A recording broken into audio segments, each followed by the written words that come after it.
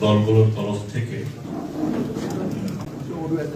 আপনাদেরকে আজকে সাংবাদিক সম্মেলনে স্বাগত জানাই।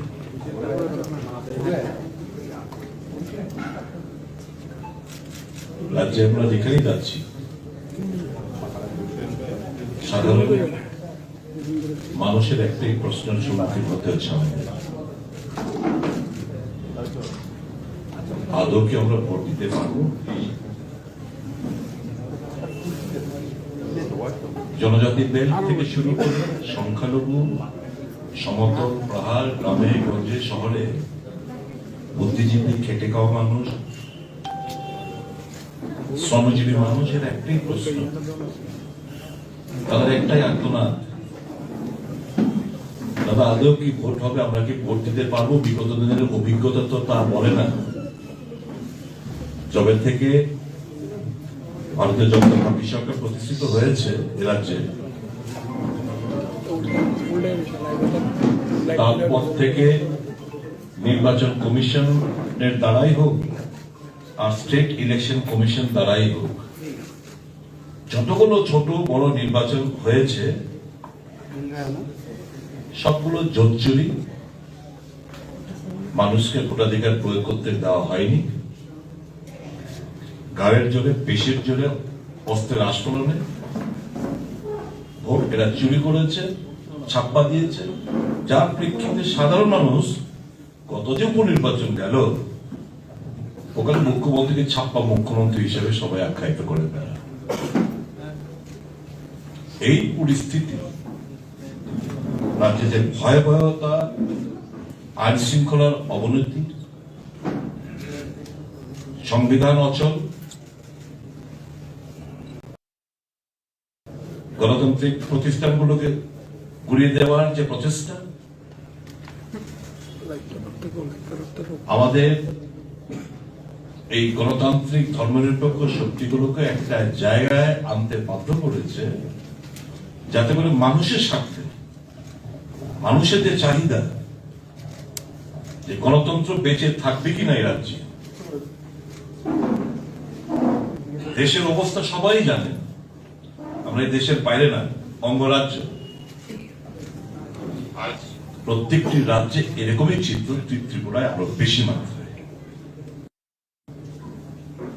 এই জায়গা থেকে বেরিয়ে আনার জন্য রাজ্যবাসীকে পুনরায় গণতন্ত্রের যে স্বাদ, যে নিঃশ্বাস প্রশ্বাস, সেটাকে সুরক্ষিত রাখার জন্য, গণতন্ত্র পুনরুদ্ধারের লক্ষ্যে সমস্ত গণতান্ত্রিক ধর্মনিরপেক্ষ শক্তিকে আমরা আহ্বান করেছি, আপনারা আসুন, একটা জায়গায় এসে এই ফেসিবাদী, এই অগণতান্ত্রিক সরকারের পতনটা সুনিশ্চিত করি। যারা মানুষের কথা ভাবনার মধ্যে রাখেন তারা আসবেন, যারা ব্যক্তি স্বার্থ ত্যাগ করে মানুষের স্বার্থে বিজেপির পতন চান তারা আসবেন। যেরকম আজকে নতুন একটা সংযোজন হয়েছে, ত্রিপুরা পিপলস পার্টির রিপ্রেজেন্টেটিভ এখানে এসেছেন। এখানে লেফট পার্টিজের CPM, CPI, RSP, forward bloc, CPIML, জাতীয় কংগ্রেস ওনারা এসেছেন। প্রদ্যুৎ বাবুর সঙ্গে কথা হয়েছিল, দিল্লিতে আছে ইলেকশন কমিশন অফ ইন্ডিয়া, আজকে ফেসবুক লাইভে আসবেন। এটা হতে পারে অল ইন্ডিয়া পার্টি, সেদিন অল ইন্ডিয়া পার্টি ছোট পার্টি হতে পারে, তার অধিকার নেই নির্বাচনে অংশগ্রহণ করা, তার অধিকার নেই তার প্রার্থী দেওয়া, তার অধিকার নেই প্রচার করা। এগুলো তো গণতান্ত্রিক অধিকার। এই গণতান্ত্রিক অধিকার আমার আপনার কাছ থেকে ছিনিয়ে নেওয়ার চেষ্টা হচ্ছে। প্রেস বন্ধুদের আমরা জানি কিরকম চাপের মধ্যে আপনারা রয়েছে, লিখতে মন চাইছে একটা, লিখতে বাধ্য হচ্ছে আরেকটা। যারা সঠিক কথা বলে তাদের লাইন কাটিয়ে দেওয়া হয়। কতগুলো লাইন কাটা বলুন? যারা কেবল টিভি কতগুলো লাইন কাটা, কারণ মানুষের স্বার্থে কথা বলে। মানুষের সাথে যারা কথা বলেন তাদের অফিসে গিয়ে ভাঙচুর, অগ্নিসংযোগের ঘটনা ঘটতে দেখেছি। এই 5 বছরে যারা ওই শহীদ ওই সাংবাদিকের নাম করে যারা ক্ষমতা দখল করলো, তাদের জামানায় একটু ফিগার এদিক সেদিক হতে আমার কাছে এইসব 47 জন সাংবাদিকের এ রাজ্যে পেটানো হয়েছে, মারা হয়েছে, ফিগারটা 45 জন তো জানাই রয়েছে। তারপর রেটের সংযোজন হয়েছে, তা তুমি 47 বললাম। এটা কোন গণতন্ত্রের নমুনা এখানে রাজ্যে পেশ হচ্ছে? আমাদের অতীতের সমস্ত কিছু রাজনৈতিক যে লড়াই কংগ্রেসের মধ্যে ছিল, আমরা ভাবলাম যে রাজনীতি তো মানুষের জন্য করা, মানুষ বিপন্ন, গণতান্ত্রিক অধিকার হরণ করার চেষ্টা হচ্ছে। আমাদের কাছে আসতে হবে, কাছে এসে এই ফ্যাসিবাদী শক্তির বিরুদ্ধে লড়াই লড়তে হবে। এটা হতে দেওয়া যায় না। এবং আমাদের এই আবেদন এই রাজ্যের অভূতপূর্ব সাড়া। এই আক্রমণগুলো কারা করে? যারা কাপুরুষ। গতকালকে নির্বাচন কমিশন ডেট ঘোষণার পর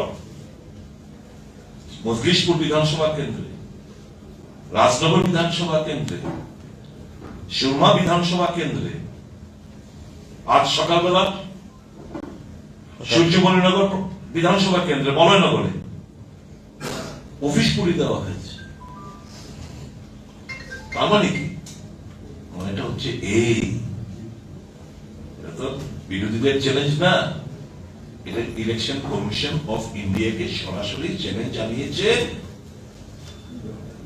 বিজেপি নামক গুন্ডা বাহিনীর দল। আমাদের বিশ্বাস, আমরা একটাই দাবি নিয়ে আমরা এই রাজ্যে আমরা যৌথভাবে নির্বাচনটা লড়াই করছি, গণতন্ত্র পুনরুদ্ধার। গণতন্ত্র না থাকলে আপনার আমার অধিকার কোথায়? কথা বলতে পারবে না, অন্যায় অন্যায় বলা যাবে না, সামাজিক মাধ্যমে কেউ কমেন্ট করতে পারবে না, লাইক করতে পারবে না, শেয়ার করতে পারবে না। এই তো 5 বছর ধরে এগুলো তো চলে আসছে। আমার অধিকার নেই কথা বলার, আমার অধিকার নেই মত প্রকাশ করা। সংবিধানের যে আর্টিকেল গুলো রয়েছে, কনস্টিটিউশন বিভিন্ন আর্টিকেল যে আমাকে ক্ষমতা অর্পণ করা হয়েছে সাংবিধানিক, সেগুলো খর্ব করার চেষ্টা করবো, আমরা চুপটি মেরে বসে থাকতে পারবো?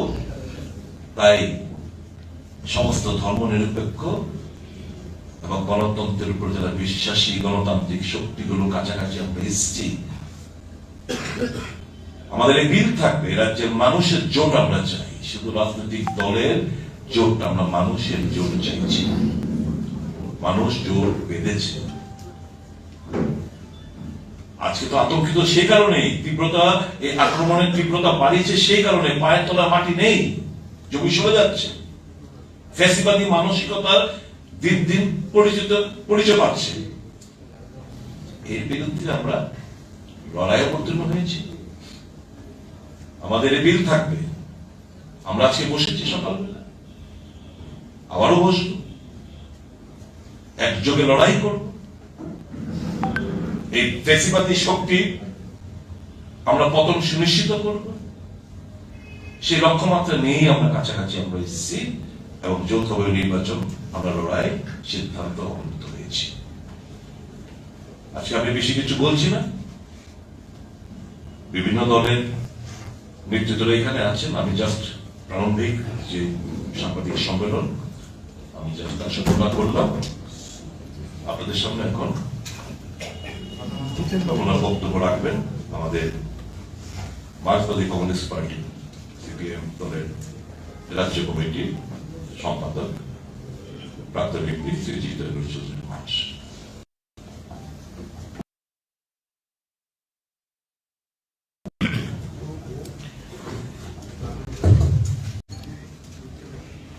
সবাইকে নমস্কার, খুলুমখা, গুড ইভিনিং। তো আজকে আমাদের এখানে আসতে বাধ্য হওয়ার কারণটা শুনেছেন। আমি এটাকে আরো বিস্তৃত করছি না, করার প্রয়োজন নেই। আপনারা যারা সংবাদ মাধ্যমের সাথে কাজ করেন, এই রাজ্যের জনগণের ব্যথা বেদনার সমব্যথী আপনারাও আক্রান্ত। আর এই সামগ্রিক আক্রমণ থেকে যদি আমাদের রাজ্যকে, রাজ্যবাসীকে যদি উদ্ধার করতে হয়, তাহলে রাজ্যে গণতন্ত্র পুনরুদ্ধার জরুরি। আইনের শাসন তথা সংবিধানের যে নির্দেশিকা, এটা যাতে পুঙ্খানুপুঙ্খ পালন হয়, সেই পরিবেশ পরিমণ্ডল এটাকে ফিরিয়ে আনা অত্যন্ত জরুরি। তো সে লক্ষ্যে এই 5 বছরের দম বন্ধকর বা আমাদের বুকের উপরে যে জগদ্দল পাথর চেপে আছে তা থেকে মুক্তি পাওয়ার জন্য সামনে যে রাজনৈতিক লড়াই, অর্থাৎ নির্বাচন ইতিমধ্যে ঘোষণা হয়েছে, এটা সংবিধানের মাধ্যমেই এটা জনগণের কাছে একটা অস্ত্র বা একটা সমাধানের পথ। এবং নির্বাচন কমিশন যারা সংবিধান প্রদত্ত ক্ষমতা নিয়ে নিরপেক্ষভাবে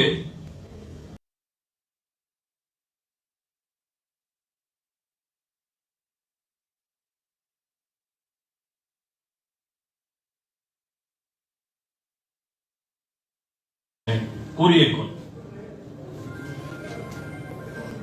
যে কারণে ভারতের নির্বাচন কমিশনের তার কাজ পরিচালনা করবেন পরামর্শ তারা বা ত্রিপুরার যে অবস্থা তারা উপলব্ধি ইতিমধ্যে কিছুটা হলে করেছেন, এটা আমরা মনে করেছি বা মনে করি এখন। যে কারণে ভারত ত্রিপুরার যে তার প্রতিনিধি চিফ ইলেকট্রাল অফিসার, আপনারা দেখেছেন, আপনাদের বিভিন্ন মাধ্যমেও তার প্রচার ইতিমধ্যে হয়েছে, জিরো পোল ভায়োলেন্স মিশন। এর মধ্য দিয়েই এটা স্বীকৃতি পেয়েছে বা এটা রিকগনাইজড যে ত্রিপুরা যে গত 5টি বছর প্রতিটি নির্বাচনে এরকম ভায়োলেন্স হয়েছে, ভোট হয়নি, কোনো ভোটই হয়নি। এবং গত 11ই জানুয়ারি ভারতের নির্বাচন কমিশনের 3 সদস্য পুরো টিম তারা ত্রিপুরা সফর করেছেন, পরদিন সকাল অবধি ছিলেন। বিভিন্ন জাতীয় এবং আঞ্চলিক স্বীকৃত রাজনৈতিক দলের সাথে তারা কথা বলেছেন এবং এই আলোচনার মধ্যে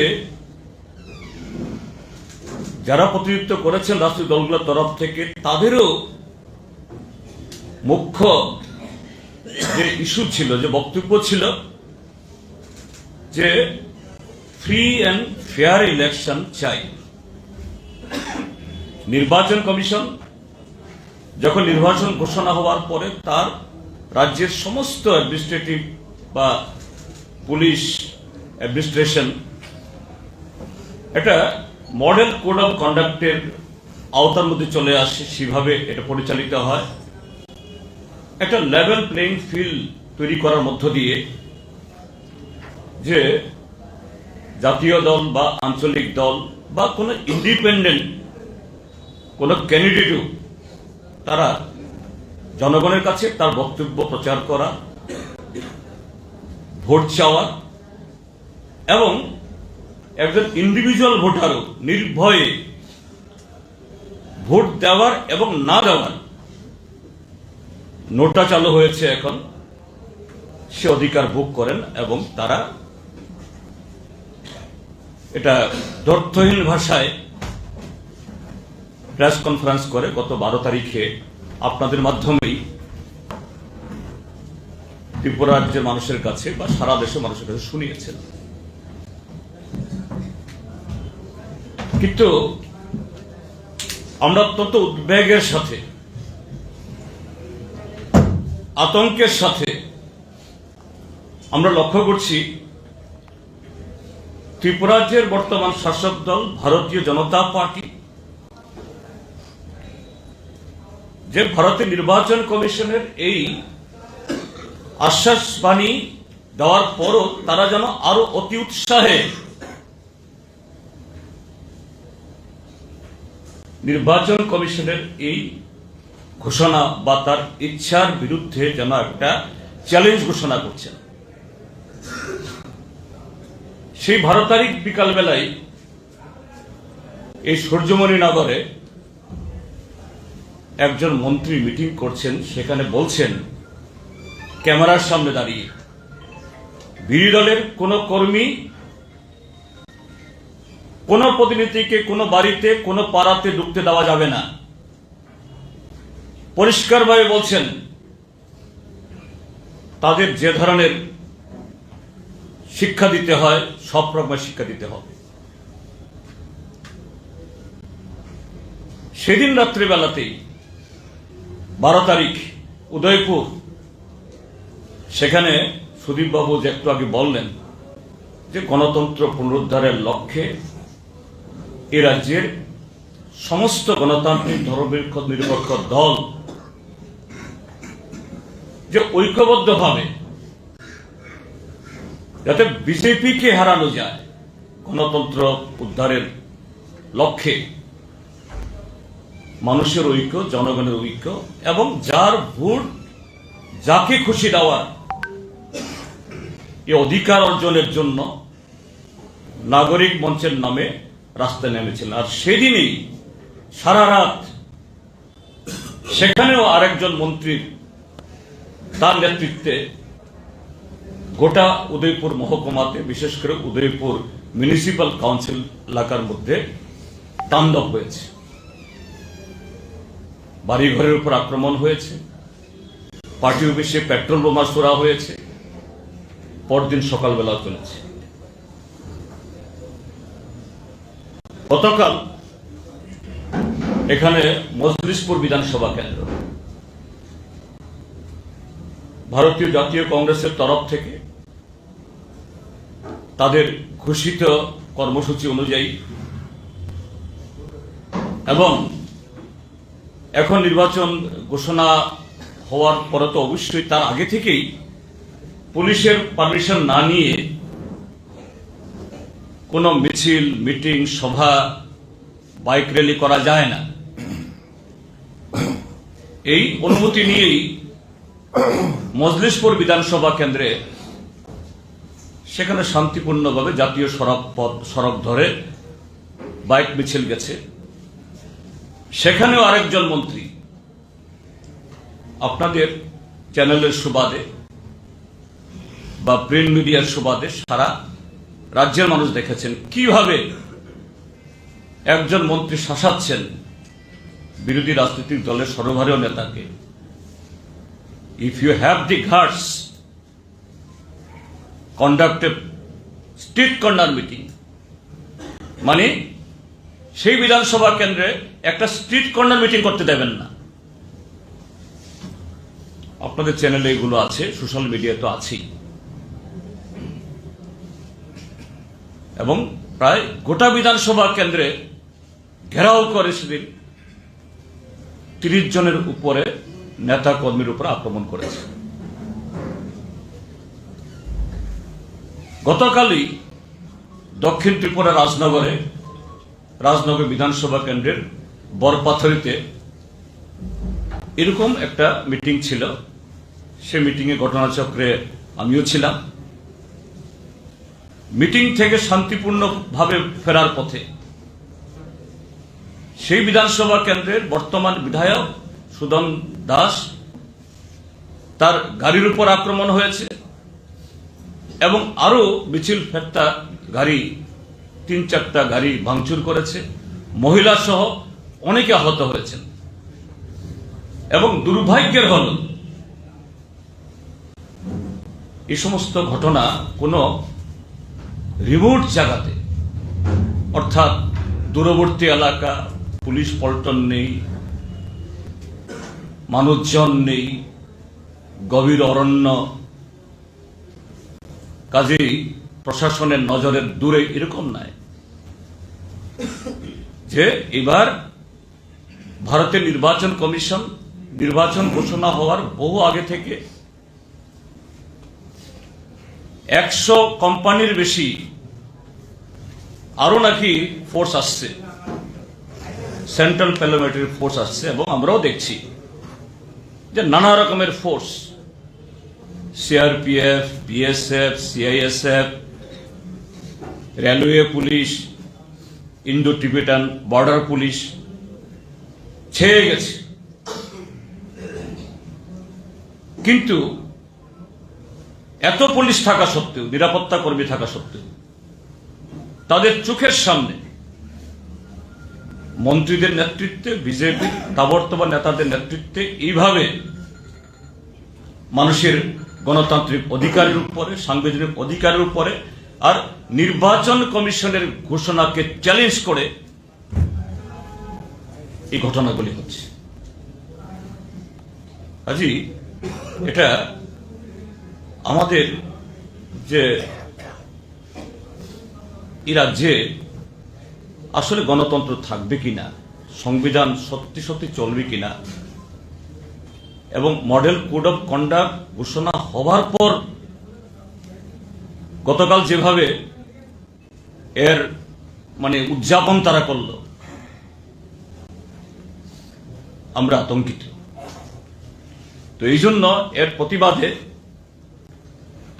আমরা সমস্ত বিজেপি বিরোধী রাজনৈতিক দলগুলো, ধর্মনিরপেক্ষ এবং গণতান্ত্রিক দলগুলোর তরফ থেকে আমরা ত্রিপুরা রাজ্যের সমস্ত গণতন্ত্রপ্রিয়, শান্তিপ্রিয়, সংবিধানের প্রতি শ্রদ্ধাশীল, এ রাজ্যের রাজনৈতিক ঐতিহ্য, নির্বাচন মানে আমাদের কাছে যে 12 মাসের 13 পার্বণের সাথে আরেকটা পার্বণ, একটা উৎসব, সেই মেজাজে যাতে ভোট আমরা দিতে পারি এবং সেরকম ভাবে জনগণের প্রতিনিধি নির্বাচিত করতে পারি, সেই দাবিতে আগামী 21 তারিখ, 21 তারিখ তো না, 21 তারিখ আমরা চিফ ইলেকটোরাল অফিসারের অফিসে শুধু দলগুলোর তরফ থেকে না, ত্রিপুরা রাজ্যের জনগণের তরফ থেকে আমরা একটা শান্তিপূর্ণভাবে আমরা ডেপুটেশন সংগঠিত করব। সকাল 10টায় রবীন্দ্র শতবার্ষিকী ভবনের সামনে আমরা মিলিত হব, সেখান থেকে মিছিল করে আমরা সিইওর অফিসে আমরা যাব। সিইও থাকবে, ডিএম অফিস, ডিএম থাকবেন না? আচ্ছা আচ্ছা, ঠিক আছে, তাহলে সেরকম ভাবেই আমরা আমাদের করে নেব। আমাদের এই কর্মসূচিতে সামিল হওয়ার জন্য, এবং গতকাল দেখেছেন কমলপুরের বামনছড়াতে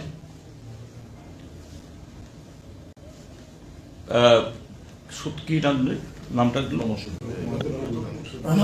হ্যাঁ, প্রণজিৎ নমশূদ্র নামে একজন খুন হয়েছে। তার অপরাধ, সে ত্রিপুরা মথা দলের একজন কর্মী। তো এই রাজ্যে কোন জাতীয় দল বা আঞ্চলিক দলের হয়ে কেউ কাজ করতে পারবে না। এবং শুনছি যে তার ডেড বডি নাকি দেওয়া হচ্ছে না সেখানে।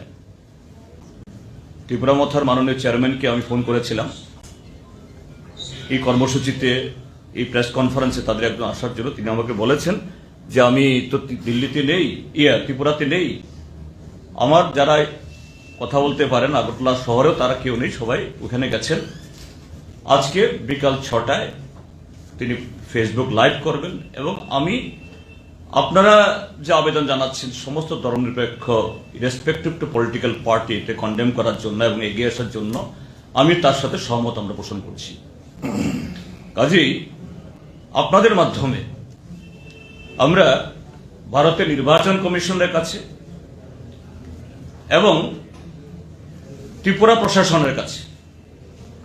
সরকার বলতে তো বুঝায় এই বর্বররা যেখানে দখল করে আছে, ভারতীয় জনতা পার্টিকে তো বর্বর পার্টি ছাড়া তো কিছু বলা যায় না, কিন্তু প্রশাসনের কাছে ইমিডিয়েটলি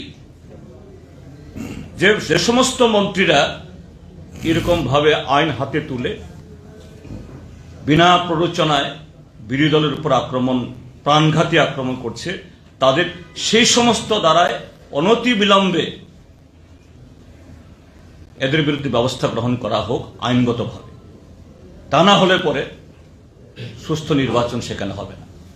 তা আপনাদের প্রচার মাধ্যমের কাছে আমাদের আবেদন, কারণ গণতন্ত্র যখন আক্রান্ত হয় প্রচার মাধ্যম তারা সুরক্ষিত থাকতে পারেন না, যে কোনো একটা 5 বছরে এত সংখ্যক সাংবাদিক যে এই আক্রান্ত হওয়া, অপদস্থ হওয়া, নানাভাবে লাঞ্ছিত হওয়া, হয়তো আরো অনেকগুলি রিপোর্টই হয়নি। কাজেই এটা সংবিধান গণতন্ত্রের পক্ষে এবং গণতন্ত্রের সমস্ত স্তম্ভের পক্ষে এটা জরুরি। আপনারাও যে রাজ্যে সুস্থ স্বাভাবিক বাতাবরণে ভোট হোক, সেই পরিবেশ গড়ে তোলার জন্য আপনাদের তরফ থেকেও আমরা সার্বিক সহযোগিতা চাই। এটা কোন দলকে জেতানোর জন্য আপনারা সংবাদ মাধ্যম বলবেন কথা বলছি না, কিন্তু সুস্থ স্বাভাবিক অবাধ গণতন্ত্র এই ভোটের ব্যবস্থা হোক, এটা সুনিশ্চিত করার জন্য আপনাদেরকেও আমরা আহ্বান জানাই, সেই ভূমিকা আপনারা গ্রহণ করুন।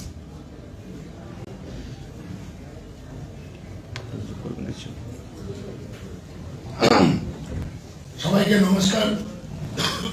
আমাদের আজকের এই গুরুত্বপূর্ণ প্রেস মিটিং যে সকল রাজনৈতিক দলের প্রতিনিধিরা এসছেন তাদেরকে আমি কংগ্রেসের তরফ থেকে অভিনন্দন জানাচ্ছি। সঙ্গে সঙ্গে লেখালেখি জগতে যারা সাংবাদিক বন্ধুরা আছে, প্রিন্ট মিডিয়া, সবাইকে আমি কংগ্রেস পার্টির তরফ থেকে অভিনন্দন জানাচ্ছি। আমি বিশেষ বলবো না, একটি কথা বলবো, অনেক আশা আকাঙ্ক্ষা নিয়ে বিজেপি জোটকে মানুষ ক্ষমতায় বসেছে, তাদের প্রতিশ্রুতি একটুও পূরণ করেনি। আজকে মানুষ এই সরকারের বিরুদ্ধে তিতি বিরক্ত হয়েছে, এটা জেনে সন্ত্রাসের পথ বেছে নিয়েছে। আমরা বিশ্বাস করি রাজ্যের গণতন্ত্র প্রিয়, শান্তিপ্রিয় মানুষ এই সন্ত্রাসের সঠিক জবাব দেবে এবং মোকাবিলা করার জন্য আমরা তৈরি আছি। আজকে সাংবাদিক বন্ধুদের প্রতি যে আশ্বাস দিয়েছিল, সাংবাদিক খুন হয়েছে, কোনো বিচার হয়নি। যুবকদের যে আশা দিয়েছিল তা যুবকদের মুখের গ্রাস কেড়ে নিয়েছে। 10,323 তাদের প্রতিও তারা আশা দিয়েছিল, তাদের পেটে লাথি মেরেছে। সর্বক্ষেত্রে শিক্ষক কর্মচারী থেকে শুরু করে সর্বক্ষেত্রে মানুষ হতাশ হয়েছে, যার কারণে আমরা এই পার্টিগুলা, মার্ক্সবাদী কমিউনিস্ট পার্টি সহ বামপন্থী এবং আমরা জাতীয় কংগ্রেস একটা প্ল্যাটফর্মে এসেছি এই ফ্যাসিস্ট বিজেপি সরকারকে আমরা পরাস্ত করার জন্য। আমার বিশ্বাস এই সরকারকে আমরা পরাস্ত করতে পারবো, মানুষ তৈরি হয়েছে। একটি কথা বলতে চাই, এই সরকার নির্বাচন ঘোষণার পরেও ইলিগ্যাল কাজ করছে। আজকে টিপিএসসির অ্যাসিস্ট্যান্ট প্রফেসরের ইন্টারভিউ হয়েছে এজিএমসিতে, এর মধ্যে মন্ত্রীর ছেলেও আছে, তাকে দেওয়ার জন্যই শিক্ষামন্ত্রীর ছেলেও আছে।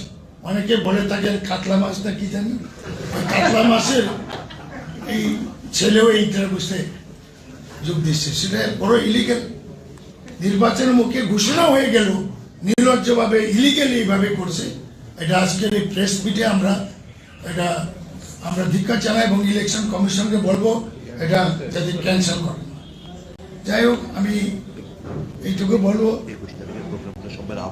এবং 21 তারিখে যে প্রোগ্রামটা আমরা ঘোষণা করেছি, শান্তিপ্রিয় মানুষ, সাংবাদিক থেকে শুরু করে সকল অংশে, ছাত্র, যুব, কৃষক, শ্রমিক সবাইকে আমরা 21 তারিখে যে আমরা সমাবেশ, র্যালি এবং চিফ ইলেকট্রাল অফিসারকে ডেপুটেশনে সামিল হওয়ার জন্য আমি আহ্বান রাখি। এবং সকলের হাতে জাতীয় পতাকা থাকবে, কোনো দলীয় পতাকা থাকবে না, সবার হাতে। আমার ভোট আমার অধিকার, আমার ভোট আমার অধিকার, জাতীয় পতাকা থাকবে। আমরা কোনো পলিটিক্যাল পার্টির কোনো সিম্বল নেব না, পতাকা নেব না। আমি সবাইকে নমস্কার জানিয়ে আমার বক্তব্য শেষ করছি।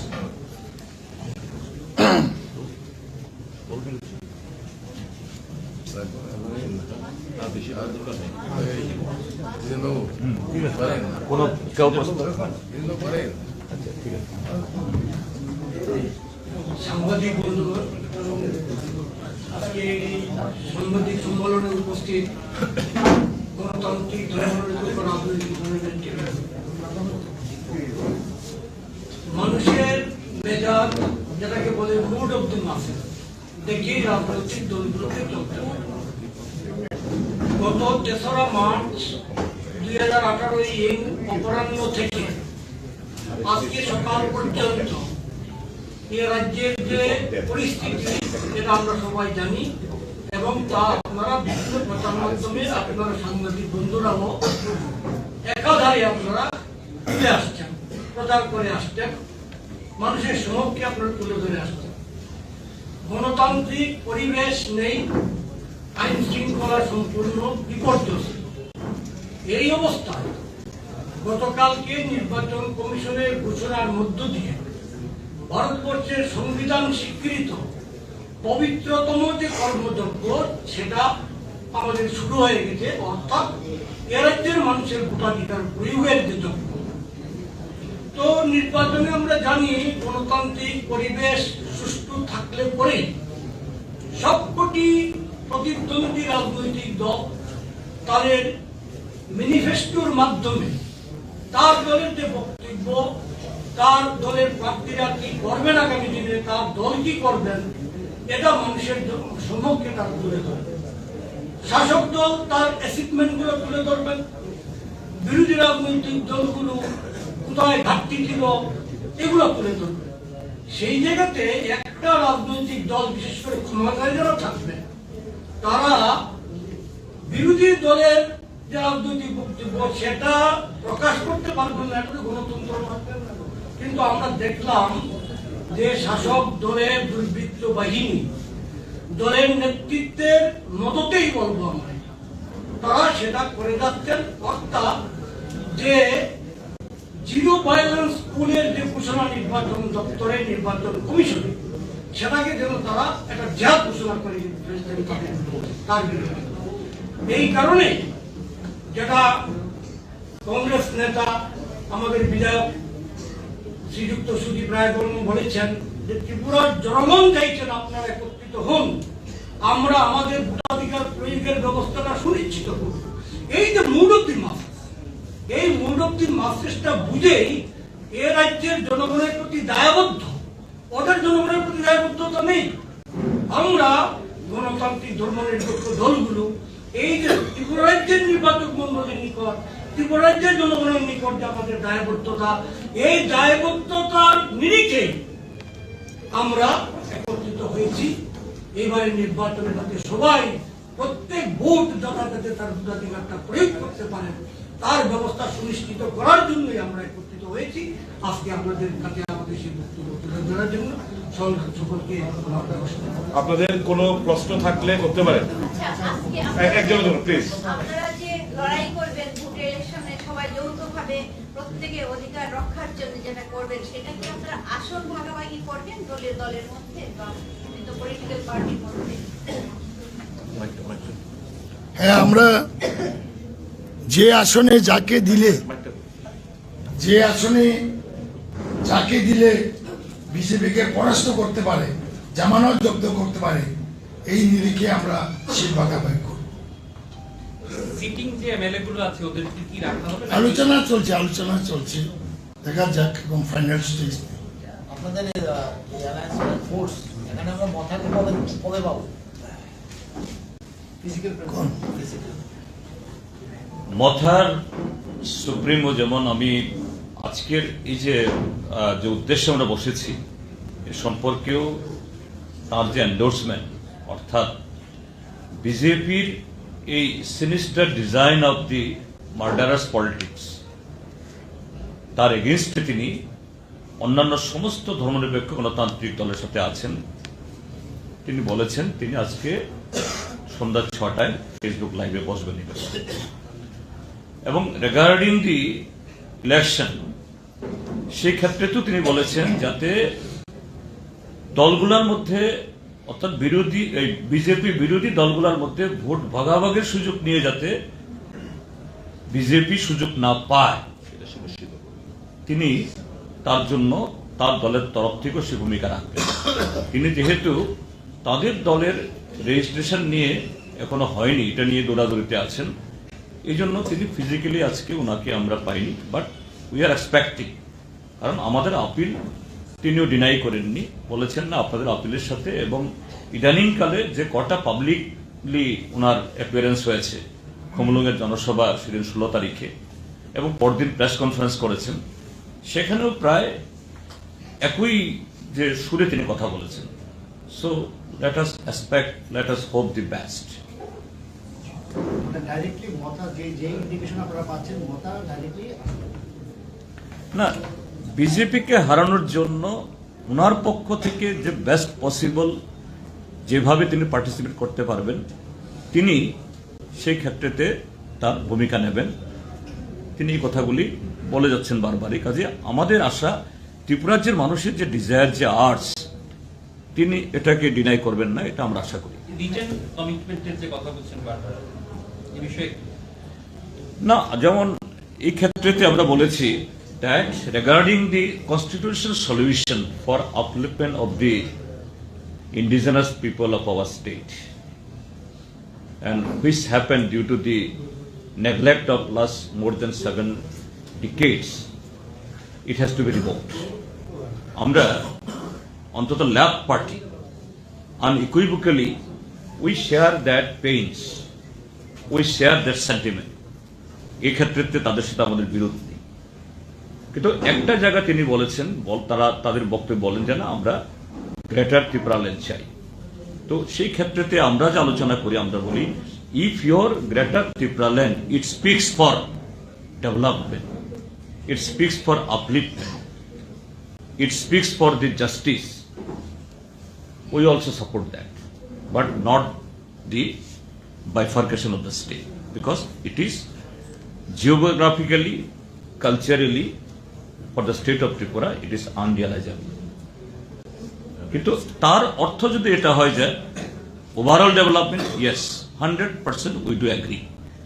এবং সেই জায়গাতে what you are asking for the written commitment, yeah through our manifesto, in our manifesto, যদিও ম্যানিফেস্টো এখনো প্রকাশ হয়নি, লেফট পার্টিগুলো আমাদের পার্টির তরফ থেকে আমরা দেব, লেফট পার্টিও নিশ্চয়ই একসাথে আমরা আলোচনা করে একসাথে দিতে পারি কিনা আমরা চেষ্টা করব। কিন্তু আমি তবু একটু আগাম বলছি যে আমাদের ম্যানিফেস্টোতে we the left has always been champion for the right of the adivasi or indigenous people. So there to achieve the maximum autonomy, maximum rights within the framework of the constitution, what they are also demanding that constitutional solution, we do agree to that. এবং manifesto এটা কোনো একজন ব্যক্তিকে বা দলকে written একটা কাগজ দেওয়ার চাইতে manifesto is the most powerful মানে কি বলে ডকুমেন্ট, কারণ এটা পাবলিকলি আমরা দেব। ম্যানিফেস্টো না কমন মিনিমাম না না, আমাদের তরফ থেকে that will be the manifesto. আপনারা তো একাধিক ঠিক না, ওদের সাথে যখন আলোচনা করে যদি ওরা ঠিক সেরকম বলে একটা কমন মিনিমাম ইয়ে, আপনারা মানে ডিজিটালও মানে জানতে চাই, মানে আপনাদের কি এরকম কোনো আলোচনা হয় Listen. Common minimum? Listen, they will work out a manifesto. We'll be working out a manifesto. But obviously there will be a common minimum program on the basis of what? প্রত্যেকটি নির্বাচনী দল যারা নির্বাচনে লড়াই করবে, রাজনৈতিক দল, তারা তাদের পার্টির দৃষ্টিভঙ্গিটা আপনার নির্বাচনী ইস্তাহারের মধ্যে প্রকাশ করে থাকে তাদের সোচ আগামী 5 বছর কি করবে, এটা প্রত্যেকটি পার্টি করবে। আমরা যারা এই গণতান্ত্রিক শক্তি, ধর্মনিরপেক্ষ শক্তিগুলো, আমরা একটা কমন মিনিমাম প্রোগ্রাম আমরা তৈরি করব, যেটার উপর ভিত্তি করে আগামী দিন এই প্রত্যেকটি ধর্মনিরপেক্ষ রাজনৈতিক দলগুলো তাদের পথ চলা সে রাস্তাতে পথ চলবে, তার জন্য একটা কমন মিনিমাম প্রোগ্রাম। সুদীপবাবু, মহারাষ্ট্র কেন্দ্রের কাছেও দাবি করছে, এই জিনিসটা আপনারা কিভাবে দেখছেন? আপনাদের কাছেও এই যে লিখিত প্রতিশ্রুতির দাবি আবার কেন্দ্রের কাছেও, এটা আপনারা কিভাবে দেখছেন? আপনি তো দাবি করতেই পারেন, কনস্টিটিউশনাল প্রভিশন রয়েছে, উনি কনস্টিটিউশনাল সলিউশন চাইছেন। আমাদের মধ্যে কনস্টিটিউশনাল সলিউশন আরেকটা হতে পারে, ওনার মধ্যে কনস্টিটিউশন আরেকটা হতে পারে। আলোচনা ক্রমেই তো আমরা আমাদের মধ্যে কিংবা কেন্দ্রীয় সরকারের সাথে অন্য রাজনৈতিক দলের সাথে আলোচনা ক্রমেই সমাধান হবে।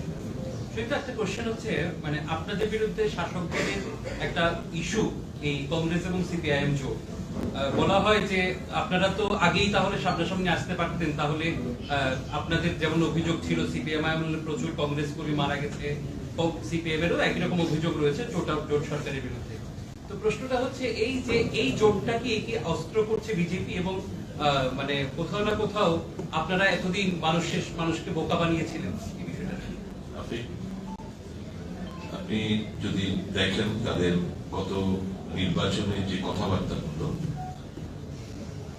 অস্বীকার করি না আমরা, খুন হয়েছে, অস্বীকার করার কোন রাস্তা নেই।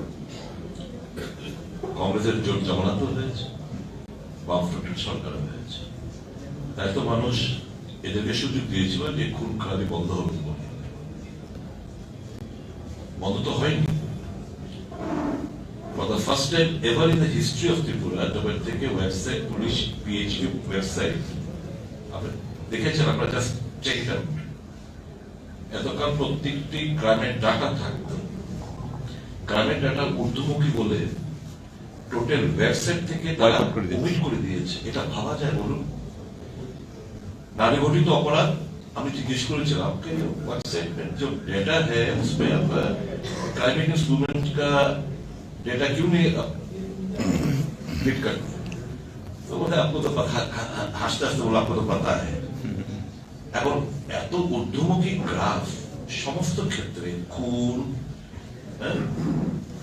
রেপ, গণধর্ষণ, ক্রাইম এগেইনস্ট উইমেন, অপহরণ থেকে শুরু করে এক্সটর্শন, এই বাড়ি ঘরে যে আক্রমণ, সমস্ত কিছু ঊর্ধ্বমুখী। কাজে এরা পুলিশ এখন কোনো ডাটা, এই যে ওয়েবসাইটে কোনো ডাটা নেই, আমরা চেক করে নেবেন whether I am right or wrong। আমি কালকে অব্দি আমি চেক করেছি বলে বলছি। তো এটা কি প্রমাণ রাখে যে সকল জামানত ছাপিয়ে গেছে অন্যায়, অবিচার, ব্যভিচার। এবং এরা যে মানুষ তো খুশি হবে, কারণ কেন বলুন তো, কংগ্রেস সিপিএম একসঙ্গে হয়েছে, সামনে প্রত্যাশা আগামী দিন খুন খারাপি বন্ধ হয়ে যাবে। এবং আমরা প্রতিশ্রুতিবদ্ধ, এটা রাজনৈতিক অন্যান্য স্টেটে দেখুন উৎসব যে ভোট আমাদের এগুলো হয়, কিন্তু তার আগে পরে যা পরিস্থিতি, এটা কোনোদিন আমরা কামনা করি না। এটা বন্ধ হওয়া দরকার, বন্ধ হবে। এদের ঈর্ষা কেন? দে আর হ্যাভিং স্লিপলেস নাইটস, আমাদের কাছাকাছি আসাতে অনিদ্রায় দিন রাত কাটাতে হচ্ছে। তো যদি তাই ভোটে প্রভাব পড়ে, এদের খুশি, আমাদের কাছাকাছি আসাতে যদি তাদের লাভ হয়, এরা তো তারা খুশি থাকবে কথা। এরা তাদের wearer of the shoes no very picture, যে জুতোটা পরে কিলটা কোথায় ঠেকছে এরা টের পায়, ওরা টের পাচ্ছে কোথায় তাদের কিল ঠেকছে।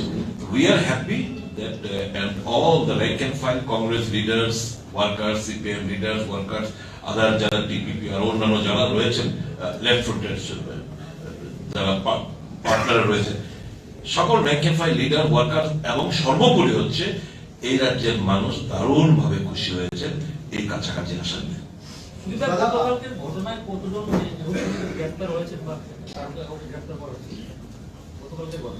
গতকালকের ঘটনায় তো দেখুন, মারও খেলাম, স্কুটারও ভাঙলো।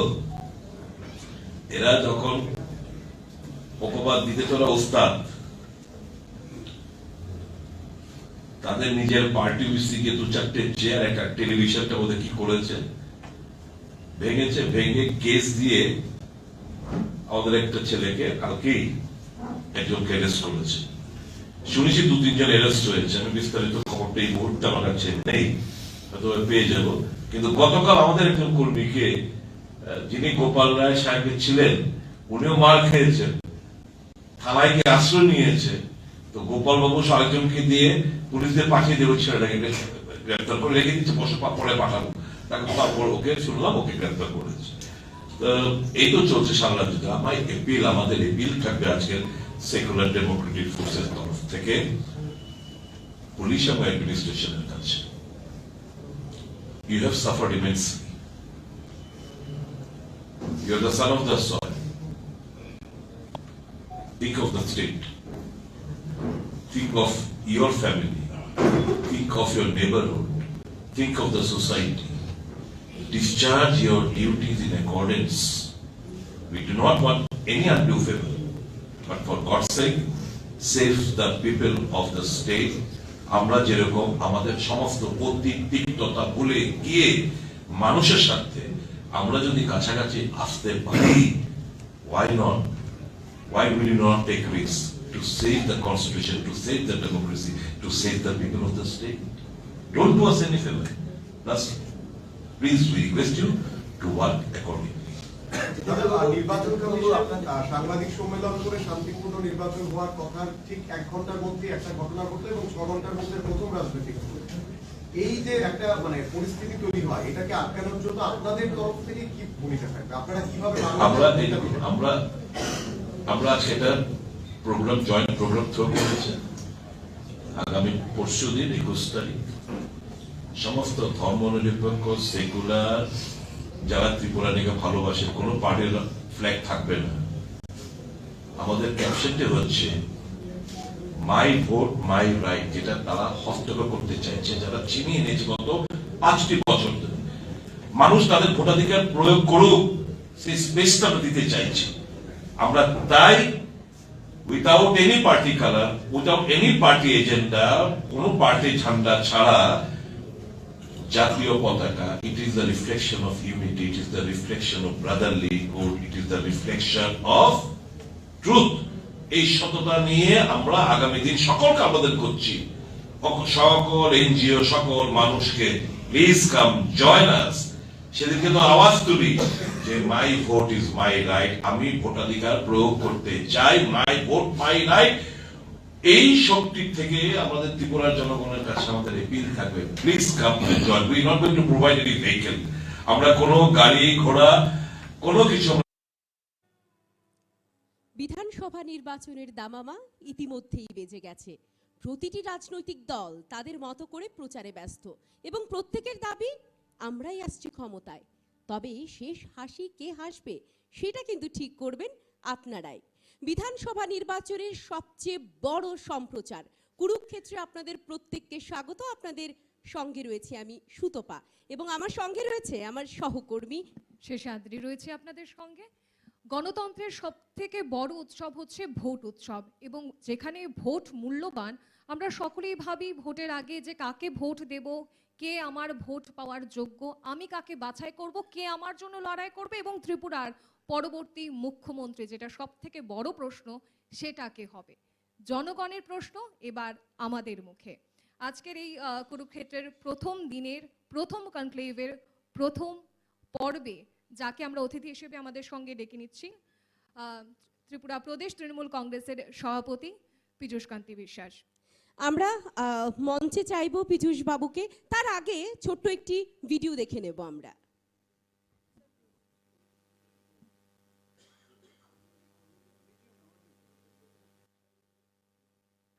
পীযূষ কান্তি বিশ্বাস রাজ্যের বিশিষ্ট আইনজীবী এবং প্রদেশ তৃণমূল কংগ্রেসের সভাপতি। 1969 সাল থেকে তিনি রাজনীতির সঙ্গে যুক্ত কলেজ জীবন থেকে। তারপর 1976 সালে ত্রিপুরা ন্যাশনাল স্টুডেন্টস ইউনিয়নের প্রেসিডেন্ট হিসেবে নিযুক্ত হন। পরবর্তী সময়ে তিনি ত্রিপুরা প্রদেশ ইউথ কংগ্রেসের ভাইস প্রেসিডেন্ট, ত্রিপুরা প্রদেশ কংগ্রেস কমিটির general secretary, vice president, Tripura Pradesh Congress committee, member of north east Congress coordination committee, chairman Tripura Pradesh Congress committee এবং ত্রিপুরা প্রদেশ কংগ্রেস কমিটির প্রেসিডেন্টের পদ তিনি সামলেছেন। বর্তমানে তিনি ত্রিপুরা তৃণমূল কংগ্রেসের প্রেসিডেন্টের পদ সামলাচ্ছেন। একেবারেই আমরা যাব পীযূষ বাবুর কাছে, আমরা জানবো তার কাছ থেকে।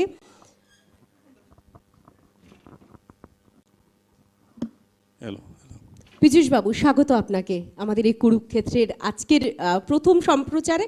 একেবারে শুরুতেই যে প্রশ্নটা আপনার কাছে থাকবে, প্রথমে কংগ্রেস, তারপর নিজের দল গঠন করলেন আপনি, তারপর এবার তৃণমূল কংগ্রেসের রাজ্য সভাপতি হিসেবে দায়িত্ব গ্রহণ করেছেন। 2018-তে রাজ্যে প্রথমবারের মতো পদ্ম চাষ হতে দেখেছি আমরা। এবার কি ঘাসফুলের চাষের কোনো রকম কি সম্ভাবনা রয়েছে? দেখুন, কংগ্রেসে ছিলাম আমি বহু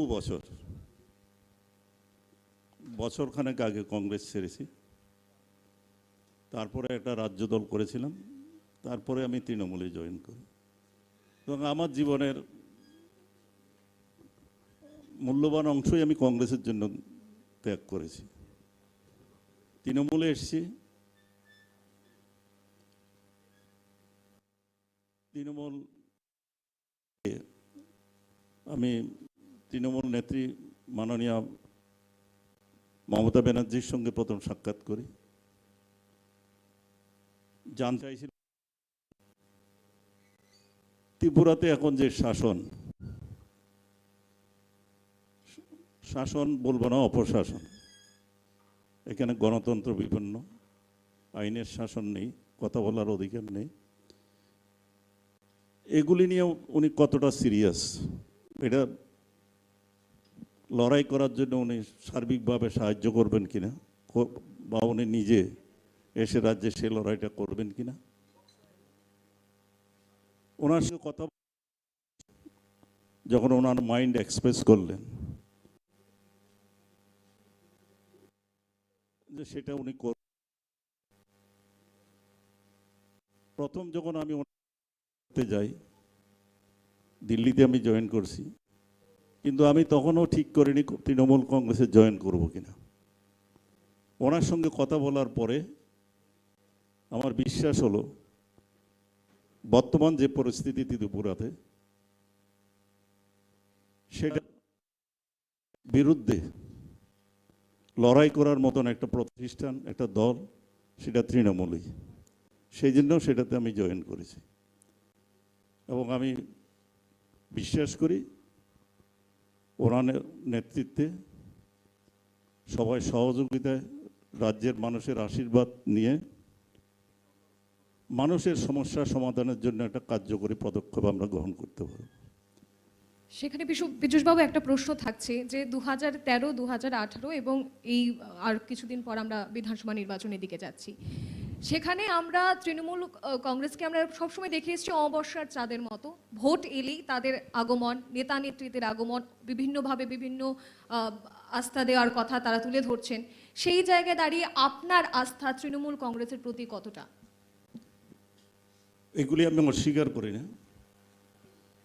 কিন্তু বারে বারে শুরুর থেকে দেখা গিয়েছিল এই রাজ্যের মানুষ কিন্তু তৃণমূলকে গ্রহণ করতে চেয়েছিল এবং গ্রহণ করেছিল।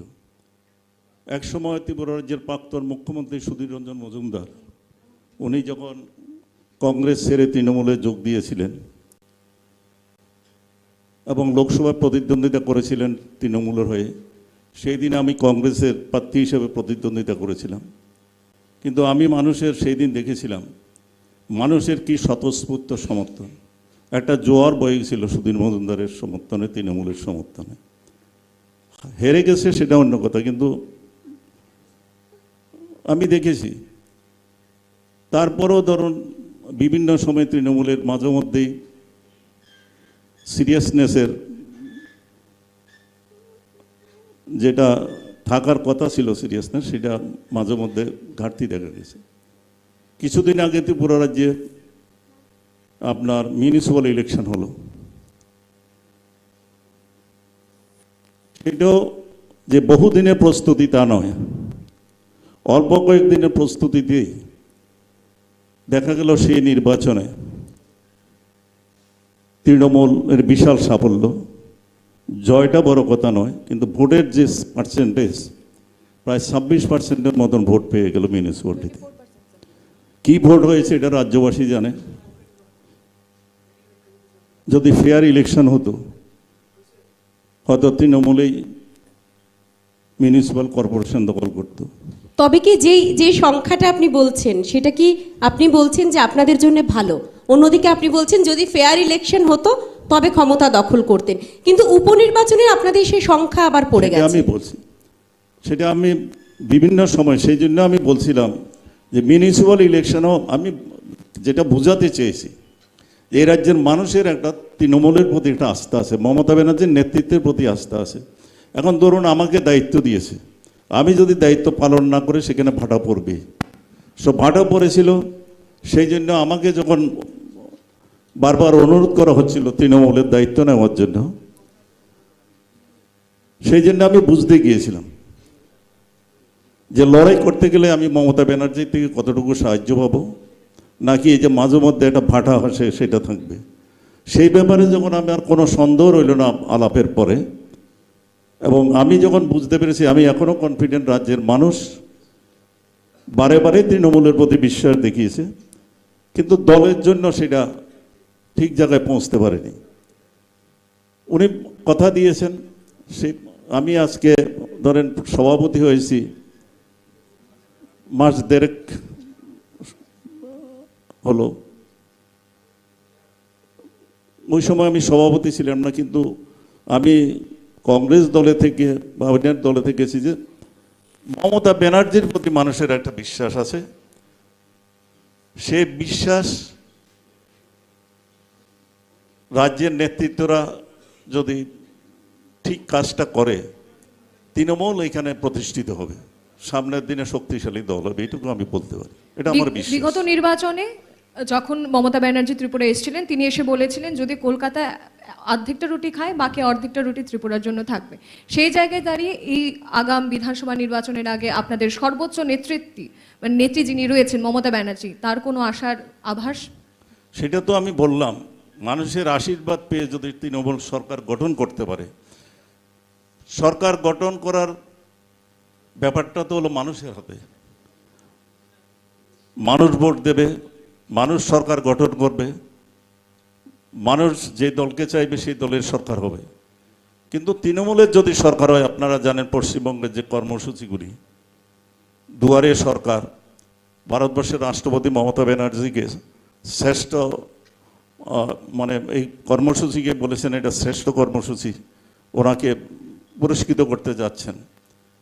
এবং বিভিন্ন আসলে সরকারটা পশ্চিমবঙ্গে আপনার সাধারণ মানুষ, ধরুন সিটিজেনশিপ বলুন, নিত্য প্রয়োজন যেসব সিটিজেনশিপ বলুন, বার্থ সার্টিফিকেট বলুন, বিপিএল কার্ড বলুন, কেউ অফিসে যেতে হচ্ছে না। আগে অফিসে গেলে একটা সিটিজেনশিপ বা একটা কোনো সার্টিফিকেটের জন্য গেলে সেখানে যারা কর্মচারী আছে এই টেবিল থেকে ওই টেবিল, ঘুষের পর ঘুষ। এখন আপনার সেইগুলি কেউ অফিসে যেতে হচ্ছে না, আধিকারিকেরা বাড়িতে এসে পৌঁছে দিচ্ছে। আর আপনারা জানেন স্বাস্থ্যসাথী থেকে এগুলি বলতে গেলে অনেকগুলি কর্মসূচি। আমাদের ত্রিপুরার যে হসপিটাল, সরকারি হসপিটালে গেলে আপনি প্রথমে যাওয়ার সাথে সাথে বলবে আপনাকে স্যালাইনটা নিয়ে আসুন, ওষুধটা নিয়ে আসুন, কিনে নিয়ে আসুন। আর পশ্চিমবঙ্গে গরিব মানুষদের 5 লক্ষ টাকা পর্যন্ত আপনার ফ্রিতে চিকিৎসা হয়, 1 পয়সাও দিতে হয় না সরকারি হসপিটালে। বিভিন্ন কর্মসূচি আছে। এবং আমি যেটা বলতে চেয়েছিলাম, এখানে যদি মানুষের আশীর্বাদে তৃণমূলের সরকার হয়, আমরা চেষ্টা করব মানুষকে বোঝানোর জন্য, মানুষের কাছে যাচ্ছি এবং আমরা সাড়া পাচ্ছি। এবং আমার বিশ্বাস আমরা যদি ঠিকঠাক কাজটা করতে পারি, কর্মীরা যদি দায়িত্বটা পালন করে ঠিকভাবে, সেই লক্ষ্যে আমরা সাকসেসফুল হব। কালকে আমার মিটিং আছে কলকাতাতে মমতা ব্যানার্জির সঙ্গে, ওনার আসার দিন ধার্য হবে, অন্যান্য নেতাদের দিন ধার্য হবে। আমাদের 2-4 দিনের মধ্যে আমাদের মাঠে লড়াই আরম্ভ হয়ে যাবে, যদিও আমাদের ছেলেরা, কর্মীরা, নেতারা ত্রিপুরার যে সর্বত্র কাজ করছে এখন। পীযূষবাবু, যে বিষয়টা আপনার কাছ থেকে জানবো, যে রাজ্যের যে প্রধান বিরোধী দলগুলি রয়েছে, আমরা দেখছি প্রত্যেকেই জোটের বার্তা রাখছেন, প্রত্যেকেই যারা বিরোধী দলগুলি রয়েছে তাদের ঐক্যের কথা বলছেন। সে জায়গায় দাঁড়িয়ে আপনার কি অভিমত থাকবে? আপনার দল লড়াইয়ের কোন পথ বেছে নেবে, জোট নাকি একক? আজকে ত্রিপুরা রাজ্যে এটা একটা খুবই বড় প্রশ্ন। জোটের প্রশ্নে আপনি বলছেন 2018 সালে বিজেপি সরকার গঠন করেছে। কেন সেই সরকারটা গঠন হলো? বামফ্রন্ট ক্ষমতা আসার পরে 25 বছর এ রাজ্যে শাসন করেছে। বারে বারে মানুষ চেয়েছিল। সিপিএমের কিছুদিন শাসনের পরে দেখা গেল এই রাজ্যে মানুষের কথা বলার অধিকার নেই, প্রতিবাদ করার অধিকার নেই। দলের যদি আপনি কর্মী না হন, আপনার যত বড় যোগ্যতা থাকুক, আপনার চাকরি পাওয়ার কোনো অধিকার নেই। প্রতিবাদ করলে খুন, প্রতিবাদ করলে বাড়িঘরে আগুন, নারী নির্যাতন, এগুলি হচ্ছিল। মানে এটা ক্যাডার রাজ প্রতিষ্ঠিত হয়েছিল। মানুষ এটার থেকে মুক্তি পেতে চেয়েছিল। এবং তখন আমিও কংগ্রেসে ছিলাম। বিরোধী দল বলতে ত্রিপুরা রাজ্যে তখন কংগ্রেস দলে ছিল, বিজেপির তখন 1% ভোটও ছিল না। মানুষ, এ রাজ্যের মানুষ বামপন্থীর এই অপশাসন থেকে মুক্তি পেতে কংগ্রেসের উপর বারে ভরসা করেছিল। কিন্তু কংগ্রেস, আমরা সেটা করতে পারিনি, কারণ আমাদের দলের মধ্যে, আমরা যারা নেতৃত্বে ছিলাম, আমাদের মধ্যে একটা জিনিস প্রাধান্য পেত, মানুষের যে সমস্যা সেটার দিকে নজর না দিয়ে মানুষের যে কি ডিমান্ড, মানুষ কি চাইছে সেটা পাইয়ে দেওয়া, সেটা বা অপশাসন থেকে মুক্তি দেওয়া, এটার থেকে বড় আমাদের মধ্যে থাকতো নেতৃত্বের প্রতিযোগিতা, ব্যক্তি স্বার্থ প্রাধান্য পেত। সিপিএমের সঙ্গে এদিক ওদিক করে 25 বছর আরামে কাটিয়ে দিল। মানুষ চাওয়ার পরও কংগ্রেস ব্যর্থ হয়েছে। মানুষের ইচ্ছার প্রতি সম্মান দিতে কংগ্রেস নেতৃত্বরা ব্যর্থ হয়েছে, মানে কখনোই সিরিয়াস ছিল না। এবং কংগ্রেসের মধ্যে তখন একটা সেকশন বলতোই যে কংগ্রেস আর সিপিএমের মধ্যে একটা আতাত আছে, দিল্লিতে দোস্তি, রাজ্যে কুস্তি।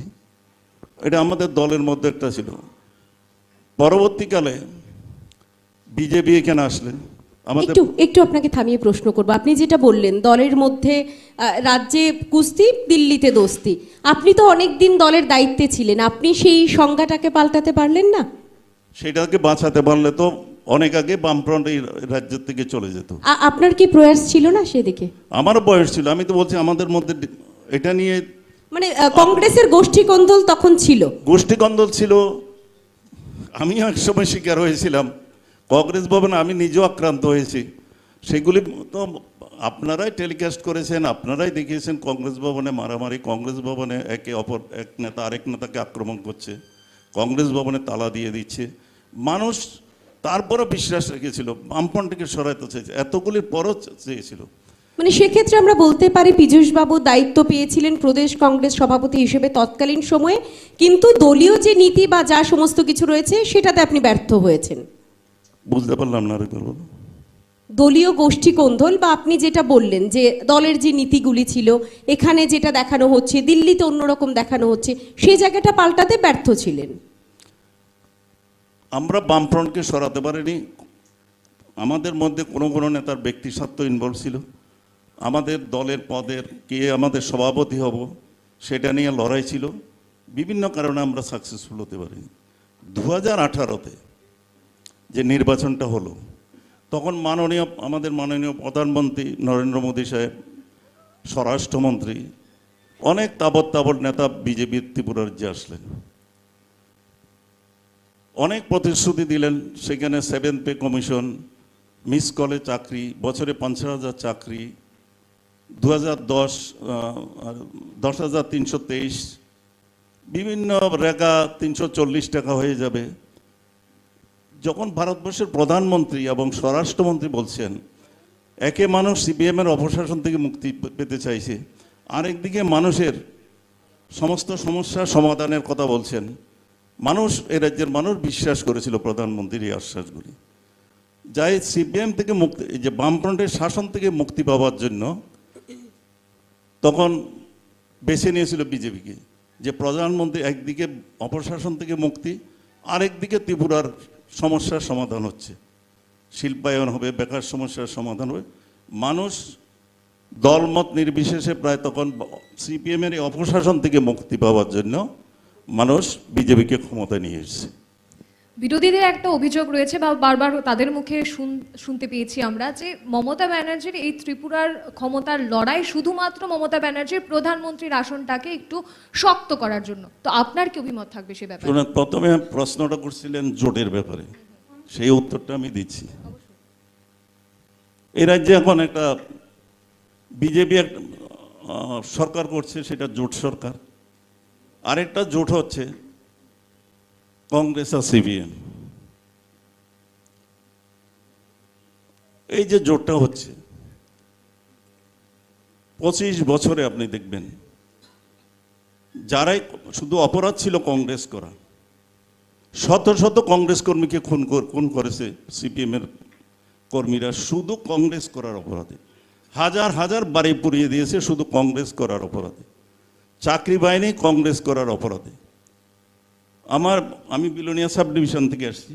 প্রতিটা নির্বাচনের রেজাল্ট ঘোষণার পরে বিলোনিয়া সাব ডিভিশনে 3 থেকে 3,500 ছেলে বাংলাদেশে চলে যেত, 2.5-3 বছর পর ফিরত। কেউ আসামে, এখনও কেউ আসামে গেছে, ফিরেও আসেনি। এভাবে কত এমএলএ খুন হলো, প্রধান খুন হলো, ইলেক্টেড প্রধান, কত কংগ্রেস নেতা খুন হলো। সেটা বলতে গেলে আমার বিলোনিয়া ডিস্ট্রিক্টে শুধু কংগ্রেস করার জন্য 73 জন কংগ্রেস কর্মী খুন হয়েছে।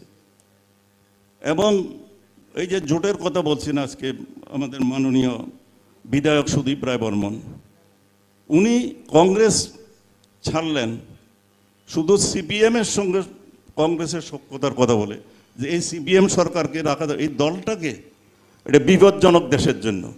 এটা আমার কথা নয়, মাননীয় সদস্য সুদীপ রায় বর্মনের কথা। এটা ত্রিপুরার জন্য বিপজ্জনক, দেশের জন্য বিপজ্জনক। কংগ্রেসে থাকলে আমি এটা ঘটাতে পারবো না। আমি বিজেপিতে যাচ্ছি সিপিএমের অপশাসন থেকে মুক্তি পাওয়ার জন্য। উনি বিজেপিতে গেলেন, নির্বাচিত হলেন। 4 বছরের মাথায় ওনার মনে হলো বিজেপিতে থেকে কিছু করা যাবে না, উনি আসলেন। এখন উনি বলছেন আবার সিপিএমকে সঙ্গে নিয়ে আঘাত করা, কিন্তু উনি ভুলে গেছেন এই যে কালকে বিশাল করে গেছেন। মানুষ নিশ্চয়ই জিজ্ঞেস করবেন এই যে পরিমল শাহ দিনের বেলায় রাস্তায় বিএসসিতে যাচ্ছে ইলেকশনে পার্টিসিপেট করতে, বিএসসির চেয়ারম্যান কে হবে, রাস্তায় আটকে, বাস দিয়ে আটকে ওখানে কুপিয়ে মারা হলো। এরকম অসংখ্য ঘটনা। জোট হবে মানুষের মঙ্গলের জন্য। এই জোট ব্যক্তিগত স্বার্থ, দেশের বা দলের কোনো সম্পর্ক নেই জোটের সঙ্গে। এই যে জোট হচ্ছে, সুতরাং জোট হবে যদি মনে করি যে এটা মানুষের মঙ্গলের জন্য জোট, তখন জোট হবে। কারণ এই জোট না সিপিএমও বলেছে, কংগ্রেসের 1988 থেকে 1993 যে সরকারটা ছিল, এটা কালো দিন, গুন্ডারাজ, দর্শন, এটার পতন ঘটাতে হবে। নৃপেন চক্রবর্তী কংগ্রেস ঘটানোর জন্য বিবেক ভোটের ডাক দিয়েছিলেন। দু দলের এলো পজিশন, এখন তারা বলছে আমরা বিজেপির বিরুদ্ধে একসঙ্গে লড়াই করব। এটা কোনো জোট নয়, এটা কয়েকজন ব্যক্তির জোট, নিচের তলার কোনো সমর্থন নেই। এবং আমি তৃণমূল কংগ্রেসের সভাপতি হিসেবে বলছি, প্রত্যেক দিন তৃণমূল এবং কংগ্রেস ছেড়ে, কংগ্রেস এবং সিপিএম ছেড়ে তৃণমূলে যোগ দিচ্ছি। আমি এখনও যাব অফিসে, শান্তির বাজারের একদল কংগ্রেস লোক এসছে, সমর্থক এসছে, ওরা জয়েন করার জন্য বসে আছে। এখান থেকে ছোট হয় কিনা চলো। বিলোনিয়াতে আমি এদিকে গেছিলাম, বিশাল সংখ্যক সিপিএম পরিবার কংগ্রেসে জয়েন করছে। এটা হচ্ছে চিত্র। এটা জোট বললে ভুল হবে, এটা 2-3 জনের জোট, নিচু তলার সিপিএমের লোক। সিপিএমেরও 8 বছরের শাসন সম্পর্কে, কংগ্রেস সম্পর্কে যা বলেছিল, তারাও এই জোটকে সমর্থন করছে কিনা। কিন্তু কংগ্রেসে আমি ছিলাম ছাত্র জীবন থেকে কংগ্রেসে, সুতরাং আমি সবাইকে চিনি, সব জানি। এই জোটকে নিচুর তলার কংগ্রেস কর্মীরা সাপোর্ট করছে না, 2%, 3% সাপোর্ট করতে পারে, কিন্তু বৃহত্তর অংশ এর বিরুদ্ধে জেহাদ ঘোষণা করে। সুতরাং আমি বিশ্বাস করি ত্রিপুরা রাজ্যের মানুষ সিপিএমকে দেখেছে শাসন, কংগ্রেসকে দেখেছে, বিজেপিকে দেখেছে। ওদেরকে হটানোর জন্য তৃণমূলে একমাত্র দল হতে পারে যে এই সরকারের পতন ঘটাতে। কেন আমি বলছি আপনি দেখুন, অর্থাৎ আমরা সারমর্ম ধরে নিতে পারি যে আপনারা একক লড়াইয়ে যাচ্ছেন। একক লড়াই যাওয়ার মতন পজিশন তো আমাদের আছে, তবে আমাদের সঙ্গে কংগ্রেস সিপিএম বলছি না, অন্য কেউ কথা বলছে, এখনো সেটা আমাদের ফাইনাল। সেটা কি সাসপেন্স থাকবে? হ্যাঁ, সেটা কি সাসপেন্স হিসেবেই থাকবে? যতক্ষণ না হয় এটা ডাকডোল পিটিয়ে তো লাভ নেই। আলোচনা চলছে, আমি আশাবাদী 2-4 দিনের মধ্যে দেখতে পাবেন। পীযূষবাবু, অনেকেই বলছেন, যারা রাজনৈতিক বিশেষজ্ঞরা রয়েছেন তাদের মতে গুজরাটে যেরকম আমরা দেখেছি আম আদমি পার্টি, অনেকেই বলছেন সেদিকে যে আম আদমি পার্টি বিজেপির বি টিম হয়ে কাজ করছিল, রাজ্য তৃণমূল কংগ্রেস একইভাবে বিজেপির বি টিম হয়ে কাজ করছে। সেদিকে আপনার কি মন্তব্য থাকবে বা আপনার কি ক্লারিফিকেশন থাকবে? খুব ভালো কথা বলেছে। মানুষ বলছে না, এটা কোনো দলের নেতারা বলছে, সুবিধা মতন কথা বলে। পশ্চিমবঙ্গে তৃণমূলের নেতৃত্বে 3য়বারের মতন সরকার হয়েছে। আগেরটা বাদ দিলাম, এই যে গত নির্বাচন হলো, কংগ্রেস এবং সিপিএম জানতো আমরা একটা সিটও জিততে পারবো না। ওদের প্রধান লক্ষ্য ছিল কি? তৃণমূলকে হটানো, পরাজিত করতে হবে, মমতাকে ক্ষমতাচ্যুত করতে হবে। তাহলে কে ক্ষমতায় আসবে? কংগ্রেস সিপিএমের তো কোনো চান্স নেই। নাকি ওরা বুঝতো না? ওরা জানতো তৃণমূলকে হটাতে পারলে বিজেপি ক্ষমতায় আসবে। অমিত শাহ, আমাদের প্রধানমন্ত্রী নরেন্দ্র মোদী পশ্চিমবঙ্গটাকে নিজেদের বাড়ি বানিয়ে ফেলেছিলেন, আর তৃণমূল আর কংগ্রেস এবং সিপিএম জোট বেঁধেছিল। মমতাকে হারালে বিজেপি ক্ষমতা আসতো। দেখা গেল কংগ্রেস এবং সিপিএম যে জোটটা করেছে, নির্বাচনে দুটো দলই 0। তাহলে কি ওরা পশ্চিমবঙ্গে বিজেপির বি টিম হিসেবে কাজ করেছিল?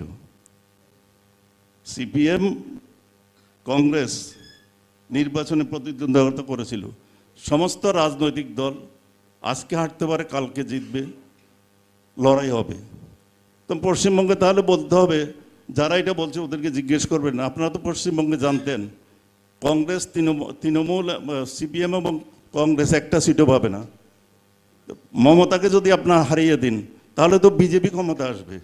তো সেখানে তো আপনারা তাহলে বিজেপির হয়ে কথা বলছেন। আমরা আপনার গোয়াতে নির্বাচন হয়েছে, আপনারা সবাই জানেন, সেখানে বিজেপিকে হটানোর জন্য তৃণমূল কংগ্রেস রাহুল গান্ধীর কাছে প্রস্তাব দিয়েছিল আতাত করার জন্য, কিন্তু রাহুল গান্ধী আতাত করেনি। রেজাল্ট কী হলো? বিজেপি ক্ষমতায় আসলো। আমরা মেঘালয়ে এখন প্রধান বিরোধী দল নির্বাচনে লড়ছি এবং আমি বিশ্বাস করি তৃণমূল এখানে সরকার গড়ে। কংগ্রেস নিশ্চিহ্ন হয়ে গেছে। সুবিধা মতন কথা বলে লাভ নেই। পশ্চিমবঙ্গে বিজেপিকে সাহায্য করলাম, আর তৃণমূল তো পশ্চিমবঙ্গে লড়াই করে কারো সাহায্য না নিয়ে সরকার করেছে। এইখানেও কারো সাহায্য লাগবে না। ওরা বলতে পারে, ওদের যারা বলছে ওদের ত্রিপুরার পলিটিক্সে কী রেলেভেন্সি আছে আপনি বলুন? কংগ্রেসের কি আছে ত্রিপুরা রাজ্যে? কিছু আছে? বাধ্যবাধকতা। এই আতারটা কেন করছে? কংগ্রেস ছেড়ে বিভিন্ন দল করেছে। এখন ওরা দেখতে পাচ্ছে কংগ্রেসের নামে যদি লড়ি কেউ নেই, এবার বিধানসভায় ঢুকতে পারবো না। সুতরাং সিপিএমের সঙ্গে যদি একটা আতাত করে লড়াই করতে পারি, তাহলে হয়তো 2-1 জন বিধানসভায় ঢুকে যাব। এটা হলো আপনার কি বলবো, এটা হলো রাজনৈতিক অস্তিত্বের লড়াই, কংগ্রেসেরও অস্তিত্বের লড়াই। সিপিএম বলছে আমরা যদি ত্রিপুরার যে একা লড়াই করি তাহলে বিজেপিকে হারাতে পারবে না। কংগ্রেসও বলছে একা লড়াই করলে বিজেপিকে হারাতে পারবে না।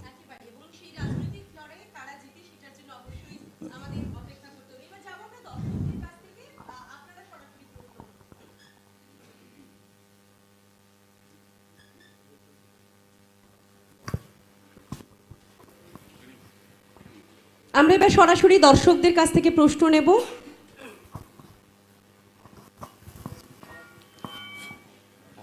পীযূষবাবুর কাছে আমার একটা প্রশ্ন। আপনি তো বললেন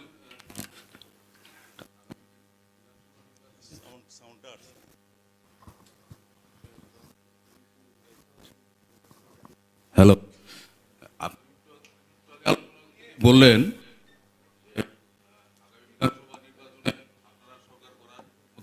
রাজনীতিতে আছেন, তো আমার দুটো প্রশ্ন আপনার কাছে। প্রথম প্রশ্নটা হলো, আপনি দায়িত্ব পেয়েছেন কিছুদিন হয়েছে, মাত্র 1.5 মাস হয়েছে। তার আগে অন্য ব্যক্তি দায়িত্বে ছিলেন। তৃণমূলের সারা ত্রিপুরা রাজ্যে বুথ লেভেলে বা ব্লক লেভেলে কমিটি কি আছে বা কর্মী আছে কিনা সব বুথে ত্রিপুরা রাজ্যে? আপনাকে আমি বলি, কর্মীও আছে আমাদের অলরেডি। এখন পর্যন্ত সমস্ত রিপোর্ট নিয়ে আমাদের 41টা সিটে প্রতিদ্বন্দ্বিতা করার মতো ক্যান্ডিডেট সিলেক্ট হয়ে গেছে। অফিসিয়ালি 2 দিনের মধ্যে পেয়ে যাবে। এটা তো ত্রিপুরা পিপুলস পার্টিও 31টা সিটে প্রার্থী দিচ্ছে। আমি সাংগঠনিক বিষয়টা আপনার থেকে জানছি। বিষয় আপনি গত মিউনিসিপ্যাল ইলেকশন হয়েছে, তো সেটাই আপনার জবাব। আমরা আমবাসাতেও জিতেছি। আমি তৃণমূলে ছিলেন না, তৃণমূল আমবাসাতেও জিতেছি। তারপরও তো আপনার বাই ইলেকশনে আপনার একটা তো পরাজয় হয়েছে, তার মানে এই কথা নয় যারা ছিল তারা তৃণমূল ছেড়ে চলে গেছে। না, তার 2% এসে পড়েছে না ইয়েতে বাই ইলেকশনে। না, বাই ইলেকশনে নেমেছে, তার মানে এই নয় যে সবাই পালিয়ে গেছে, তৃণমূল ছেড়ে চলে গেছে। হ্যাঁ, সেটব্যাক এসেছিল, কিন্তু এটা তো প্রমাণ। আমি একবার বললাম সুধীর রঞ্জন মজুমদারের সময় তৃণমূলকে কিভাবে গ্রহণ করেছিল, তারপরে অনেক লড়াই হয়েছে। তারপরে রিসেন্ট আপনার মিউনিসিপ্যাল ইলেকশন, সারা ত্রিপুরার যে লড়াই তো বিজেপির সঙ্গে তৃণমূলের হয়েছে। না, এটা তো আপনি, সুতরাং এটাকে এইভাবে ছোট করে দেখলে হবে না। একটা নির্বাচনে হেরে যাওয়া, সেটার জন্য এই পার্টিটা মুছে গেছে। আম আদমি পার্টি বা অন্য পার্টির তুলনা করছেন, এটা অনেকে করেছিল। মমতা যখন তৃণমূল কংগ্রেস ছেড়ে এসেছিল, একজন একা লড়াই করে, কিছুই ছিল না তৃণমূলের চিহ্ন। প্রথমে কিন্তু 7 জন এমপি জিতে গেছিল 1 মাসের মধ্যে। আমার দ্বিতীয় যে প্রশ্নটা, যদি আপনারা ত্রিপুরায় সরকার করতে পারেন, তাহলে মুখ্যমন্ত্রী হিসেবে কার ফেস আপনারা সামনে রাখবেন?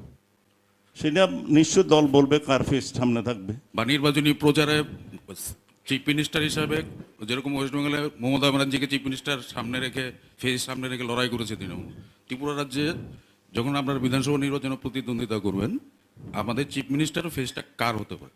হবে, সেটা প্রকাশ্য আসবে, বলবে যখন সময় আসবে, সময় জানতে পারবে। এখন আপনার সবাইকে অপছন্দ হলে তো হবে না। আমি দৌড়ে নেই, আপনি কি আমাকে অপছন্দ হয় নাকি? পীযূষবাবুর কাছে আমার একটা প্রশ্ন অনেকক্ষণ ধরে মাথায় ঘুরঘুর করছে, যে সেটা হলো, আপনি বলেছেন যে এর আগে তৃণমূলে যারা নেতৃত্ব দিয়েছে ত্রিপুরায়, তারা তাদের দায়িত্ব পালন করেনি বা তারা ব্যর্থ হয়েছে। আমি এই কথা বলিনি। আপনার কথার ইঙ্গিতটা ছিল এই, এখানে যারা দায়িত্ব পালন করেছে তারা সঠিকভাবে সেটা করেনি, অথবা পশ্চিমবঙ্গ থেকে যে নেতৃত্বরা বারবার আসার যে মানুষকে যে জানিয়েছে, ওরা আসেনি। তো এখন আমার প্রশ্ন সেটা হচ্ছে কি, তৃণমূল কি সেই দল, যেই দল হচ্ছে বিভিন্ন রাজনৈতিক দলে যখন ব্যর্থ হয়ে গিয়ে সেই পাত্র যেখানে গিয়ে তার রাজনৈতিক অস্তিত্ব টিকিয়ে রাখার ইচ্ছা প্রকাশ করে, বর্তমানেও সেটা কি সেই অবস্থায়? সেটা আমার প্রশ্ন। শুনুন, যারা নিজেদেরকে অন্য দলে, যারা তৃণমূল ছাড়া অন্য দলে আছে, তারা যখন বুঝতে পারে যে এই দলে আমার কিছু করতে পারবো না, তৃণমূলে একমাত্র বর্ষাস্থল, সেটা হবেই, সেটা কালের নিয়মেই হবে।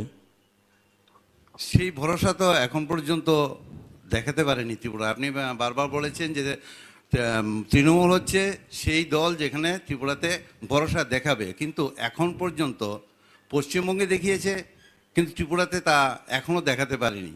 এটা তো তার কারণটা কি? আপনি এখানেই ভুল করছেন। আমি বলেছি সুধীর রঞ্জন মজুমদার তৃণমূল হয়ে লোকসভায় প্রতিদ্বন্দ্বিতা করেছিল, প্রায় জয়ের কাছাকাছি চলে গিয়েছিল। তারপরে মিউনিসিপ্যাল ইলেকশন হয়েছে, সেইখানে আপনারা জানেন ত্রিপুরার যে ভোটটা কি হয়েছে। এখানে যারা আছে সবাই জানে, প্রার্থীও ভোট দিতে পারেনি। আমার জানা মতো এই পুরসভা মানে মিউনিসিপ্যালিটি কর্পোরেশনে যে যারা প্রার্থী হয়েছে, তাদের অধিকাংশই এখন অন্যান্য দলে চলে গেছে। তারা সুযোগ সন্ধানী হিসাবে তৃণমূলে এসেছিল। সেই জন্য আমি বলছি, সুযোগ সন্ধানীরা তৃণমূলে সেই পাত্রের মধ্যে আসা থাকার জন্য, নিজেদের রাজনৈতিক অস্তিত্ব টিকিয়ে রাখার জন্য কয়েকদিনের জন্য আসে, কিন্তু ত্রিপুরাতে তাদের ভবিষ্যৎ কোথায়? শুনুন, ওইটাও আপনি আরেকটা ভালো কথা বলেছেন। বিজেপি দলের ভোট ছিল 2%-এর নিচে। এইরকম লোক নিয়েই তো ত্রিপুরার যে বিজেপি ক্ষমতায় এসেছে। ওরা আবার ওখান ছেড়ে চলে যাচ্ছে। তাহলে এবার বুঝতে পারেন বিজেপির অবস্থাটা এখন বাস্তবে কি আছে। আমার যতটুকু জানা আছে, আপনি যখন লোকসভা ইলেকশনে তৃণমূলের এগেস্টে সুধীরবাবুর এগেস্টে দাঁড়িয়েছিলেন, সেই সময় পূর্ব আসনে বিজেপি 27% ভোট ছিল, এবং তার আগে 98-এ জিষ্ণু দেববর্মা যখন দাঁড়িয়েছিলেন তখন 29% ভোট ছিল। ফলে বাজারে যে প্রচলিত কথা আছে 1%, 1.5%, সেটা সঠিক তথ্য নয়। এই যে আপনার কথাই আপনি এবার উত্তর দিচ্ছেন, কিছুক্ষণ আগে বললেন একবার তৃণমূল এই হয় আরেকবার নিচে নেমে যায়। আপনার দলের 2018-তে যখন নির্বাচন এসেছেন আপনার দলের ভোটের পার্সেন্টেজ ছিল কিন্তু 2%। হ্যাঁ, জনগণ তার উপর আস্থা করেছে, করেছে। ভারতীয় জনতা পার্টির উপর, নরেন্দ্র মোদীর উপর নিশ্চয়ই আস্থা করেছে। এইটা আস্থা মানে বললাম তো, যারা বিভিন্ন দল থেকে ছেড়ে গিয়ে আপনাকে সমৃদ্ধ করেছিল, আর নরেন্দ্র মোদী সাহেবের মিথ্যা প্রতিশ্রুতির জন্য। মানে একটা জিনিস মনে রাখবেন, ভারতবর্ষের মানুষ আর যার কথায় বিশ্বাস করুক না করুক, ভারতবর্ষের মানুষ এখনো মনে করে, আর যে মিথ্যা কথা বলুক, ভারতবর্ষের প্রধানমন্ত্রী অন্তপক্ষে মাইকে দাঁড়িয়ে প্রেস কনফারেন্সে মিথ্যা কথা বলেন না। যেহেতু নরেন্দ্র মোদী সাহেব প্রধানমন্ত্রী হিসেবে কথা বলেছেন, সেই জন্য মানুষ বিশ্বাস করেছিল, ভোট দিয়েছিল। এখন কি হয়েছে, আপনার 299-র মধ্যে একটা প্রতিশ্রুতি তো বিজেপি পালন করেনি। আমরা অনুষ্ঠানের একেবারে শেষ প্রান্তে, অডিয়েন্স থেকে আমরা জাস্ট আর একটি প্রশ্ন নিতে পারবো। একেবারে শেষ প্রান্তে আমরা মাইকটা একটু ওই দিকটাই পৌঁছতে হবে। হ্যালো, হ্যাঁ বলুন। আমরা এদিক থেকে একটা প্রশ্ন নিয়ে নিচ্ছি, তারপর আসছি আপনার এখানে, বলুন। না, আমরা পেছন থেকে একটা প্রশ্ন নিচ্ছি, তারপর আসছি আপনার কাছে। পীযূষ বাবুর কাছে আমার একটা প্রশ্ন। আপনি আপনার আলোচনায় বলেছেন যে ফ্রি অ্যান্ড ফেয়ার ইলেকশন হয়নি মিউনিসিপ্যাল ইলেকশনে, কিন্তু লাস্ট পঞ্চায়েত ইলেকশন ওয়েস্ট বেঙ্গলে আমরা দেখলাম যে ভোটের বাক্স অনেক জলাশয়ের মধ্যে, বা যারা প্রার্থী হয়েছেন বিরোধী দলের ওয়েস্ট বেঙ্গলে, তাদের জোর করে হয় নমিনেশন উইথড্র করতে বাধ্য করা হয়েছে, আর না হয় ওনাদের দৈহিকভাবে আক্রমণ করা হয়েছে। সেই কালচারটা কি আমাদের এখানে, যদি তৃণমূলের সরকার প্রতিষ্ঠিত হয়, এই কালচারটা কি আমাদের এখানে থাকবে? আর আরেকটা প্রশ্ন হচ্ছে, একটাই প্রশ্ন নিচ্ছে, সময় একেবারে কম। না, ছোট্ট, জাস্ট করাপশন নিয়ে আপনি কি বলবেন? কারণ আমরা ওয়েস্ট বেঙ্গলে দেখতে পাচ্ছি নারদা কেলেঙ্কারিতে তৃণমূলের অনেক নেতা জেলে গেছেন, গরু পাচার কাণ্ডে অনেক নেতা জেলে গেছেন। এই বিষয়টা আপনি কিভাবে বলবেন?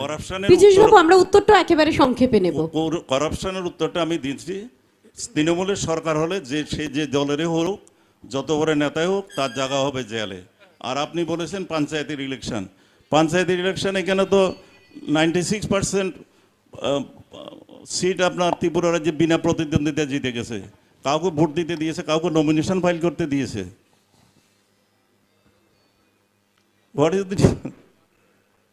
ত্রিপুরা রাজ্যের 96% সিটে বিরোধীরা নমিনেশন জমা দিতে পারেনি। ওয়েস্ট বেঙ্গলের কথা বলছি, ওয়েস্ট বেঙ্গল কথা তো আর আমি বলতে পারবো না, আপনি এখান থেকে বলছেন। ওয়েস্ট বেঙ্গলের কি কালচার আমি জানি না, ত্রিপুরা রাজ্যে এই কালচার তো প্রমাণিত। 96% বিরোধীরা নমিনেশন ফাইল করতে গেছে। আপনার প্রতিটা জায়গাতে বিডিও অফিস ডিএম এর সামনে মেরেছে, বিশাল করে। আমাদের নেতাদের ডিএম এর কাছে আশ্রয় নিতে গিয়েছিল, ডিএম বলছে আপনি এখান থেকে চলে যান, আমারও বিপদ হবে। এই ছিল ত্রিপুরা রাজ্যের নির্বাচনের নমিনেশন ফাইলিং এর দিন চিত্র। একেবারে সংক্ষেপে এবার আপনার প্রশ্নটা নেব সামনের দিক থেকে। পীযূষ বাবুকে একটা প্রশ্ন করছি।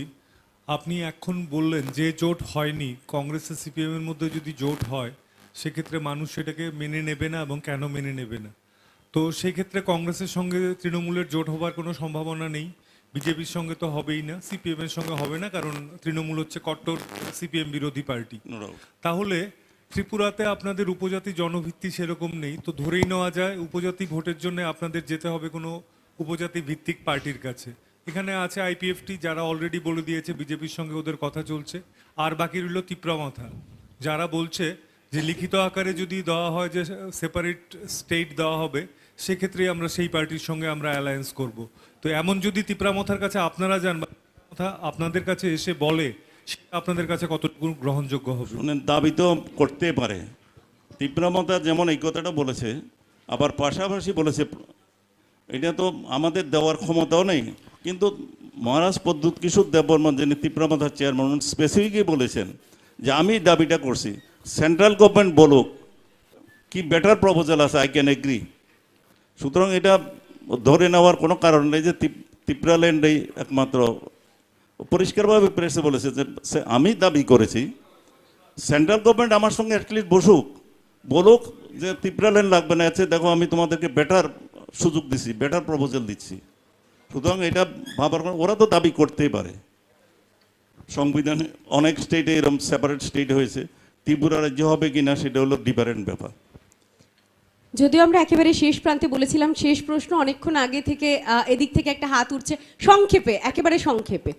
পীযূষ বাবুকে সবচেয়ে প্রথম কংগ্রাচুলেশন, কারণ CBI court extends Anubrata Mondal remand till ফেব্রুয়ারি 3rd।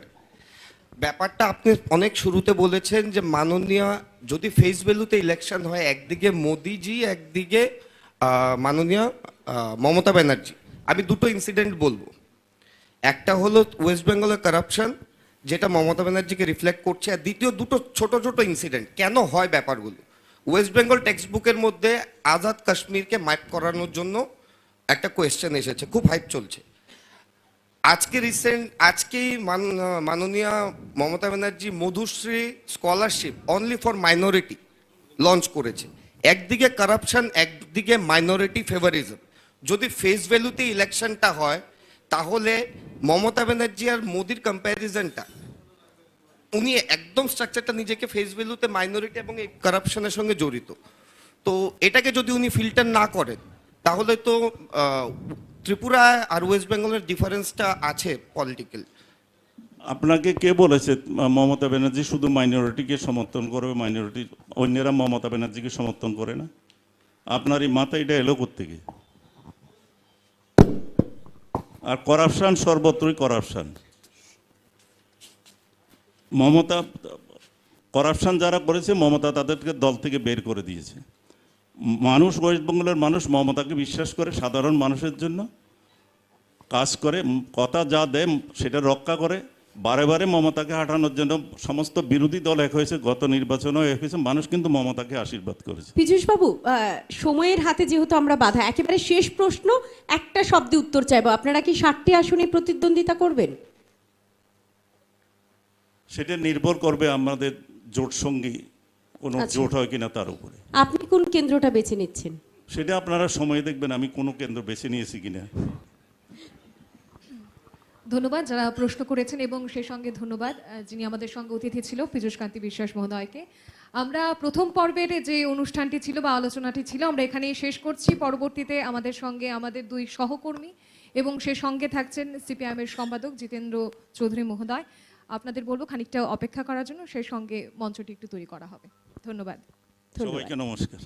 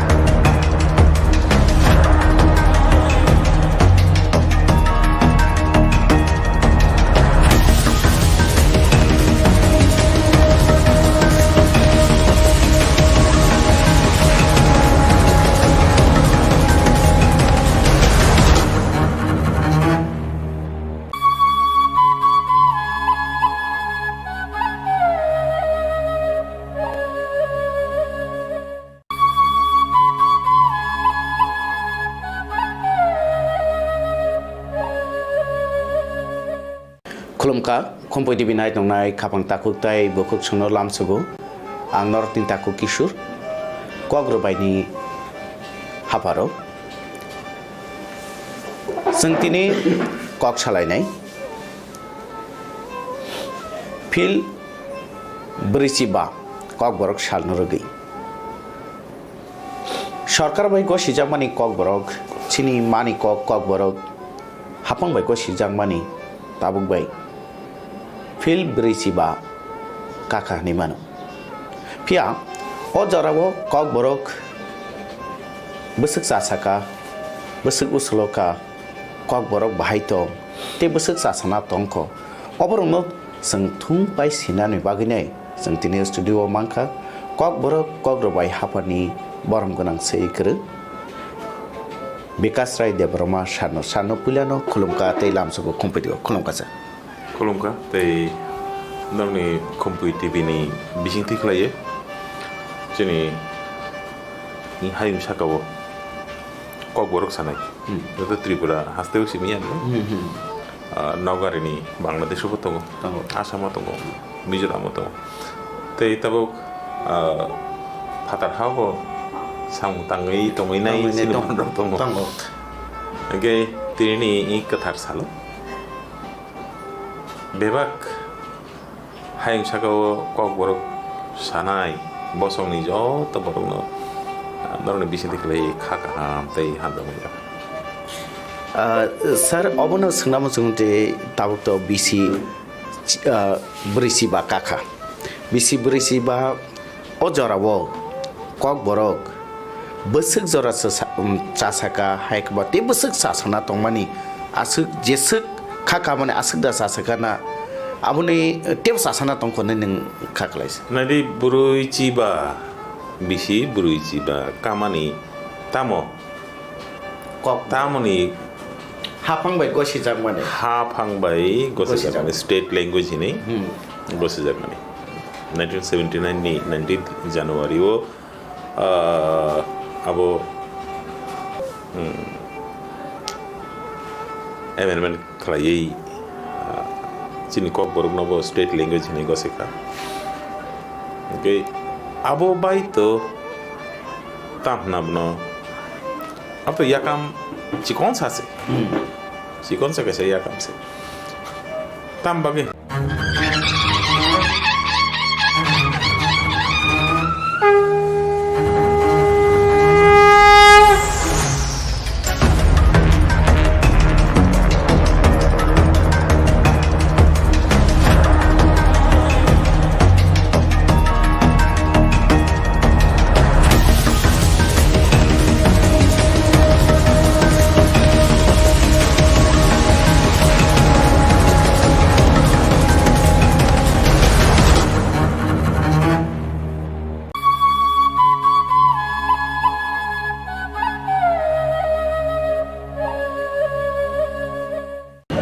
खुलुमका खुम्पुइ टिभि नायतंनाय जत खाबुनि ताखुकताय बुखुक सुनो लामसुगु तिनि फिल बिरिसिबा कक बरक हास्ते हाफांबाय गसिना हामा जागमा साल अ साल न रक्सावै अ साल न लामसुगनानै बागैना अर काइसे रेली हिंना नायतंग ताबु मेन रेली हिनि मानो रविन्द्र सतबासी भवन निसिमा रेली चेंनाय अर नरक नुगै माखाना सिनि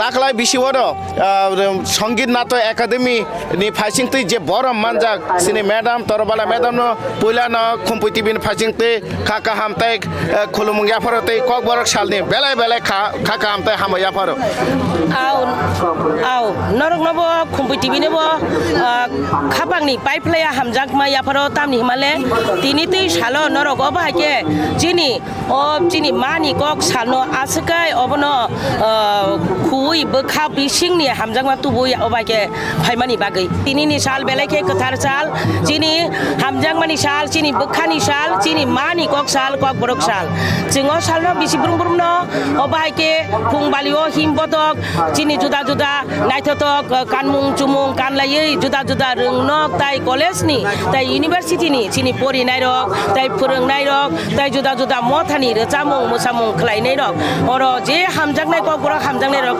फाइबायो जों अबाहाके हिमबतक जिनि आगुलिओ जिनि राजा खर जों जुदा जुदा लाहातै हिमबतक हिमलाय kayo khatung khaja kayo asiwaring kai tinini salno tamuni sane abo mungsa mani phani suimeya mas kotor krei has khiri krei obono chini chung puila srung mani mani kok chung mani ok chini ase phekeno chini mani kok no srung phaigra chini mas jotoni se phurungnai kotor chini mano chungno bebak chini siri siti hukumu chini loy chini chamung numung kan mung jotono phurungai tubunai single mother equal 100 teacher norok jotono siwo mani kok chini mani abuk tube baksa chung obono pogi maya chini o kok chini o kok tabuk oro simia chini hakotor hayung ganangai pijagi tongo busuk se tong thotok busuk se khana totok chini chamung chini musamung chini o kok bai abagini chung tabu rungnog rogo rungnog kuchuk rogo bo chung o kok bai poriwoi tongo srungi tongo ang khaklayo tai bobo chuknai okonai abuni bagai nai tongnai joto takhuk tai bukuk song tai okra chakra chini thinang ni chati rong norong no joto no pai playa hambai maya pharo chini kok borok salno chung 19 January o bisibun burum no palai layo norok siwo taklai 45 bisi kajak bisi brichiba obo 1979 ni tiniti sal eba 19 January o sorkari tei go simunu jamani joto rung nogono chung tabuk obono pori tongo rung kuchuk rogo bo chung pori nani sep manka chung khaklayo obo taibo kuchugo kanai taibo chung sini jaknai sini kok mani kok kethang tongnai o ha tongsak nobar tuibar tongsak sini mani kok tongnai kethang tongnai obo chini kaisa langma chini sini mu hambai jotono tai sahina hai kulum yaporo happy kok borok de বিভিন্ন school থেকে বা বিভিন্ন NGO সংস্থা থেকে जों अरन बुथुम लाइखा बुथुम मानि परे जों तब अरन से रैली खाइने रैली खाइ अब आगरतला मेन शहरनि मेन रोड रव जों परिक्रमा खाइ हाय जों अर बुथुम लाइ फाइफिने कल्चरल प्रोग्राम गै लास्ट सेस नाय सारिवा हाय हाय जों चाइटानि सिनि हाय सेम प्रोग्राम खाइफिने अरन फाइ जों कल्चरल प्रोग्राम बा फेलिसिटेशन प्रोग्राम अब हाय खाइनाय तो अब सिनि ऐतिह्यबाही काइसे ककब्रक साल मानि साल ककब्रक मामानि एक्चुअली 1979 साल जे ककब्रक साल न ककब्रक न मानि साल हिसाबै ककब्रक सिकिउरिटी रजामनि गभर्नमेन्ट बाय अबनि थेकेनो जों पालन खालाय दङ तो তিনি যত্ন হামবাইয়াফोर ধন্যবাদ সবাইকে ধন্যবাদ thank you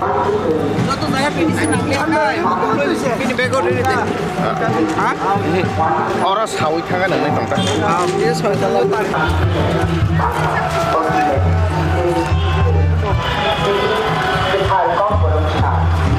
Like a t-shirt.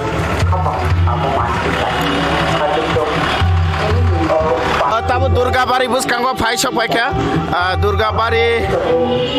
Durgabari nisime motike boro bupti thangsing nailai norong nukana oro himboto khalai tongmani himboto go tongo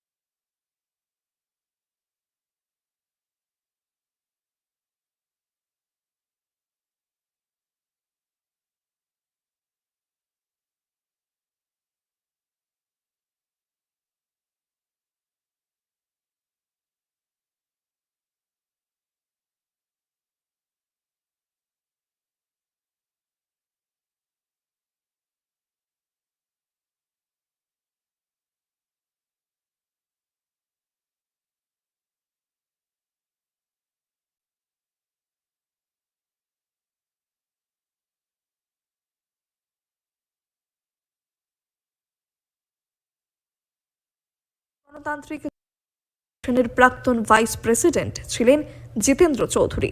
বর্তমানে তিনি সর্বভারতীয় কিষাণ সভার কেন্দ্রীয় কিষাণ কাউন্সিলের সদস্য এবং আদিবাসী অধিকার জাতীয় মঞ্চের নির্বাহী কমিটির সদস্য। জিতেনবাবু, প্রথমেই আপনাকে ককবরক দিবসের অনেক অনেক শুভেচ্ছা জানাই। পাশাপাশি আজকের অনুষ্ঠান থেকে আপনার উদ্দেশ্যে আমার প্রথম প্রশ্ন, বিভিন্ন সভা সমাবেশে এবং সাংবাদিক সম্মেলনে আপনারা বলে আসছেন পরিবর্তন পরিবর্তন পরিবর্তন। প্রশ্নটা হচ্ছে, কেন আপনারা পরিবর্তন চাইছেন, কিসের ভিত্তিতে চাইছেন, মানুষ কেন আপনাদেরকে ভোট দেবে? প্রথমেই কুরুক্ষেত্রের এই অনুষ্ঠানে উপস্থিত সমস্ত গণ্যমান্যদের আমার শুভেচ্ছা এবং অভিনন্দন, এবং পাশাপাশি এই চ্যানেলগুলোর মাধ্যমে রাজ্যের বিভিন্ন প্রান্তে যারা এই অনুষ্ঠান দেখবেন তাদেরকেও খুলুমখা শুভেচ্ছা এবং অভিনন্দন। হ্যাঁ, আপনি যে প্রশ্নটা করেছেন যে ত্রিপুরাজ্যে যে আসন্ন নির্বাচন, অবশ্যই যে কোনো নির্বাচন মানে হলো কোনো একটা জোট বা কোনো একটা দল যারা ক্ষমতাসীন আছেন সেই ক্ষমতাসীন জোট বা দলকে হারিয়ে নতুন দল বা অন্য একটা দল বা জোটের ক্ষমতায় আসার একটা রাজনৈতিক লড়াই, কর্মসূচির লড়াই।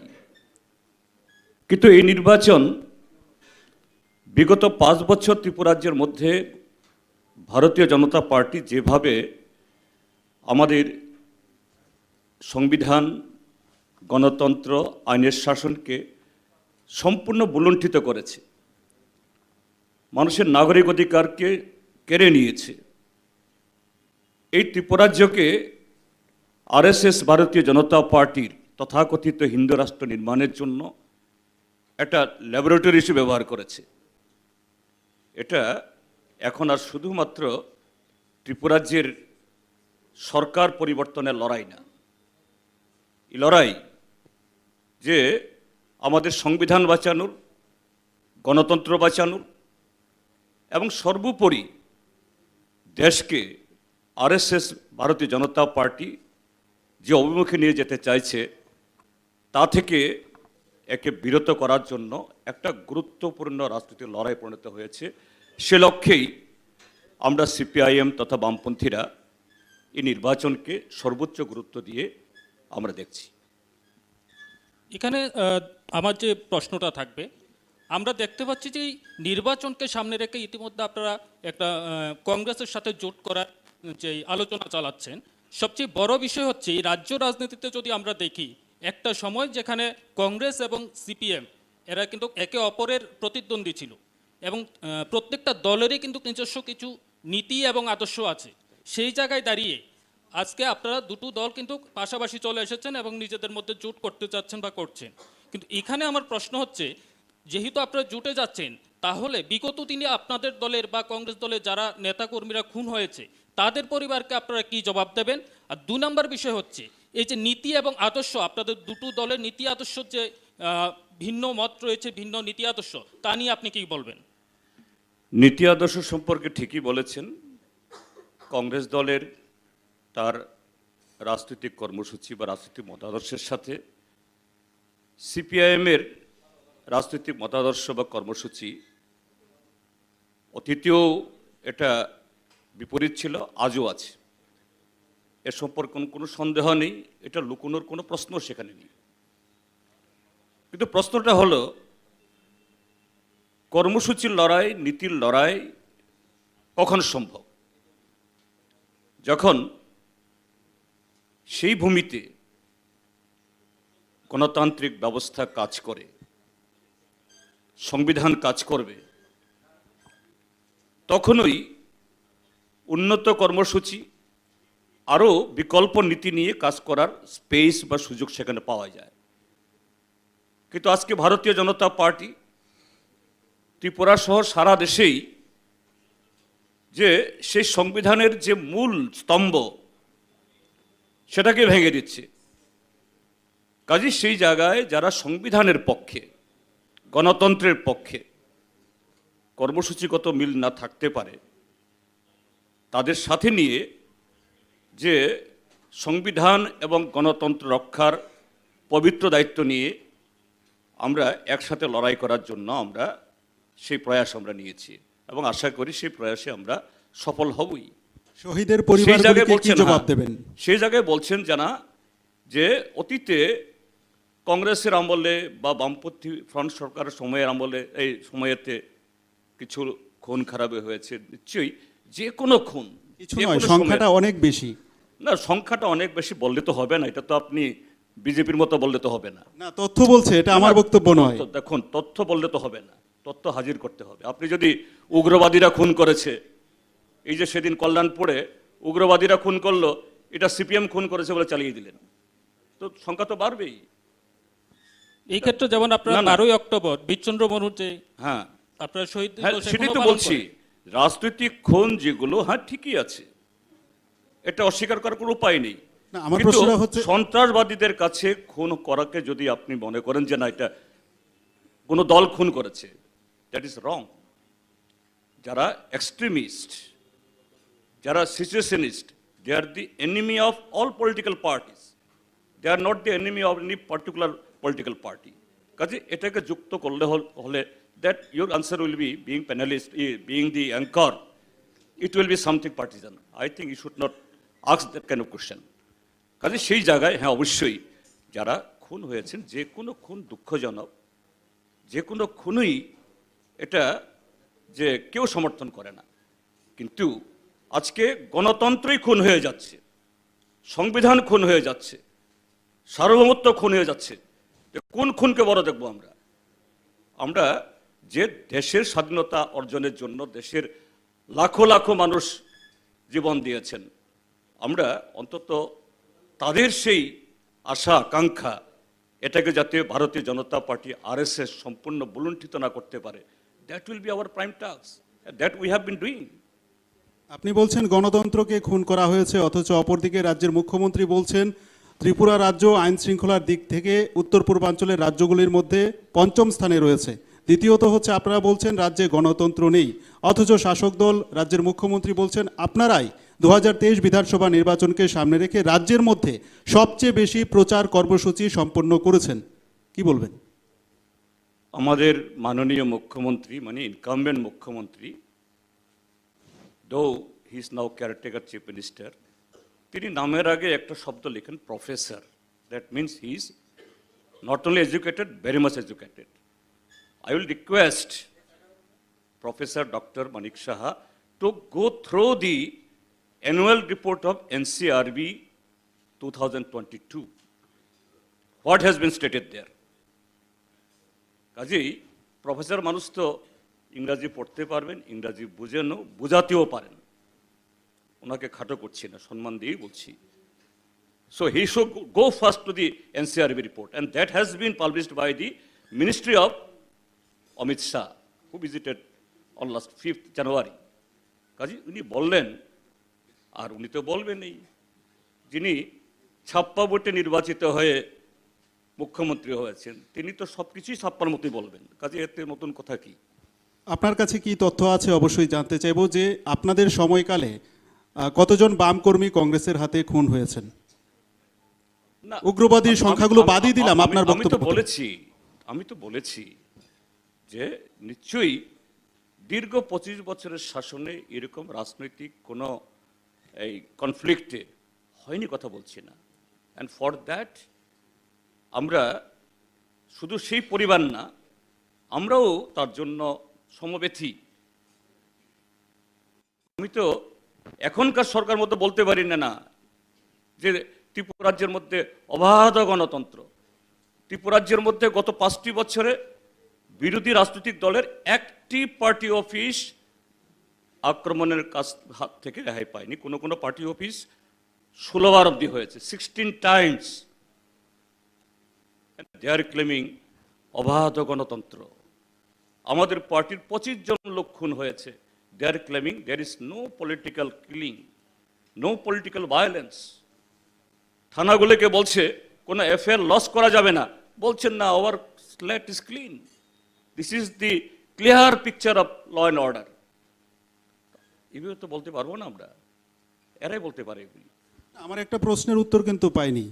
যদি আমি অন্য জায়গাগুলি কথা বাদই দিই, যদি 5 খয়েরপুর বিধানসভা কেন্দ্রের দিকে তাকাই, আপনি নিশ্চয়ই অবগত আছেন, ভজন, ভূষণ, নিখিল এবং অন্যান্য না, আমার প্রশ্নটা হচ্ছে শহীদের পরিবারগুলোকে কি জবাব দেবেন?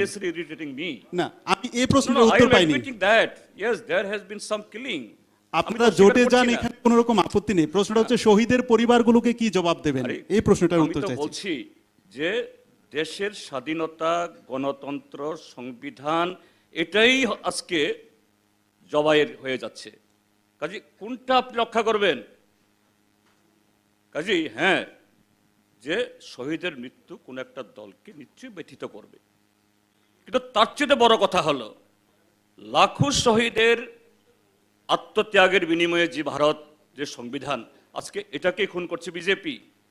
কাজে সেই জায়গাতে আমরা হ্যাঁ 2-4 জন এরকম আমাদের এই প্রিয়জন খুন হয়েছেন, আমি তো অস্বীকার করছি না। এই জন্য লাখো শহীদের বিনিময়ে যে সংবিধান, গণতন্ত্র, স্বাধীনতা, এটা হরণ হয়ে যাচ্ছে, আমি চুপ থাকবো? এত দেশদ্রোহিতা হবে, দেশের স্বাধীনতাকে অস্বীকার করা হবে। That is my point. Paschimbanga থেকে আপনারা শিক্ষা নিলেন নাকি একই ভুল আবার করতে যাচ্ছেন? নিশ্চয়ই না, নিশ্চয়ই না। ত্রিপুরাজ্যের মাটির উপর দাঁড়িয়ে, ত্রিপুরাজ্যের বাস্তবতার উপর দাঁড়িয়ে, ত্রিপুরাজ্যের যে পার্সপেক্টিভ উপর দাঁড়িয়ে, যে আজকে এই যে ত্রিপুরাতে সেদিন 11 তারিখে ইলেকশন কমিশন অফ ইন্ডিয়ার ফুল টিম আসলো, বললেন গত 5 বছরের এ রাজ্যে যে অপরাধ হয়েছে, ইলেকশন কমিশনের গাইডেন্সে, তাদের নির্দেশিকায় ত্রিপুরা চিফ ইলেকট্রাল অফিসার একটা মিশন ডিক্লেয়ার করেছেন, জিরো পোল ভায়োলেন্স মিশন। আর সেদিনেই এই সরকারের একজন মন্ত্রী তিনি বলছেন বিরোধী রাজনৈতিক দলের কোনো লোককে পাড়ায় ঢুকতে দেওয়া যাবে না, কারো বাড়িতে ঢুকতে দেওয়া যাবে না, অন ক্যামেরা। আর গতকাল যখন election commission of India Delhi থেকে ত্রিপুরা রাজ্যের মানুষকে আশ্বস্ত করে এই নির্ঘণ্ট ঘোষণা করা হলো, রাত্রিবেলাতেই ত্রিপুরা মথার একজন সমর্থককে খুন করে বিজেপি দেখিয়ে দিল আমরা don't care to the election commission of India or constitution. তো এই যে বাস্তবতা, কাজেই পশ্চিমবাংলাতে কি হয়েছে প্রশ্ন, ত্রিপুরার যে বাস্তবতা হলো আজকে সংবিধান রক্ষা করা জরুরি। আজকে যদি সংবিধান রক্ষিত না হয়, আজ আমার ঘর পড়ছে, কালকে আপনার ঘর পড়বে, কালকে পরশু সবার ঘর পড়বে, কোনো ঘর এই ত্রিপুরাজ্যে বাঁচবে না, কোনো ঘর বাঁচবে না। জিতেনবাবু, আপনাকে একটু কথা বলছি। আপনি আপনার বক্তব্যে একটা কথা বললেন যে মুখ্যমন্ত্রীকে নিয়ে, যে ছাপ্পা ভোটের মুখ্যমন্ত্রী। তাই বিষয় হচ্ছে এই যে নির্বাচন প্রক্রিয়া, সেটা কিন্তু নির্বাচন কমিশনের আওতাধীন, এবং নির্বাচন কমিশন সেখানে নির্বাচন করিয়েছে এবং সেই নির্বাচনে জয়ী হয়ে তিনি মুখ্যমন্ত্রী হয়েছেন।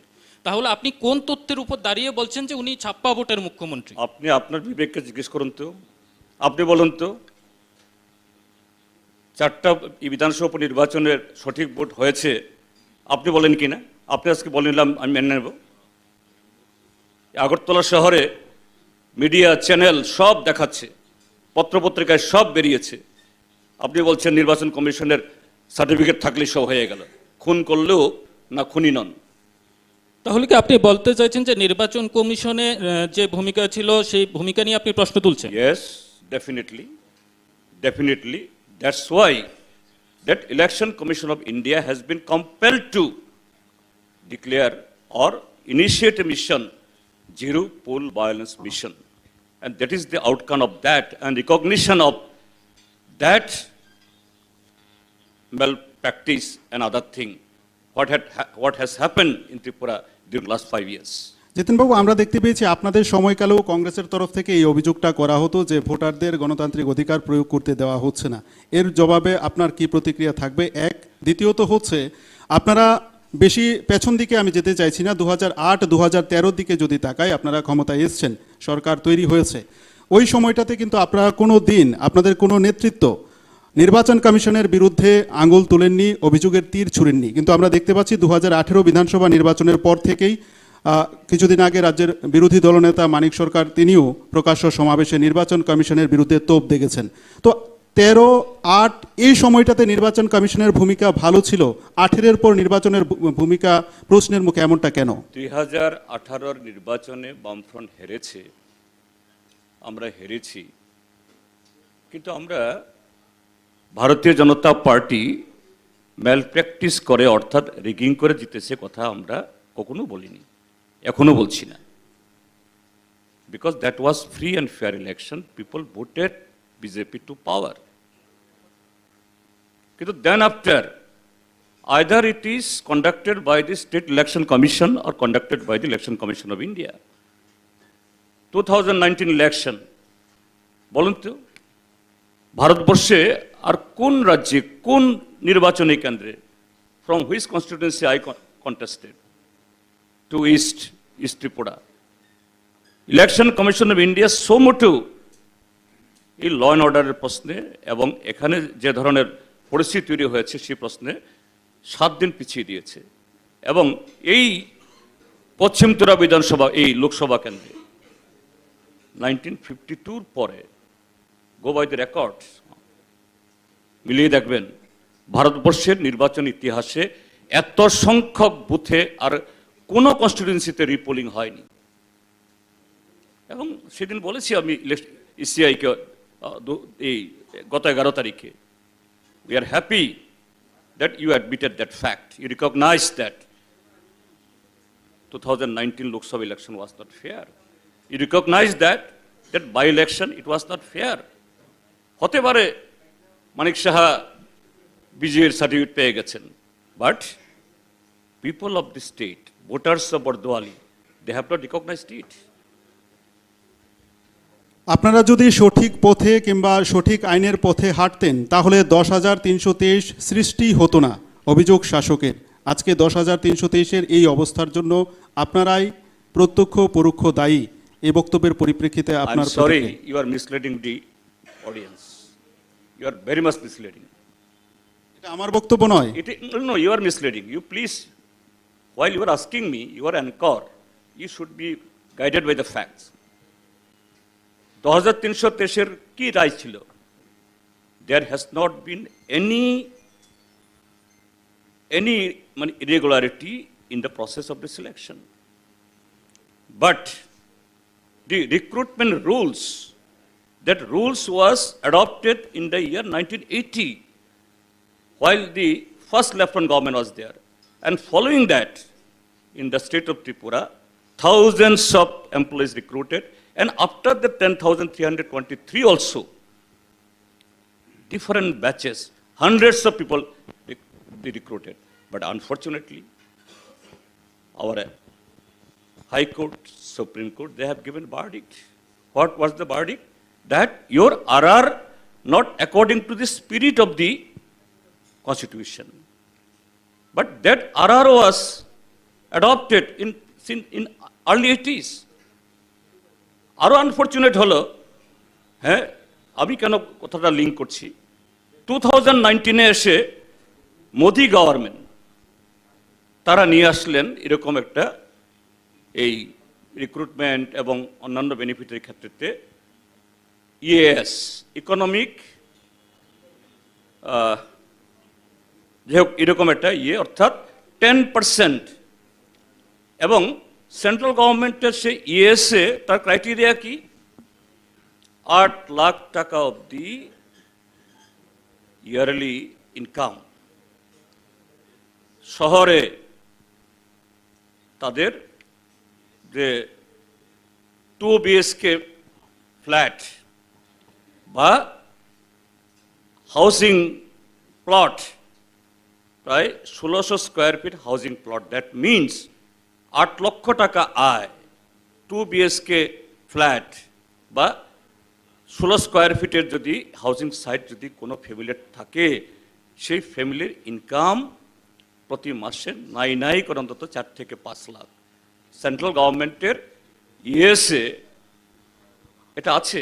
এবং that supreme court, which supreme court এই আমাদের 10,323-এর যে হাইকোর্টের রায়কে এই বহাল রেখেছে, দ্যাট সুপ্রিম কোর্ট আবার ইয়েসকে বলেছে ইট ক্যান কন্টিনিউ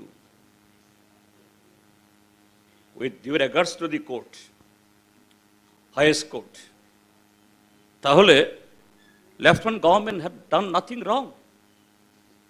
আমাদের যে এই বিপিএল, সে বিপিএল কত, এই যে ইয়েসে যে ক্রাইটেরিয়া রাখা হয়েছে মাছ below of that.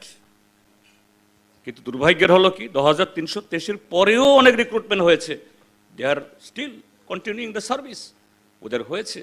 So what is wrong with the government? Nothing wrong with the government, but there has been a ploy, there has been an attempt politically.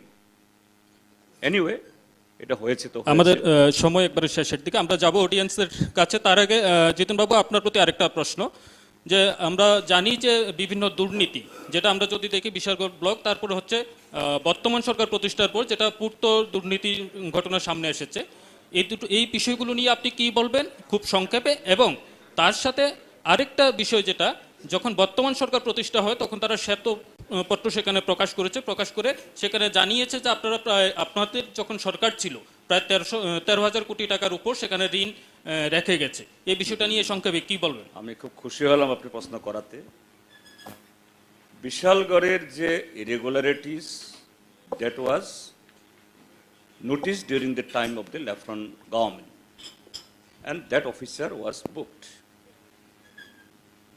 DP was initiated against him. Lieutenant government সেই guilty অফিসারকে বা accused অফিসারকে shelter দেয়নি। কিন্তু এই যে আপনি বললেন পূর্ত দুর্নীতি নামে আমাদের বর্ষিয়ান নেতা, বিধানসভার উপনেতা বাদল চৌধুরীকে যেভাবে হ্যারাস করা হলো, এই সেদিন বোধহয় ওনাকে 100 দিনের বেশি মানে অন্যায়ভাবে জাল খাটিয়ে এই সেদিন বোধহয় চার্জশিট জমা পড়েছে কি পড়ে আমি শুনেছি, একটু জানি না, হয়তো পড়তে হবে নাও পড়তে পারে। আর ক্ষমতায় আসার আগে এই গভর্নমেন্ট বলেছিল কমিশন বসাবে, এই করবে, সেই করবে। Where is that commission? Where is that CBI? কোথায়? কাজেই এই গভর্নমেন্ট দুর্নীতি সম্পর্কে, এখন তো দুর্নীতির জানি শুধু ওই যে এতে মানে শৈলখণ্ডের চূড়া দেখা যাচ্ছে। আমি তো বলবো সরকার পরিবর্তন হবে, যারা আজকে করছে, আমি নাম করছি না, একটাও বাঁচবে না। ঠিক আছে, আমরা অন্যায়ভাবে বাদল চৌধুরীকে যেরকম ঢুকিয়েছে না, অন্যায়ভাবে করব না। Naturally each and everyone they will be booked, and according to the law তাদের বিরুদ্ধে ব্যবস্থা নেওয়া হবে। আমাদের কথাটা বলছে। আর একটা কথা হলো কি, 13,000 কোটি টাকা ঋণ রেখেছেন। আমি আপনাকে জিজ্ঞেস করব, প্লিজ কালেক্ট দি ইনফরমেশন। আমরা তো 25 বছরে 13,000 কোটি টাকা ঋণ করেছি। হ্যাঁ, ঋণ করতেই হয়, গভর্নমেন্টকে ঋণ করতেই হয়।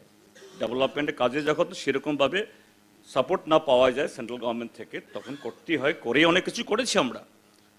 কিন্তু এই গভর্নমেন্ট গত 5 বছরে কিচ্ছু না করে, নতুন একটা কলেজ না করে, নতুন একটা রাস্তা না করে, নতুন একটা অঙ্গনওয়াড়ি না করে, স্কুল না করে, বরঞ্চ এটাকে প্রাইভেটাইজ করে কত হাজার কোটি টাকা ঋণ নিয়েছেন, একটু টেলিফোন করে জিষ্ণু দেবনাকে জিজ্ঞেস করতে পারেন। ঠিক আছে, আমরা দর্শকের কাছে যাচ্ছি, সময় অল্প রয়েছে। দর্শক বন্ধুদের কাছে অনুরোধ থাকবে, যারাই প্রশ্ন করবেন একটাই করবেন, কারণ সময় একেবারেই কম। আমরা মাইকটা নিয়ে যাওয়ার জন্য অনুরোধ করছি, দর্শকদের কাছে মাইকটা নিয়ে যাবেন। একটু আমরা প্রশ্নটা জেনে নিই। Good afternoon everybody.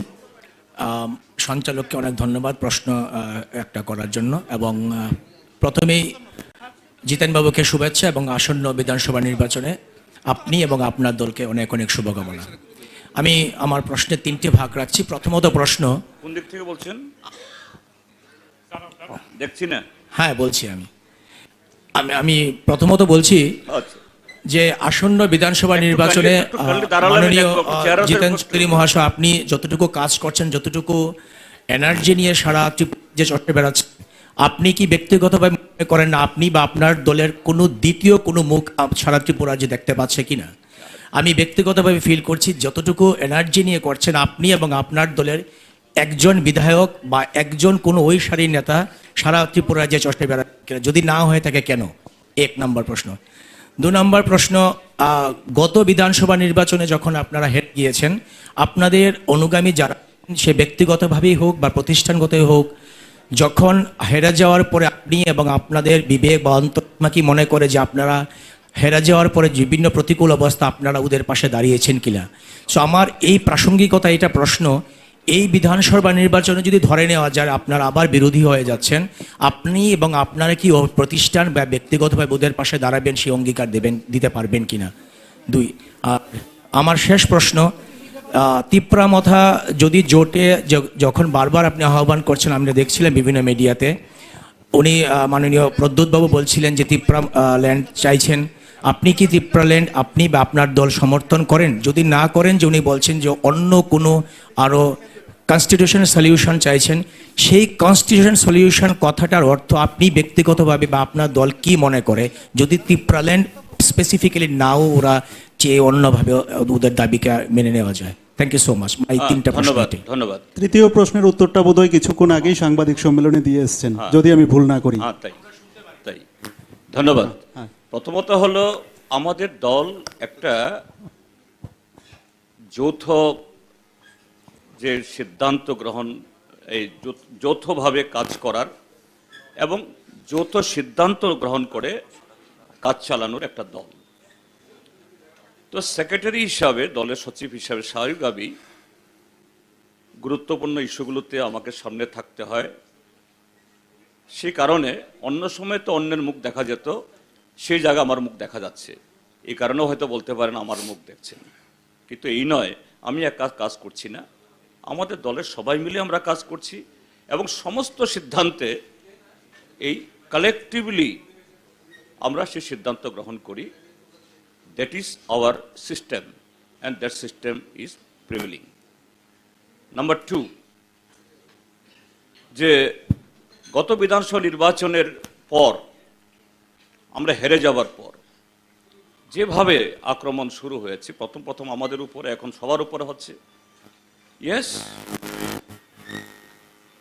আমরা তাদের সাথে ছিলাম, আছি, এবং এটা শুধু নির্বাচনে হারার পর বিরোধী দলে গেলে নয়, যে কোনো পরিস্থিতিতে আমরা দলের যারা কর্মী, সমর্থক এবং সাধারণ মানুষ, তাদের সাথে থাকি। দ্যাট ইজ আওয়ার, মানে কি বলে, আমাদের আইডিওলজি বা আমাদের সিস্টেম। এখন অন্যথা হবে কেন?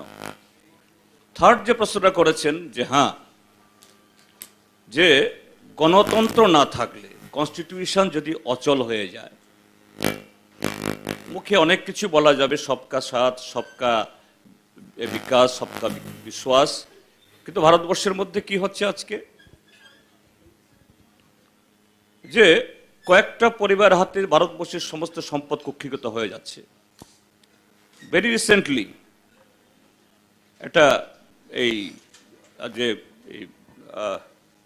সিএমআই একটা রিপোর্ট বের করেছে, ভারতবর্ষের প্রায় 70% যে তার সম্পদ, এটা কুক্ষিগত হয়েছে 3% লোকের হাতে। But they in the GST, এখন তো সব সিস্টেম ট্যাক্সেস তো GST, except the foreign liquor, এছাড়া আর পেট্রোলিয়াম প্রোডাক্টস এবং ফরেন লিকার ছাড়া সমস্ত ট্যাক্সেস এখন সেন্ট্রাল জিএসটি হয়ে গেছে। এই জিএসটি তার 63% পে করছে কারা? ভারতবর্ষের এই যে বাকি 97% মানুষ, যাদের হাতে দেশের সম্পদের ভাগ মাত্র কম, অর্থাৎ যাদের হাতে সম্পদ একেবারে ন্যূনতম, they are paying the lion share of the GST. আর 3% যে এই দেশের তথাকথিত এই কর্পোরেটস, এরা পে করছে একেবারে জিএসটির মাত্র সামান্যতম অংশ। এ হলো ভারতবর্ষের অবস্থা। কাজে সেই জায়গায় গণতন্ত্র না থাকলে এটা শ্রমিক, কৃষক থেকে শুরু করে যারা মার্জিনালাইজড, রিলিজিয়াস মাইনরিটি হোক বা ইন্ডিজিনাস পিপল, তাদের জন্য নির্বাচন আসলে পরে মুখরোচক অনেক প্যাকেজ ঘোষণা করে অনেকে। What happen during last 5 years? প্রয়াত শ্রদ্ধেয় এনসি বাবু, ওনাকে নিয়ে বলা হলো যে উইদিন 6 months ত্রিপুরাল্যান্ড দেওয়া হবে, এম্পাওয়ার্ড কমিটি হলো, 2টো মিটিং করলো। একটু সংক্ষেপে বললে ভালো। অ্যাটলিস্ট তার সম্মানে একজন বয়স্ক লোক এই মন্ত্রিসভায় আছেন, তাকে সামনে রেখে এসছেন, অন্তত সেই এম্পাওয়ার্ড কমিটির একটা রিকমেন্ডেশন বের করতে পারতো এবং তার সম্পূর্ণটা না হলেও কিছুটা হতো। কাজে সেদিক থেকে বলছি আজকে ত্রিপুরা মথা যারা বলছেন for Tripurasa people, indigenous people, তাদের জন্য গ্রেটার ত্রিপুরা ল্যান্ড। আমার সাথে কোর্ডিয়ালি অনেক কথাবার্তা হয় ওভার ফোন বা personally. I ask Mr. Chairman of the Tripura Motha, if that concept is for overall upliftment,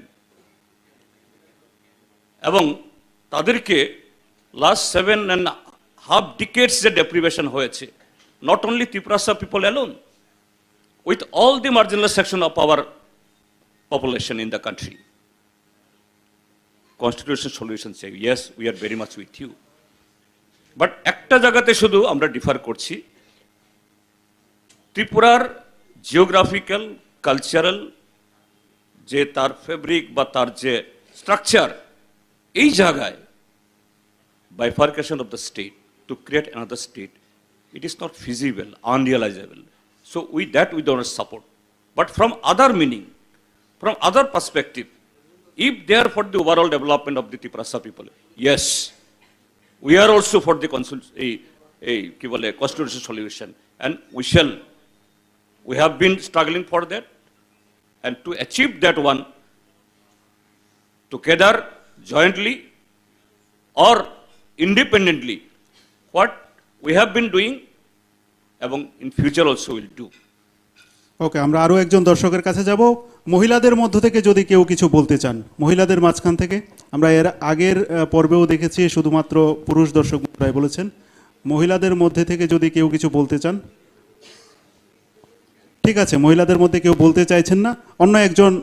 শুধুমাত্র একটি প্রশ্নই করার সুযোগ পাবেন, কারণ আমাদের সময় খুব শর্ট রয়েছে। ঠিক, একটাই করবেন প্রশ্ন।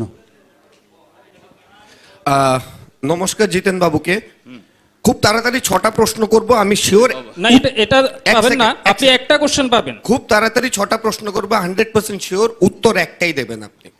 আপনি শুরুতে বলেছেন কোনো ইনসিডেন্টকে কোনো দলের সঙ্গে যুক্ত করে দেখাটা ভুল, তো গেরুয়া ব্যান্ডেজ পড়লেই যে বিজেপি হয়ে যায় সেটা কি করে তথ্য প্রমাণ হয়? দ্বিতীয় জিনিস, ছাপ্পা ভোট, একবার জোর গড়ায় বলুন তো 13-র আগে কোনোদিন ছাপ্পা ভোট হয়নি? পোল ভায়োলেন্স, নভেম্বর 2013 আমার এঙ্গেজড হওয়া স্ত্রী বিয়ের আগে বিধবা হয়ে যেত, আমি নিজে সাক্ষী। পোল ভায়োলেন্স কাকে বলে? আপনার আগের বক্তা পীযূষ বিশ্বাস বলল পরিমল সাহা হত্যাকারীদের জনগণ কখনো ক্ষমা করবে না। ক্ষমা যাত্রা কবে শুরু করবেন আপনারা জোট? সংবিধান রক্ষা, এটা আপনি একবার আমাকে এক্সপ্লেন করুন। আমি কলকাতায় পড়াশোনার সময়ও দেখেছি, জেএনইউতেও দেখি, কথায় কথায় সংবিধান রক্ষা। এই সংবিধানের নিচে 5 জেনারেশন কাটিয়ে আপনার প্রশ্নের উত্তরটা দিচ্ছে, প্লিজ কাটিয়ে নিয়েছেন, তারপরও আজকেও সংবিধান রক্ষা হয়নি। আপনার প্রশ্নটাই বলুন। আর লাস্ট, ভারতবর্ষের ইতিহাসে এত বুথ রিপোলিং এর আগে কখনো হয়নি। গণতন্ত্র নেই, 13-র আগে কটা রিপোলিং হয়েছিল যখন গণতন্ত্র ছিল?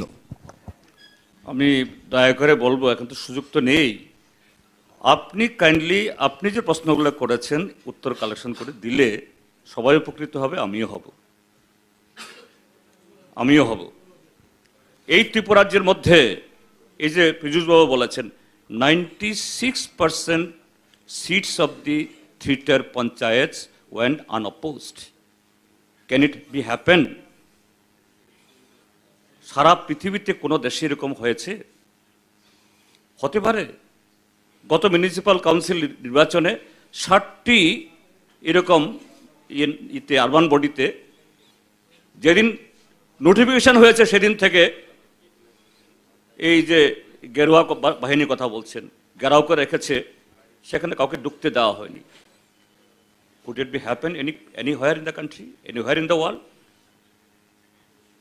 এবং গত এই নির্বাচনে যেভাবে সাদা ব্যান্ড পরে, রাবার ব্যান্ড পরে যেভাবে পুলিশের তৎকালীন, আমি তো নাম করেই বলবো, BS Yadav, one criminal officer of the Tripura police, আমি বলেছি BS যাদব, সরকার পরিবর্তন হবে, we shall bring him back here. তার সমস্ত অপরাধের তার জবাব তাকে দিতে হবে, এবং তাদের সাথে নেক্সাস করে এই রিগিংগুলো করিয়েছে। কাজেই আমি ভালো করেছেন প্রশ্নটা করেন, অথবা অডিয়েন্সকে কথাগুলো বলতে পারতাম না। ঠিক আছে, আমরা আরো একজন দর্শকের কাছে যাচ্ছি।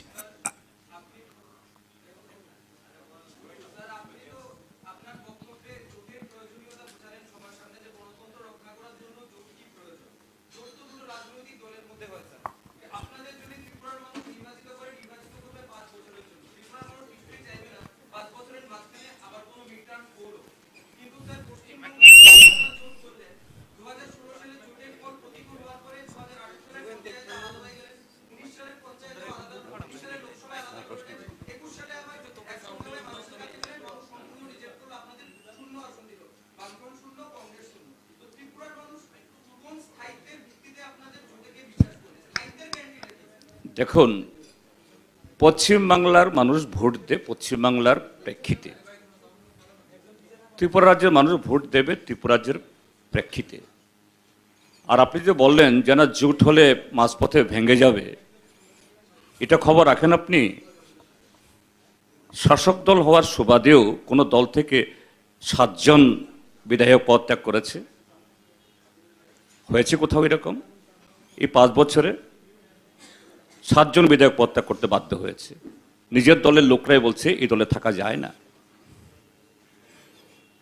এবং গত 5 বছরে শুধু কি অপোজিশন পলিটিক্যাল পার্টিস, এই ত্রিপুরার যে অ্যাডমিনিস্ট্রেশনের উচ্চতলা সর্বোচ্চ চিফ সেক্রেটারি থেকে শুরু করে হোমগার্ড অব্দি,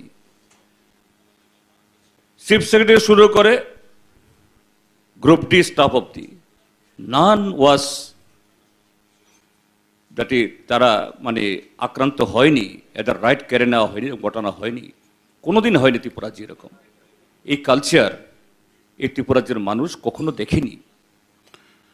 কাজে তা থেকে মুক্ত করার জন্য আমাদের, আমি তো এখনো বললাম, কংগ্রেসের সাথে আমাদের কর্মসূচিগত ডিফারেন্স আছে, আইডিওলজিক্যাল ডিফারেন্স আছে, থাকবে। So that's why we are not terming it, it is an political alliance, it is seat sharing to maximize the vote against the BJP, to defeat BJP.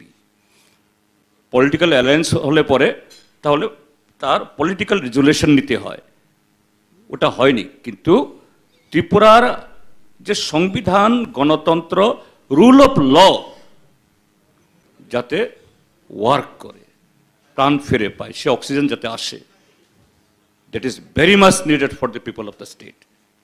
এটাই হলো প্রায়োরিটি। আমি একটা ছোট্ট প্রশ্ন করব কাইন্ডলি একটু, সেটা হচ্ছে প্রশ্ন 5 বছরের ইতিহাসের একটা ছোট্ট প্রশ্ন। 88 থেকে 93 পর্যন্ত জোট যে শাসন, সেই শাসনের সময়ে যে নানান ধরনের অত্যাচার হয়েছে তার উপর বেস করে আপনারা আলোচনা করে 5টা ইলেকশনের বৈতরণী আপনারা পার হয়েছেন। সেই কংগ্রেসের সাথে আপনাদের জোট, এই ব্যাপারে এখন ওই 5 বছর সম্পর্কে আপনারা কি বলবেন? আমি তো বললামই, যেটা হয়েছে ঘটনা তো ঘটনা, যে 5 বছর সময়তে যেহেতু কর্মসূচিগত ডিফারেন্স আছে, আইডিওলজিক্যাল ডিফারেন্স আছে, এরকম কনফ্লিক্ট। তার মানে এই 5 বছর হয়নি, 5টি ইলেকশনে যে কথাগুলো বলেছেন সেগুলো মিথ্যে ছিল। কিন্তু আজকে যেটা আবারও বলতে হচ্ছে আমাকে, যখন আমার যদি পায়ে যদি ছুবল মারে তখন হাঁটুর উপরে, হাঁটুর কাছাকাছিতে তাগা বাঁধা যায়, কিন্তু এখন ত্রিপুরাজ্যের এই বিষাক্ত রাজনৈতিক দল আমাদের কপালে ছুবল মারতে চেষ্টা করছে।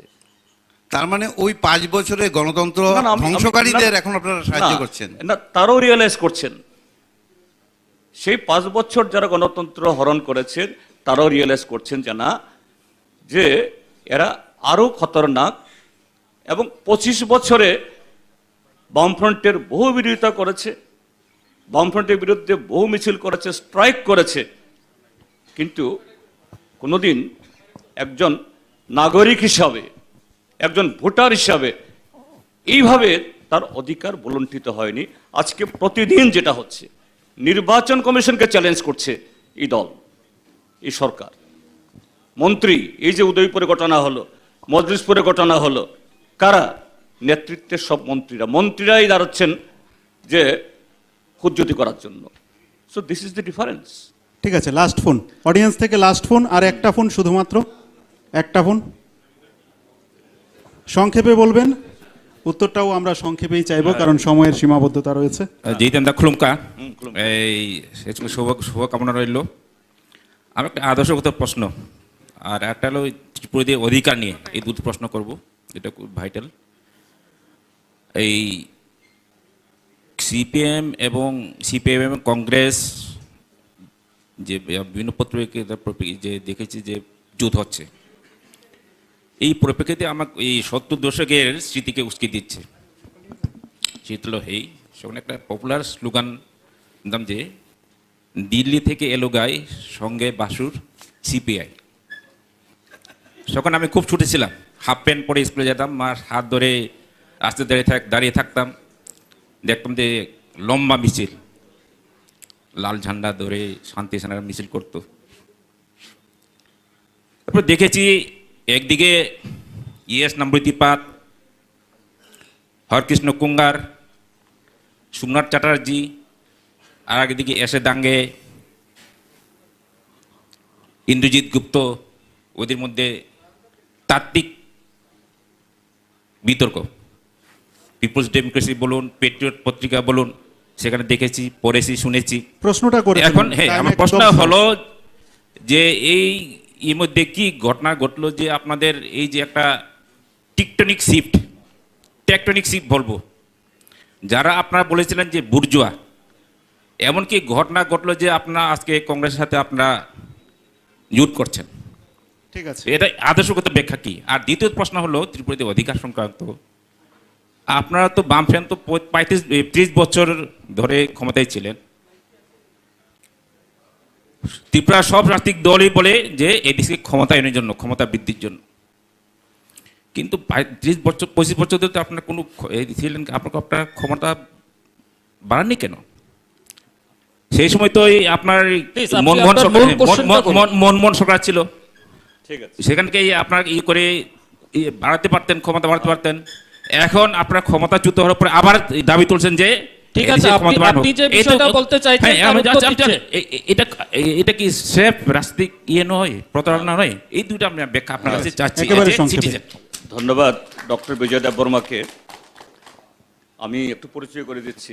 তার বাবা হলেন ধর্মরায় দেববর্মা, তিনি সিপিআই লিডার ছিলেন, এই জন্যই এমএস নম্বুদিরিপাদ, এসে ডাঙ্গের নাম তিনি বলেছেন এবং সে reference. I am thankful to you. যে আমি আপনাকে আপনার এটার প্রেক্ষিতে আমি বলতে চাই, এমএস নম্বুদিরিপাদ, এসে ডাঙ্গে, বিটি রণদীবে, জ্যোতি বসু, সেই প্রি ইন্ডিপেন্ডেন্স ইন্ডিয়াতে যখন ইন্ডিয়ান ন্যাশনাল কংগ্রেস ছিল, সেই ইন্ডিয়ান ন্যাশনাল কংগ্রেসের উই আর অলসো কনস্টিটিউয়েন্ট কমিউনিস্টরা। ইন্ডিয়ান ন্যাশনাল কংগ্রেস তার সামনে এজেন্ডা ভারতবর্ষকে সোশ্যালিস্ট কান্ট্রি তৈরি করতে হবে এই এজেন্ডা ছিল না। বিকজ বিফোর দি সোশ্যালিস্ট মানে সোশ্যালিজমের আগে, সোশ্যালিস্ট রেভলিউশনের আগে ন্যাশনাল লিবারেশন না হলে পরে এটা হয় না। কাজেই সেই জায়গায় অন্য লিবারেল বা মানে বুর্জুয়াস একই প্ল্যাটফর্মে থেকে নেতাজি সুভাষচন্দ্র বসু, মহাত্মা গান্ধী তাদের সাথে একসাথে লড়াই করেছে। আফটার ইন্ডিপেন্ডেন্স আমরা আমাদের এজেন্ডা নিয়ে এবং এখনো আমরা সেই লড়াইটা আমরা করছি। কাজে এই জায়গায় ঠিক সেই প্রেক্ষিতেই আজকে যখন সংবিধান আক্রান্ত, গণতন্ত্র আক্রান্ত, তখন যে আমাদের অন্য বিরোধ আছে, আপনি যে বলছেন যে না তখন তাদেরকে কংগ্রেসকে বুর্জুয়া বলছেন, এখন কি বলেন না? ইয়েস, আমি আজকেও বলছি। সেদিন কোনো একটা চ্যানেলে আমার এই একটা শব্দকে নিয়ে, শুধু শব্দটা দিয়ে বাকিটা না দিয়ে বলেছে কংগ্রেসকে এখনো বুর্জুয়া বলে। আমি তো এখনো বলছি কংগ্রেস তো বুর্জুয়া দলই, তো কংগ্রেস তো বুর্জুয়া দলই, তার নীতি বুর্জুয়া, আমি তো লুকোবো কেন? কিন্তু যে বুর্জুয়া দলও যদি গণতন্ত্র থাকে, সংবিধান যদি সচল থাকে, তাহলে সেই বুর্জুয়া দল সরকারে থাকার সময়তে কিছু গণতান্ত্রিকভাবে অধিকার আদায় করা যায়। And that is the ADC, 6th schedule.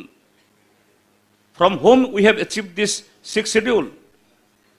From Indira Gandhi. আজকে মোদি থাকলে তো হতো না। আমি বলে দিতে পারি আজকে যদি নরেন্দ্র মোদী যদি থাকতো, সেদিন প্রাইম মিনিস্টার, ত্রিপুরাতে এডিসি হতো না। আর আপনি যে কথাটা বলছেন, আপনারা যখন ছিলেন তখন, আরে আমরা যখন ছিলাম তখন রেগুলার ভিলেজ কমিটি নির্বাচন হতো, রেগুলার এডিসি নির্বাচন হতো, এডিসি তার শেয়ার অফ ট্যাক্সেস পেত, এবং আমরাই সেন্ট্রাল গভর্নমেন্টের কাছে আমাদের এই এমপি হিসাবে মন্ত্রিসভা থেকে, আমাদের বিধানসভা থেকে টাইম এন্ড এগেন আমরা প্রস্তাব পাঠিয়েছি for amendment of the constitution to empower the ADC. কে বললো আমরা চেষ্টা করিনি? কাজেই ত্রিপুরা মাথা আজকে আছে বলে আমরা করছি? No, never.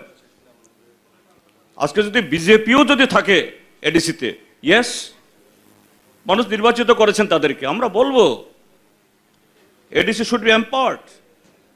এই যে 6th শিডিউল, সেই 1950-তে এটার ফর্মুলেশন হয়েছে, এটা এখন 21st সেঞ্চুরি। 1950-র আইডিয়া আজকে চলে না। So it is very much required. কাজে এখানে কোনো ধরনের যে মানে সুবিধাবাদী, কোনো ধরনের যে কি বলে opportunism, no, based on the reality, based on the people's need, আমরা এই কথাগুলো বলছি। ত্রিপুরা মাথা আজকে থাকলেও বলতাম, না থাকলেও বলবো। এবং যে কনস্টিটিউশন সলিউশন, আমি তখনই বলেছি we are not against constitution solution, কিন্তু শুধু একটা জায়গাতে আমাদের ডিফারেন্স, যদি ত্রিপুরা মাথা যদি এটাকে মিন করতে চাই, ইট ইজ জিওগ্রাফিক্যাল যে বাইফার্কেশন, এটাও যুক্তিতে বলছি আমরা, জাস্ট অপোজ করার জন্য অপোজ করছি না। ত্রিপুরার যে কালচারাল জিওগ্রাফিক্যাল যে structure, it is not realizable, not manageable, not feasible, not viable. এবং আগামী দিনও বলবো, এই যে বিজেপিকে হারানোর জন্য ইয়েতে আমরা ত্রিপুরা মাথার মাননীয় চেয়ারম্যানকে বলছি, you also come in the fray. যদিও একটু আগে দেখলাম যে দিল্লিতে তিনি বিজেপির সাথে কথা বলছেন, আমি জানি না what will be the outcome, জানি না কি হবে। কিন্তু আমরা বলছি যদি সত্যি সত্যি ত্রিপুরাসাদের কোনো ডেভেলপমেন্ট করতে চান আপনি, বিজেপিকে দিয়ে হবে না। কারণ বিজেপি মানে হলো এই দেশের marginalised minority, poor. BJP is the enemy number 1 of this population. আমরা আমাদের যে কনক্লেভ তার একবারে শেষ মুহূর্তে, আমরা আর কোনো নতুন প্রশ্ন এখানে নেব না, কারণ আমাদের সময়সীমা একেবারে শেষ। একটা প্রশ্ন করতে চাইছি। One last question. Yeah, please. Today, Khulomka, Mr. Chaudhary. Yes, please. Today being the Kokborok Day. Yeah. You were in the power for more than 2 decades. Yes. It is the aspiration of all the Kokrok speaking people that Kokrok may be written or taught in Roman script. What was the reason for obstruction for not allowing Kokrok to be written in Roman script? Nothing any that is against the Roman script. Actually, while Kokborok was recognized, এটা ককবরকে বললেই বোধহয় ভালো। আমি আবার বলুন অসুবিধা নেই বলুন। ককবরক কশিজ আফ্রুব ত্রিপ্রাসারকনি বিসিংহ যে রোমান স্ক্রিপ্ট অর্থাৎ এডুকেটেড সুইনানি রংনাই পন রংনাই কম আফ্রুব মেজরিটি কুবাংকু বরক বাংলা সিনিও অঙ্গই আফ্রুব বাংলা নাজাক্ষা কিন্তু lieutenant government never static on any particular script যখন ভাষা কমিশন যখন হলো yet right I am coming to that you please go through the report of the Bhasha Commission of Pavitra Sarkar what written there Kokborok people will decide their script so today overwhelming majority of the Kokborok speaking population I know particularly younger generation their desire is Kokborok we respect that sorry Roman script we respect to that and while the majority will that is demand for that that will happen in future it is nothing any opposition nothing any what will say static on any particular script that is our standing অসংখ্য অসংখ্য ধন্যবাদ আপনাকে আমাদেরকে সময় দেওয়ার জন্য দর্শক বন্ধুদের উদ্দেশ্যে আমরা বলতে চাই গণতন্ত্রের সবচেয়ে বড় উৎসব 2023 ত্রিপুরা বিধানসভা নির্বাচনের সবচেয়ে বড় সম্প্রচার আপনারা 60টি চ্যানেলের মধ্যে দেখতে পাচ্ছেন এবং এই সবচেয়ে বড় সম্প্রচারের কুরুক্ষেত্র কনক্লেভের এই মুহূর্তের দ্বিতীয় পর্ব আমরা এখানে শেষ করব তৃতীয় পর্বে মঞ্চে থাকছেন কুরুক্ষেত্রের যুদ্ধে কিন্তু 101 ভাইয়ের সাথে 5 ভাইয়ের লড়াই কিন্তু 5 ভাই জিতেছে ন্যায় সত্য তাদের পক্ষে আছে ত্রিপুরাজ্যের মধ্যেও যারা সত্যের পক্ষে আছে ন্যায়ের পক্ষে আছে আগামী দিন তারাই জিতবে ঠিক গণতন্ত্রের শেষ কথা কিন্তু গণদেবতারাই বলবে যাই হোক আমরা বলছিলাম যে এই একটা বিষয় লাস্ট আমরা দেখতে পাচ্ছি যে এই বিধানসভা নির্বাচনকে সামনে রেখে আমাদের জিতেন বাবু পাহাড় থেকে সমতল একাই কিন্তু দৌড়ে বেড়াচ্ছেন তো সেই জায়গায় একান্ত ব্যক্তিগত একটা প্রশ্ন ওনার প্রতি আমি রাখবো যে উনি এই বয়সে এখনো যেভাবে দৌড়াচ্ছেন মনে হচ্ছে যেন 20 থেকে 30 বছরের একজন যুবক দৌড়াচ্ছে তো এটা কিভাবে সম্ভব হচ্ছে যদি শেষবার যাওয়ার আগে জানিয়ে যান আমাদের যারা দর্শক রয়েছে বা আমরা সবারই এটা একটা জানার কৌতূহল মানুষের জন্য শরীরের জন্য ভিটামিন সি ভিটামিন ডি আরো কত ভিটামিন দরকার আছে পলিটিশিয়ানদের জন্য ভিটামিন হলো মানুষের মুখ কাজে যত বেশি মানুষের মুখ দেখি তত বেশি ভিটামিন হয় কাজে এই বয়স কেন আরো 15 বছর পরেও আমার এই কর্মক্ষমতা থাকবে থ্যাংক ইউ অবশ্যই অসংখ্য অসংখ্য ধন্যবাদ আমাদের কুরুক্ষেত্র কনক্লেভের তৃতীয় পর্বে থাকছেন তিপ্রামথা নেতৃত্ব অনিমেষ দেববর্মা আপনাদের প্রত্যেককে এই অনুষ্ঠানটিও দেখার জন্য আমন্ত্রণ জানিয়ে আমরা বিদায় নিচ্ছি নমস্কার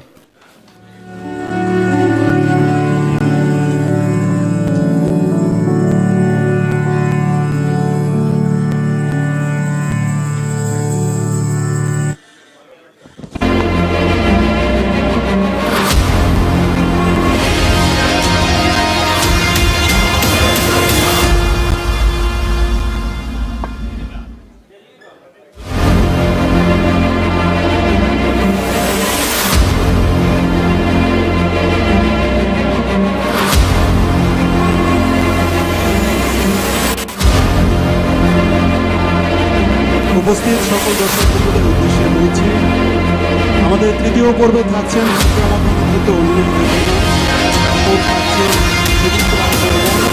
বিধায়ক তারপর থাকছেন আজকের কুরুক্ষেত্র কনক্লেভে রাজীব ভট্টাচার্য প্রদেশ বিজেপির সভাপতি প্রত্যেকের অংশগ্রহণ উপস্থিতি একান্তভাবে কামনা করছি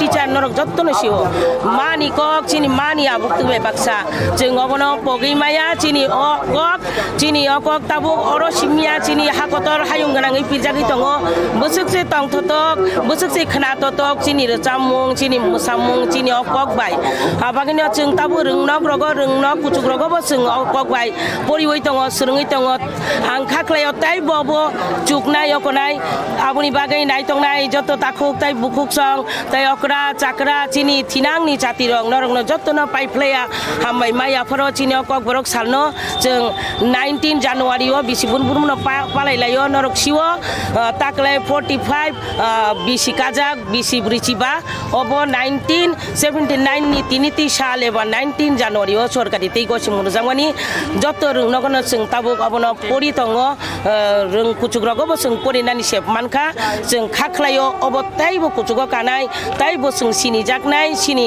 कक मानि कक गोथां तंनाय अ हा तंसाक नबार तैबार तंसाक सिनि मानि कक तंनाय गोथां तंनाय अब चिनि काइसा लांमा चिनि सिनिमु हामबाय जतनो ताइ साहायना हाय खुलुम यापरो हैप्पी कक बरक डे বিভিন্ন স্কুল থেকে বা বিভিন্ন এনজিও সংস্থা থেকে जों अरनखौ बुथुम लायखा बुथुम मानि परे जों ताबो अरन থেকে রেলি खायै अब आगरतलानि मेन शहरनि मेन रोडआव जों परिक्रमा खायै हाय जों अर बुथुम लायफायफिनाय कालचारेल प्रग्राम गै लास्ट सेसनाय सारियाव हाय जों चाइटानि सिनि हाय सेम प्रग्राम खायफिनाय अरनयाव फाय जों कालचारेल प्रग्राम बा फेलिसिटेशन प्रग्राम अब हाय खायनाय तो अबनो सिनि ऐतिह्यबाही कायसा ककब्रक साल मानि साल ककब्रक माने एक्चुअली 1979 सालाव जे ककब्रक साल न ककब्रक न मानि साल हिसाबै ककब्रक सिकिउरिटी रजामनि गभर्नमेन्ट बाय अबनि थेकेनो जों पालन खालाय दङ तो তিনি যত্ন হামবাইয়াফोर ধন্যবাদ সবাইকে ধন্যবাদ থ্যাংক ইউ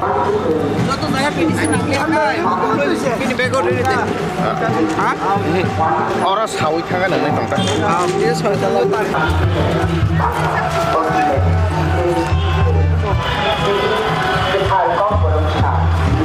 মাকে টি-শার্ট টি-শার্ট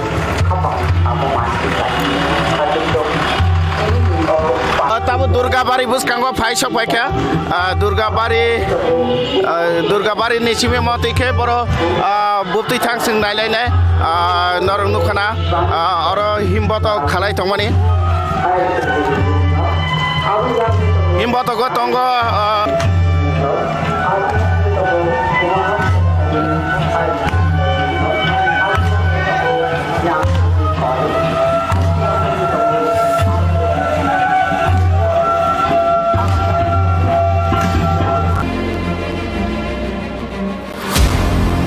আজকের এই অনুষ্ঠান তথা আমরা যদি বলি যে ত্রিপুরার ইতিহাসে বিধানসভা নির্বাচনকে সামনে রেখে যে সবচেয়ে বড় সম্প্রচার কুরুক্ষেত্রের তৃতীয় ধাপে আমরা রয়েছি এবং আজকে আমাদের সঙ্গে রয়েছেন একজন বিশিষ্ট ব্যক্তিত্ব এই মুহূর্তের কে রয়েছেন জানাবো আপনাদের আমি সুতপা রয়েছে আপনাদের সঙ্গে জানবো আমাদের সহকর্মীর কাছ থেকে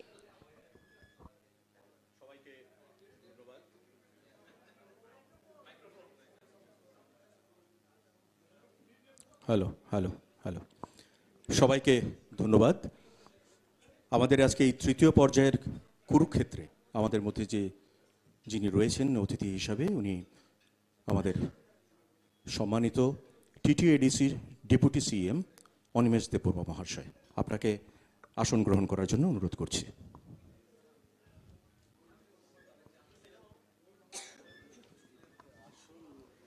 একটা কি করজোড়ে আমরা তালি আশা করতে পারি একেবারে না হলে কুরুক্ষেত্রটা ঠিক জমে উঠছিল না স্বাগত অনিমেষ দা আপনাকে আমরা শুনবো অনিমেষ দাকে নিয়ে কিছু অনিমেষ দেববর্মা তিনি তিপ্রামাথা দলের একজন সক্রিয় সদস্য টিটিএডিসির ডেপুটি সিএম অরুণাচল প্রদেশের নেরেস্ট থেকে কম্পিউটার সায়েন্স এবং ইঞ্জিনিয়ারিংয়ে বিটেকের সাথে স্নাতক হন তিনি বহু বছর ধরে ইন্ডিয়ান অয়েল মুম্বাইতে ইঞ্জিনিয়ার হিসেবে এবং কয়েক বছর ধরে বিজ্ঞানী হিসেবে সিএসআইআরও নাগপুরে কাজ করেছেন তিনি হলেন রাজ্য বিধানসভার প্রাক্তন সদস্য তিনি পূর্বে ত্রিপুরা আদিবাসী জাতীয়তাবাদী দলের সদস্য ছিলেন 2003 থেকে 2008 সাল পর্যন্ত ছিলেন প্রাক্তন বিধায়ক 2006 থেকে 2020 সাল পর্যন্ত ছিলেন ন্যাশনাল কনফারেন্স অফ ত্রিপুরার প্রধান। 2018 সালে তিনি ছিলেন নাগরিক সংশোধনী বিলের বিরোধী দলের সদস্য। 2021 সালের 20 ফেব্রুয়ারি তিপ্রামথায় তিনি যোগদান করেন। 2021 সালের 20 ফেব্রুয়ারি তিনি তিপ্রামথায় যোগদান করেন। 2021 সালের 20 এপ্রিল তিনি টিটিডিসির ডেপুটি সিএম পদে নিযুক্ত হন।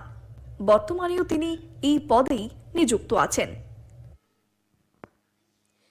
যাব আপনার কাছে অনিমেষ দা, একেবারে শুরুতেই যেটা জানতে চাইবো যে টিটিডিসিতে আপনারা ক্ষমতায় রয়েছেন, বিধানসভা নির্বাচন তিপ্রামথার জন্য এই প্রথম। আমরা যদি উপনির্বাচন ছেড়ে দিই, কি প্রস্তুতি রয়েছে আপনাদের বা কিভাবে দেখছেন, ময়দানে কতটা প্রস্তুত আপনারা?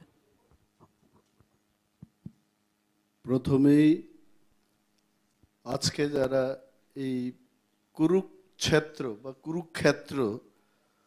কনক্লেভটা আয়োজন করেছেন আপনাদের ধন্যবাদ জানাচ্ছি, এবং যারা এই অনুষ্ঠানে এসছেন সবাইকে নমস্কার জানাচ্ছি। তিপ্রামথা নির্বাচনে কি প্রস্তুতি নিয়ে আমরা আছি, আপনার কাছ থেকে উত্তরটা জানবো। আপনাকে একটা শুভেচ্ছা জানানো হয়নি, আপনাকে ককবরক দিবসের অনেক শুভেচ্ছা রইল। Thank you so much. এবং ককবরক নিয়েও কিছু কথা বলবো, কিন্তু তার আগে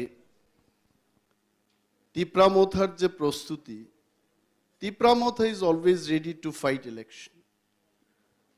ইন্ডিয়ান আর্মিদের একটা প্রস্তুতি যেমন সর্বদাই থাকে, একটা লড়াই করা, দেশের জন্য লড়াই করতে হবে, এই লড়াইয়ের জন্য আমরা প্রস্তুত। ভিলেজ কমিটি ইলেকশনের জন্য কতদিন আমরা অপেক্ষায় ছিলাম, সেটা করতে দিল না। এবং বিধানসভা নির্বাচন, we are ready, we can fight the election tomorrow, no problem. কিন্তু কথা হলো যে ত্রিপুরা রাজ্যে ফ্রি অ্যান্ড ফেয়ার ইলেকশনটা করা। আমাদের যেমন রাজনৈতিক দলগুলোর একটা প্রস্তুতি থাকবে, media has got its own role in democracy. ডেমোক্রেসিটাকে যদি রেস্টোর করতে চায়, you must have heard yesterday আমাদের একজন warrior Pranajit Namasudra, he has been killed, এবং ঘটনার তদন্ত চলছে, যতদূর জানা যায় অ্যারেস্টও হয়েছে। সর্বভারতীয় কংগ্রেস নেতৃবৃন্দরা আক্রান্ত হচ্ছেন। So many things are happening. তো আমাদের প্রস্তুতি, we will try our best to defend ourselves, to defend the people, but আমাদের সবাইকে এই প্রস্তুতি শুধু তিপ্রামথার প্রস্তুতি হলেই হবে না। এভরিওয়ান, আমরা সবাইকে বলতে চেষ্টা করছি, পুলিশ প্রশাসন, সিভিল প্রশাসন, বুদ্ধিজীবী মহলের লোক, প্রতিটি রাজনৈতিক দল, even BJP party, they should be prepared to fight free and fair election. But আমরা এইটুকু বলতে পারি, গণতন্ত্রে যেভাবে একটা রাজনৈতিক দলকে প্রস্তুতি নিতে হয়, তার ক্যান্ডিডেট বাছাই করা, বুথ কমিটিগুলো সাজানো, মানুষকে বোঝানো, প্রচার ইত্যাদি, we are absolutely doing fine and we are ready to fight the election. এখন ককবরকের যে কথা, আজকে আমাদের ককবরক দিবস, এবং ককবরক দিবস উপলক্ষে সবাইকে শুভেচ্ছা জানাচ্ছি।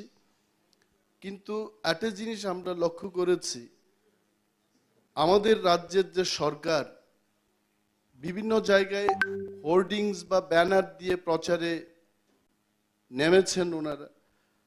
ভারতবর্ষের প্রধানমন্ত্রী এবং রাজ্যের মুখ্যমন্ত্রীর ছবি দিয়ে ককবরক স্পেলিংটা কুকব্রুক করে কিছু এটাকে বিকৃতি করে লিখেছেন ওনারা।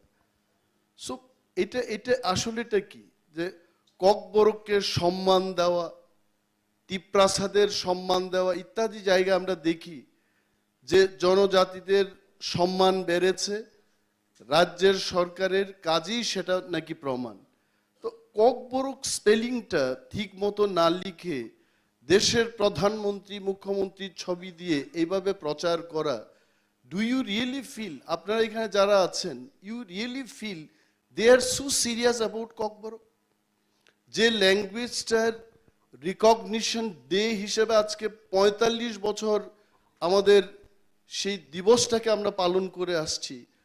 আজকে ৪৫ বছরের মাথায় তার স্পেলিংটুকু আমরা ঠিক মতো লিখতে পারছি না। নিঃসন্দেহে সেটা দুঃখের বিষয়। অ্যান্ড ককবরক ইজ সরকারি একটা ল্যাঙ্গুয়েজ। এই ল্যাঙ্গুয়েজকে নিয়ে আজও রাজনীতি হচ্ছে। আমি কিছুক্ষণ আগে জিতেন্দ্র চৌধুরীজির বক্তব্য শুনেছি। একজন এখান থেকে প্রশ্ন করতে চেষ্টা করেছেন যে উনাদের সময় কেন রোমান স্ক্রিপ্টটা হলো না। আসলে প্রতিটি ল্যাঙ্গুয়েজের তার একটা লেখার উপায় থাকে। If I tell very simply, Bangla ভাষাকে বাংলা হরফেই লেখা যায় নিঃসন্দেহে। আমি একজন দেববর্মা, আমি একজন তিপ্রাসা। আমি যখন বাংলাটা শিখি, আই রাইট উইথ ক খ গ অ আ করেই শিখি এটা, এন্ড এটাই উচিত। কিন্তু আজকে যারা আমরা রোমান স্ক্রিপ্টের পক্ষে কথা বলছি, যুক্তি দিয়ে আমরা এটা দাবি তুলছি। যেমন ককবরকে যে উচ্চারণগুলো, এটা বাংলায় বা দেবনাগরী বা অন্যান্য কোনো স্ক্রিপ্টে এটা লেখা যাবে না। কুকরুক, কুকরুক আপনারাই বলুন, আপনারা আমার চেয়ে ভালো বাংলায় লিখতে জানেন, আপনারা কুকরুক কি করে লিখবেন? বা চুই, এই চুইটাকে কি করে লিখবেন? চুই লেখা যাবে, চুই লেখা, চয় লেখা যাবে, কিন্তু চুইটা আপনারা কি করে লিখবেন? সো এই যে সুবিধাগুলো আমরা রোমান স্ক্রিপ্টের মধ্যে দেখি। ইংলিশম্যান যারা English people, English speaking people, even they have their script. ইংলিশের একটা স্ক্রিপ্ট আছে, এটাকে বাদ দিয়ে ওরা রোমান স্ক্রিপ্টটাকে নিয়েছে নিজের ভাষাটাকে লেখা। তো এইটাকে নিয়ে ৪৫ বছরে শুধু রাজনীতি হচ্ছে, no one is doing anything. So মাতৃভাষা, আমার মাতৃভাষাকে অন্যান্য ভাষাভাষীর লোক যারা বলছেন তারা সম্মান করছে, সত্যিকারের সম্মান দেওয়া উচিত। এটাকে জাস্ট লুক দেখানো, ভোটের বাজার গরম করার লক্ষ্যে এইভাবে লেখা সত্যিই নিন্দনীয়, and it should not happen. Thank you. Animesh babu, আমার পক্ষ থেকে প্রথমে ককবরক দিবসের শুভেচ্ছা জানাই। আমি একটু পিছিয়ে গিয়ে আবার ফিরে আসব। 2018 সালে আইপিএফটি তিপ্রাল্যান্ড নিয়ে এখানে এসেছিল, তিপ্রাল্যান্ডের দাবি নিয়ে। এবার তিপ্রামথা গ্রেটার তিপ্রাল্যান্ড নিয়ে অবতীর্ণ হয়েছে ময়দানে ভোটযুদ্ধে। সেখানে এই গ্রেটার তিপ্রাল্যান্ড এবং তিপ্রাল্যান্ড, এই দুটোর মধ্যে শব্দগত তফাৎ ছাড়া কি অন্য কোনো পার্থক্য আছে? দেখুন, একটা জিনিস হচ্ছে Tipraland may B a political issue, greater Tipraland is not a political issue. আমরা যদিও তিপ্রামথা একটা রাজনৈতিক দল, we want to be very clear about it. Greater Tipraland হচ্ছে যেখানে যেখানে এই তিপ্রাসারা আছে। তিপ্রাসারা কোথায় আছে? আমেরিকায় নেই। তিপ্রাসারা উত্তরপ্রদেশে নিশ্চয়ই নেই, মহারাষ্ট্রে আমি ছিলাম সেখানে নেই। তিপ্রাসাদের দেখা যায় বিশেষভাবে ত্রিপুরা রাজ্যে এবং পার্শ্ববর্তী রাষ্ট্র বাংলাদেশে, আসাম এবং মিজোরাম, এই সমস্ত এলাকায় কিছু কিছু জায়গায় তিপ্রাসাদের বসবাস। তো যেখানেই তিপ্রাসারা আছেন তাদের নিয়ে আমাদের চিন্তা ভাবনাটাই হচ্ছে গ্রেটার তিপ্রাল্যান্ড। এখন যে রাজনৈতিক দাবি আমরা উত্থাপন করেছি, গ্রেটার তিপ্রাল্যান্ড, এই স্টেটহুডটা কোন জায়গাগুলোকে নিয়ে হবে? বর্তমান এডিসি এলাকা এবং ত্রিপুরা রাজ্যের যেখানটাই তিপ্রাসারা আছেন, ওই এলাকাটাকে নিয়ে একটা গ্রেটার তিপ্রাল্যান্ড হোক, under article 2 and 3 of Indian constitution. এটা কনস্টিটিউশনের বাইরের কোনো সলিউশন, কোনো দাবি আমরা তুলছি না। এবং এই দাবি এই রাজ্যের কোনো ব্যক্তিকে, মুখ্যমন্ত্রী বা গভর্নর, ত্রিপুরা রাজ্যের হোম মিনিস্টার বা fire service minister, we are not demanding to them. তিপ্রামথার এই রাজনৈতিক দাবি দেখবেন ভারতের সরকার, যারা ভারত সরকারকে পরিচালনা করছেন, তাদের কাছে আমাদের এই দাবি। এই রাজ্যের কোনো ব্যক্তির কাছে আমাদের দাবি না। অনেকগুলো দাবি থাকে রাজ্যের, মাননীয় মুখ্যমন্ত্রীর কাছে আমরা দাবি তুলি, পানীয় জলের ব্যবস্থা করতে হবে, সড়কের ব্যবস্থা করতে হবে, এইগুলো নিয়ে আমরা রাজ্য সরকারের কাছে দাবি উত্থাপন করতে পারি। But the demand of greater Tipraland, যে সংজ্ঞাটা আমি বললাম কিছুক্ষণ আগে, এইটা কেন্দ্রীয় সরকার, অনারেবল ইউনিয়ন মিনিস্ট্রি, ওনারা দেখবেন যে এটা দেওয়া যায় কিনা। এখানে ছোট্ট একটা আরেকটি প্রশ্ন জাগছে যে এই যে তিপ্রাল্যান্ড, গ্রেটার তিপ্রাল্যান্ড, এটার কি কোনো একটা নির্দিষ্ট সীমানা আপনারা নির্ধারণ করেছেন বা এরকম কোনো প্রস্তাব কেন্দ্রীয় সরকারের কাছে দিয়েছেন? দেখুন, একটা জিনিস হচ্ছে, যখন সত্যিকারের বাস্তবায়ন হবে, ইমপ্লিমেন্টেশন হবে, ইমপ্লিমেন্ট হবে, তখনই বাউন্ডারির ব্যাপারটা আসবে। But in plain and simple definition, এডিসিকে বেস করুন, তার বাইরে এমন কিছু গ্রাম আছে যেখানটায় অবভিয়াসলি, যেমন এডিসি এলাকার অনেক ভেতরে দক্ষিণ প্রমোদনগর একটা গ্রাম পঞ্চায়েত আছে আমার পূর্বতন প্রমোদনগর বিধানসভা এলাকাতে। একেবারেই এটা ল্যান্ডলক এডিসির ভেতরেই এই দক্ষিণ প্রমোদনগর গ্রাম পঞ্চায়েত, যেখানটায় 90% people are from Bengali community. তো যদিও এটা চারিদিক দিয়ে এডিসি দিয়ে ঘেরা, এটাকে কিন্তু জেনারেল এরিয়া হিসেবে গ্রাম পঞ্চায়েত করা হলো। সো ইন সিমিলার ম্যানার আমাদেরও একটা অ্যাসপিরেশন থাকে, যেমন দুর্গা চৌধুরী পাড়ায় কিছু গ্রাম আছে, তারপর খোয়াইয়ের বটতলি ইত্যাদি এলাকায় আমরা দেখেছি around 100 such Tiprasa hamlets. This can be included along with the present ADC area. এটাকে নিয়ে গ্রেটার তিপ্রাল্যান্ড করা যায়। অনিমেষ দা, আসবো আপনার কাছে তার পরবর্তী প্রশ্নে। যখন জনগণ ভোট দেয় তখন যে কোনো দল বা সরকার কি কাজ করেছে সেটা তাদের মাথায় থাকে। আমরা যদি তিপ্রামথার ক্ষেত্রে দেখি, আমরা যদি দেখি যে যদি আপনারা, আমরা ভেবে নিই, যদিও এখনো পর্যন্ত আপনারা সেটা ডিক্লেয়ার করেননি যে পাহাড় থেকে বেরিয়ে আপনারা এবার সমতলেও আসবেন, প্রতিদ্বন্দ্বিতা করবেন, সাধারণ মানুষ দেখবে যে তিপ্রামথা কি কাজ করেছে। সেক্ষেত্রে আমরা যদি দেখি যে টিটিএডিসিতে ক্ষমতা পাওয়ার পর আপনারা কি কি ঠিক করেছেন, আপনাদের উন্নয়নের খতিয়ানটা যদি জানতে চাই, কি হবে সেটা আপনার বক্তব্য? Very good question. এটা একটা, এই সমস্ত প্রশ্নের উত্তর দেওয়া আমাদের জন্য ভালো, রাজ্যের মানুষের জন্য ভালো। প্রথম কথা হচ্ছে, জাহাজ চলতে গেলে জলের দরকার। If you don't have water, ভালো ভালো শিপিং এনে এখানে প্ল্যান করে কিছু হবে না। আজকে টিটিএডিসির যারা আমরা নির্বাচিত হয়ে আসলাম, in the history of TTADC, the most qualified, young and enthusiastic politicians have come winning. আজকে আমাদের মধ্যে যারা ইএমরা আছেন, এমডিসিরা আছেন, আপনারা খবর নিয়ে দেখুন, most of them are qualified engineers, masters in different fields. তো প্ল্যানিং করার ক্ষমতা আমাদের মধ্যে আছে। But the point for development, ডেভেলপমেন্টের জন্য টাকার দরকার। রাজ্যের বাজেট যতটুকু আমি জানি, 26,800 crores was the budget in the current financial year, এবং টিটিএডিসি কে দেওয়া হলো 619 crores. 35% of the state population lives within TTADC area, এবং 35% লোকেদের মধ্যে তো শুধু টিপ্রাসা না, আমার আসারাম বাড়ি, বনবাজার, nearly 3 to 3.5 lakhs people are non-Tiprasa. তার মানে তিপ্রাসা ওয়ানসার আমরা সবাই মিলে we are the people of TTADC area. 35% মানুষের জন্য less than 2%, 1.8% of the total budget আমাদেরকে দেওয়া হচ্ছে, 619 crores. 500 crores we spend only to give pension, salaries.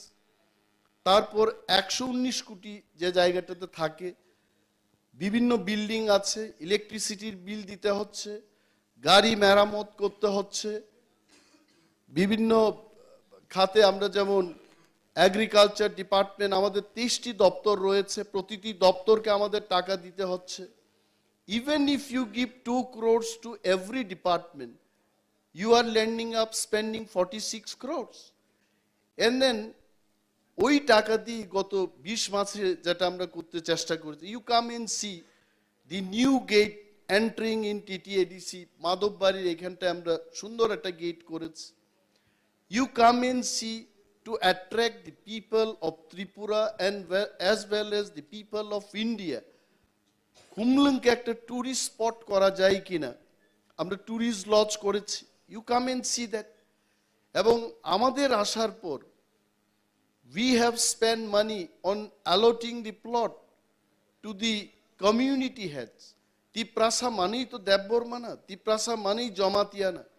আমাদের মধ্যে 19 সদা বাঙালিদের মধ্যে যেমন চক্রবর্তী, দেবনাথ, নমশূদ্র ইত্যাদি নিয়ে আপনারা বাঙালি জাতি। আমাদের তিপ্রাসাদের মধ্যে আমাদের 19টি হদা বা টাইটেলের লোকগুলো আছে। তাদের জন্য তাদের কৃষ্টি, সংস্কৃতি, তাদের নিজস্ব ভাষা চর্চা ইত্যাদি রীতিনীতিগুলোকে রক্ষা করতে গিয়ে আমাদের আলাদা করে তাদের জায়গা তৈরি করে দাও, এই কাজগুলো আমরা করেছি। And you must have had seen last year, first time in the history of TTADC, আমি রাজ্যের ইতিহাসের কথা বলবো না, 39 বছরের এডিসির ইতিহাসে আমরা যুব ফেস্টিভ্যাল করে রাজ্যকেও আমরা পথ দেখিয়েছি যে আমাদের যুব উৎসব থেকে প্রেরণা নিয়ে রাজ্যের বিজেপি এবং আইপিএফটি সরকার তারাও যুব উৎসব করেছেন এখানে। So we are doing and যুব উৎসব তার আগেও হয়েছিল, রাজ্য সরকার তার আগেও করেছে। But let me tell you one thing, ওই উৎসবগুলো সেই মাত্রায় হতো না যে দিশাতে, যেমন ড্রাগসকে নিয়ে ক্যাম্পেইন করে যুবকদেরকে বিশেষভাবে এই প্রসঙ্গটাতে আসবো, আপনি একটু থামিয়ে আমি বলছি যেটা আপনি বললেন যে ড্রাগ ফ্রি স্টেট। আমি টিটিএডিসির কথা শুধু বলছি না, কারণ গোটা রাজ্যটাই আমাদের বা আপনাদের আমরা যদি বলি, সেক্ষেত্রে বলবো আপনারা থানসানির কথা বলছেন, আপনি যেটা বললেন যে আপনার টিটিএডিসিতে আপনারা যারা রয়েছেন একেবারে সবাই খুব শিক্ষিত, এবং আমরা যদি দেখি তাদের বেশিরভাগ যুবকদের অংশ রয়েছে, সেটাও আমরা দেখেছি। সেক্ষেত্রে যেটা সকলেই আশা করেছিল যে বিভিন্ন রাজনৈতিক দল, এটা যে কোনো রাজনৈতিক দল হতে পারে, তাদের এজেন্ডার কথা বলে কেউ বিকাশের কথা বলছে, কেউ অন্য কথা বলছে, কিন্তু এই যে একটা বিরাট অংশ যুবদের এই ড্রাগের পেছনে ছুটছে, কিছুদিন আগেই একটি তথ্য যেটা বেরিয়েছিল সেখানে বলা হচ্ছে যে হয়তো আর 4 বছর পরে কম্পিটিটিভ এক্সাম দেওয়ার মতো ছাত্রছাত্রী থাকবে না, কারণ সকলেই আস্তে আস্তে নেশার দিকে ঝুঁকে যাচ্ছে, যেটা অভিভাবকদের জন্য ভীষণ চিন্তা। আমরাও দেখেছিলাম খোদ আপনাদের সুপ্রিমো প্রদ্যুৎ কিশোর দেববর্মন, তিনি ড্রাগ ফ্রির জন্য তিনিও ক্যাম্পেইন করেছেন একটা, কিন্তু যতটা কাজ করার সেদিকে দরকার ছিল ততটা কাজ দেখা যায়নি। সেটা আপনি যুব উৎসবেই বলুন বা সেই ক্যাম্পেইনে করুন, ততটুকু পর্যন্তই থেমেছিল, কিন্তু মানুষের আশা ছিল আরো অনেকটা। একটা জিনিস হচ্ছে, it is good to explain all this. বিভিন্ন মানুষের বিভিন্ন মতামত থাকতেই পারে। আই অ্যাজ অ্যান ইন্ডিভিজুয়াল, আমার একটা পন্থা, আমার চিন্তাধারায় ড্রাগসকে কিভাবে মোকাবেলা করা যায়, ফরগেট অ্যাবাউট তিপ্রামথা। আমি অনিমেষ দেববর্মা এজ এ ব্যক্তি, অ্যাজ অ্যান ইন্ডিভিজুয়াল, আমার পন্থা আলাদা হতে পারে। You may have your ways of going against the drugs. আমি যেটা দেখেছি ত্রিপুরাজ্যে, ড্রাগস কেন খাচ্ছে মানুষ, একটা হচ্ছে হতাশা। এই যুবকদের কাছে কোনো কাজ নেই, they don't have any job. আমার ছাত্র জীবনের কথাই বলি, আমি যখন ইঞ্জিনিয়ারিং পড়তাম, বাড়িতে আসার পর কোনো কাজ ছিল না, এবং তুলাশিকর আমার মাই বার্থ প্লেস, যেখানটায় আমি বড় হয়েছি। আমার স্কুল ঘরে আমি ক্লাস 5 পর্যন্ত সেই স্কুলেই পড়াশোনা করেছি। রাত্রিবেলায় সেখানে গরু ঘুমাতো, কুকুরেরও ঘুমায়, পরের দিন ছাত্ররা গিয়ে থেকে বের করে আমাদের ক্লাস, টিচাররা ক্লাস দিত। So I was a student of such kind of school. বাড়িতে এসে যখন দেখতাম এইখানে কেউই কিছু করছে না, কেউ পাখি মারতে যাচ্ছে, কেউ জঙ্গলে ঢুকে বাঁশি বাজাতে চেষ্টা করছে, তখন আমি সেখানে ক্রিকেট খেলার একটা অভ্যাসটা শুরু করি। And believe me, I got in the second year, প্রথম বছরে সেই মাত্রায় কে বল করবে, কে ব্যাটিং করবে, 3-4 বছর বাদে দেখেছি Tulashikar people, specially the youth, they started loving cricket এবং ক্রিকেট টুর্নামেন্ট শুরু হলো। তো এ থেকেই বোঝা যায় মানুষের কাছে, যুবকদের কাছে কাজ নেই, কর্মসংস্থানের অভাব, হতাশার থেকেও এটা হচ্ছে। 2 নম্বরটা হচ্ছে যারা ড্রাগস মাফিয়া রাজ্যে, আজকে আমরা যারা ড্রাগস খাই তাদের ধরে ধরে চেষ্টা করছি তুমি ড্রাগস খাবে না, রিহ্যাবিলিটেশন সেন্টারে নিয়ে গিয়ে ট্রিটমেন্ট করার ব্যবস্থা করছি। But we have to fight the root cause. কোথা থেকে আসছে গাঁজা ভর্তি ট্রাক, এইগুলোকে অ্যারেস্ট করে দেখানো হচ্ছে যে এত কোটি টাকার গাঁজা আমরা উদ্ধার করতে পেরেছি। But what about the drugs? The kingpins, the mafias, the suppliers, they are sitting in front of the nose of the ministers. Why they are not arrested? এই সোর্সগুলোকে যতদিন বন্ধ করা না যাবে, হাউ ক্যান ইউ স্টপ? হাজারো ওই মানুষের কাছে কি এটা কি সম্ভব? আমি as a politician, social activist, আমার কথা ছেড়ে দিন, I am not a policeman who will go and guard any Tom Dick and Harry in the villages. পুলিশের পক্ষে এটা সম্ভব হবে না যে বাড়ি বাড়ি গিয়ে কে ড্রাগস খাচ্ছে তাদেরকে মোকাবেলা করা। ইট is not possible at all. পন্থা, এ পন্থা তৈরি করতে হবে, পদ্ধতি তৈরি করতে হবে, কর্মসংস্থান তৈরি করতে হবে। একেবারে এই প্রশ্নটাতে আসছিলাম, যেটা আপনি বললেন যে হতাশার থেকেই যুবরা ড্রাগসের প্রতি তারা সেখানে আসক্ত হচ্ছে। সেই জায়গায় হতাশা কাটাতে এই যে কর্মসংস্থানের কথাটা আপনি তুলছিলেন, কর্মসংস্থান সৃষ্টি কতটা করতে পেরেছেন আপনারা ক্ষমতায় এসে টিটিএডিসিতে, বা কতটা চাকরি আপনারা দিতে পেরেছেন? টাকা ছাড়া বুদ্ধিমান লোকেরা প্ল্যানিং করতে পারে।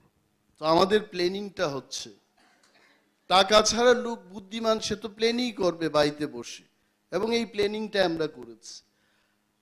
আমরা ক্যালকুলেট করেছি যে 14 লক্ষ লোক যারা এডিসি এলাকায় বসবাস করছে, 5 জন করে যদি প্রতি ঘরে একটা ফ্যামিলি হয়, তাহলে ইউ ক্যান ডিভাইড 5/15। আমি অঙ্কে আমি খুব উইক, তারপরে ইঞ্জিনিয়ারিংটা করলাম। তো 3 5 15, তার মানে 3 লক্ষ ফ্যামিলি হবে। 3 লক্ষ ফ্যামিলিদের মধ্যে আমি অর্ধেকটা ফ্যামিলি বাদ দিয়েই দিলাম, কারণ তাদের চাকরি আছে, রাবার গাছ আছে, জমি জমা আছে, তারা নিজের মতো করে খেতে পাচ্ছে। তো 1.5 লাখ ফ্যামিলিকে আমি বাদ দিয়ে দিলাম। 1.5 লক্ষ ফ্যামিলি, 1.5 লক্ষ ফ্যামিলির মধ্যে যদি আমি 1.5 লক্ষ যুবক যুবতীদের একজন করে যদি চাকরি দিতে চাই, কর্মসংস্থান করে দিতে চাই, 50,000 লোককে আমরা ব্যবসায়ী করে তাদের কর্মসংস্থান করে দেওয়ার চেষ্টা করব। 1 লক্ষ বেকারদের মধ্যে আমরা দেখেছি রাজ্যে এডিসি এবং রাজ্য সরকার মিলে মিনিমাম 40,000 ব্যাকলগ আজকেও রাজ্যের মধ্যে আছে। তো 40,000 উই ক্যান গিভ দেম, এবং আরো 60,000 লোককে যদি high end skill development training দিয়ে কানাডায়, আমেরিকায়, মিডল ইস্টে, বিভিন্ন জায়গায় প্লাম্বিং, ইলেকট্রিশিয়ান এবং কোথাও কোথাও বেবি সিটিং এর জন্য কানাডায়, ওয়েস্টার্ন কান্ট্রিজগুলোতে আমরা দেখেছি ভারতবর্ষের যারা লেখাপড়া করতে যায়, most of them they either go for sweeping or in restaurant or in babysitting. সেখানে যদি $2,000, $3,000, $4,000 রোজগার করতে পারে, না খেয়ে যদি $500 যদি তারা সেভ করতে পারে এভরি মান্থ, 80 টাকা করে হবে আজকে ডলারের মূল্য, 5 8 40,000 টাকা সেভ হবে, 4 12 48, 5 লাখ করে প্রতি বছর সেভ হবে। সেভিংস যদি তার 10 বছর সে সেভ করতে পারে, 50 লক্ষ টাকা কাম ব্যাক হাইওয়েতে খাবার একটা হোটেল তৈরি করে দাও, মোমো রেস্টুরেন্ট ইত্যাদি করে দাও। So we are planning all this, but you need money. এবং এডিসি যতবার, for your information I am telling, আমি Animesh Debbarma, you go and seen state planning department, আমার এগ্রিকালচার দপ্তর থেকে 1800 কোটি টাকার প্ল্যানিং করে রাজ্য সরকারের প্ল্যানিং ডিপার্টমেন্টকে দিয়েছি। এবং এখানে অপূর্ব রায় স্টেটের, উনি প্ল্যানিং ডিপার্টমেন্টের সেক্রেটারি ছিলেন, ওনার সাথে আমার কথা হয়েছে। আই ডোন্ট নো রাজ্য সরকারের কি হয় যে এডিসির থেকে আসা প্রজেক্টগুলো অনেক ক্ষেত্রে তারা আমাদের প্রজেক্টটার 2টা পাতা ছিঁড়ে রাজ্য সরকারের প্রজেক্ট বানিয়েও টাকা আনছে এবং আমাদের প্রজেক্টগুলোকে এখানে থামিয়ে দেওয়া হচ্ছে। My question is, you state government, you are not to give money. If you put forward this project to the central ministry, union government only will give money. Still they are not doing. তারপরেও তো তারা বলছে জনজাতিদের সম্মান বেড়েছে, রাজ্য সরকারের কাজেই নাকি তার প্রমাণ। তা আমার প্রজেক্ট আটকে দিয়ে টাকা না দিয়ে আমি তো শুধু প্ল্যানিংই করব, এবং রাজ্যের মানুষকে এটা জানা উচিত।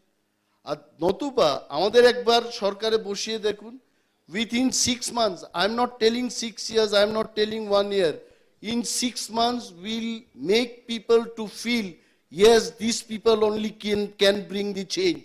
আমরা সেই পরিবর্তন এনে দেখাবো। অনিমেষ বাবু, একটি প্রশ্ন, ছোট্ট একটু উত্তর চাইবো, তারপর আমরা অডিয়েন্সের দিকে যাব। জনজাতিদের সাপোর্ট ছাড়াও অন্যান্য ভোটারদের সাপোর্টের জন্য আপনাদের টিসিএফ গঠন করতে হয়েছে।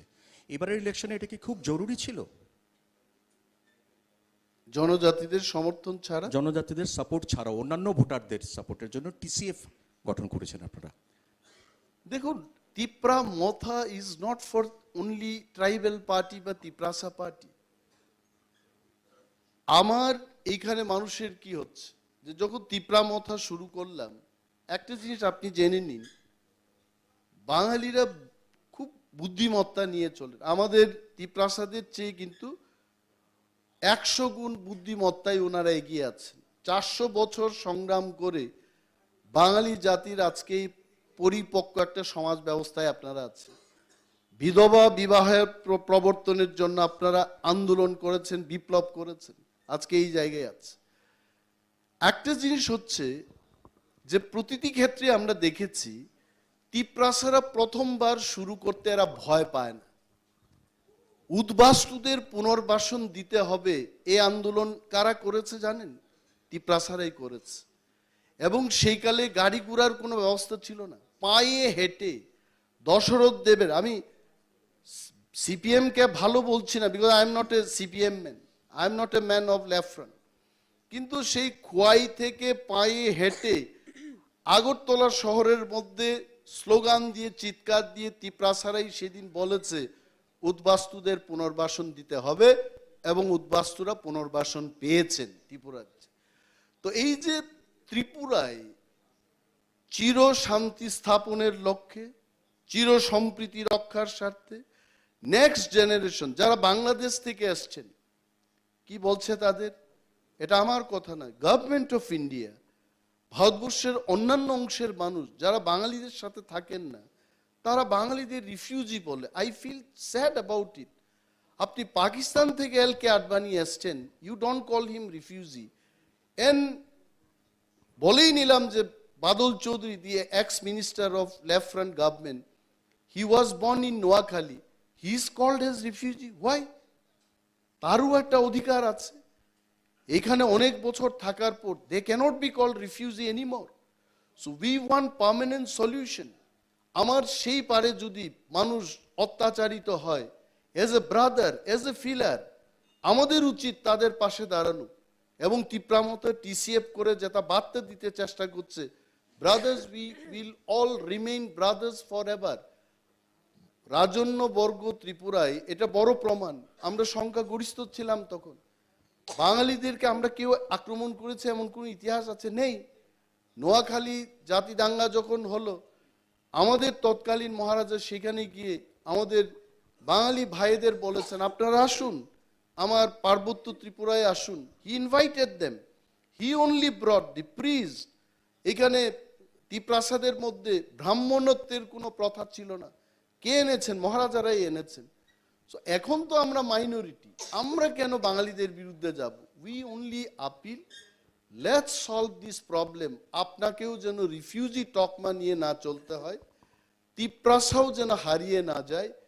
Let's have permanent solution. আপনি আপনার মতো থাকবেন, আমি আমার মতো থাকবো, but we all will smile and leave.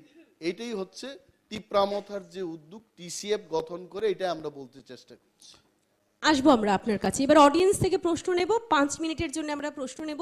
দয়া করে যিনি প্রশ্ন করবেন আগে আপনার পরিচয়টা দেবেন এবং তারপর প্রশ্ন করবেন, শুধুমাত্র একজন একটি প্রশ্ন।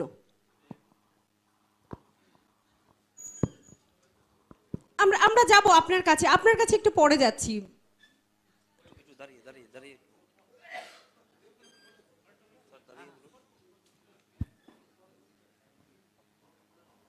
Should I? My question is to my very old friend Animesh. Sir আপনার পরিচয়টা। I am Jayanta Bhattacharya. I am Bureau Chief of PTI and just going to retire from the profession. Anyway, my question is that when you say that the Bengalis and the tribals had long been living in Tripura with harmony and peace, and even Maharaja gave them shelter in Tripura, and even during the riot in Noakhali, he invited the Bengalis. So we have a very good history of living together. So in such a condition, what prompts you to divide Tripura? Why do you demand for greater Tripura land? Is it not ambiguous? Should I answer? Jayanta, thank you very much. Probably this program has brought us together again in this room. We have not met in the last 5-6 years. So nice of you. You have brought very good question. আমি বাংলাই বলবো, it will be very helpful to everyone. একটা জিনিস হচ্ছে piece and harmony আছে বলেই রাজ্যের দরকার নেই। এটাকে অনেক অনেক দূর গিয়ে আমাদের বিশ্লেষণ করতে হবে। আজকে আমাদের পাশাপাশি তিপ্রাসাদের পাশাপাশি বাঙালির সাথে তিপ্রাসাদের কোনো সময় তুলনা করা চলবে না। বাঙালিদের স্থান বিশ্বের মধ্যে অনেক উঁচু জায়গায় আছে, সেখানে আমাদের তিপ্রাসাদের নিয়ে যাওয়া বা সেই পর্যায়ে যাওয়া এটা ঠিক হবে না। আমরা আমাদের মতো করেই যদি বলি এটা ভালো হবে। আমাদের কাছাকাছি যাদের কথা বলতে হয়, মিজোরাম, মেঘালয়, অরুণাচল, 100 বছর আগে যারা মিজুদের আমরা সিকাম বলতাম, অর্থাৎ মানুষের মাংস তারা খেত।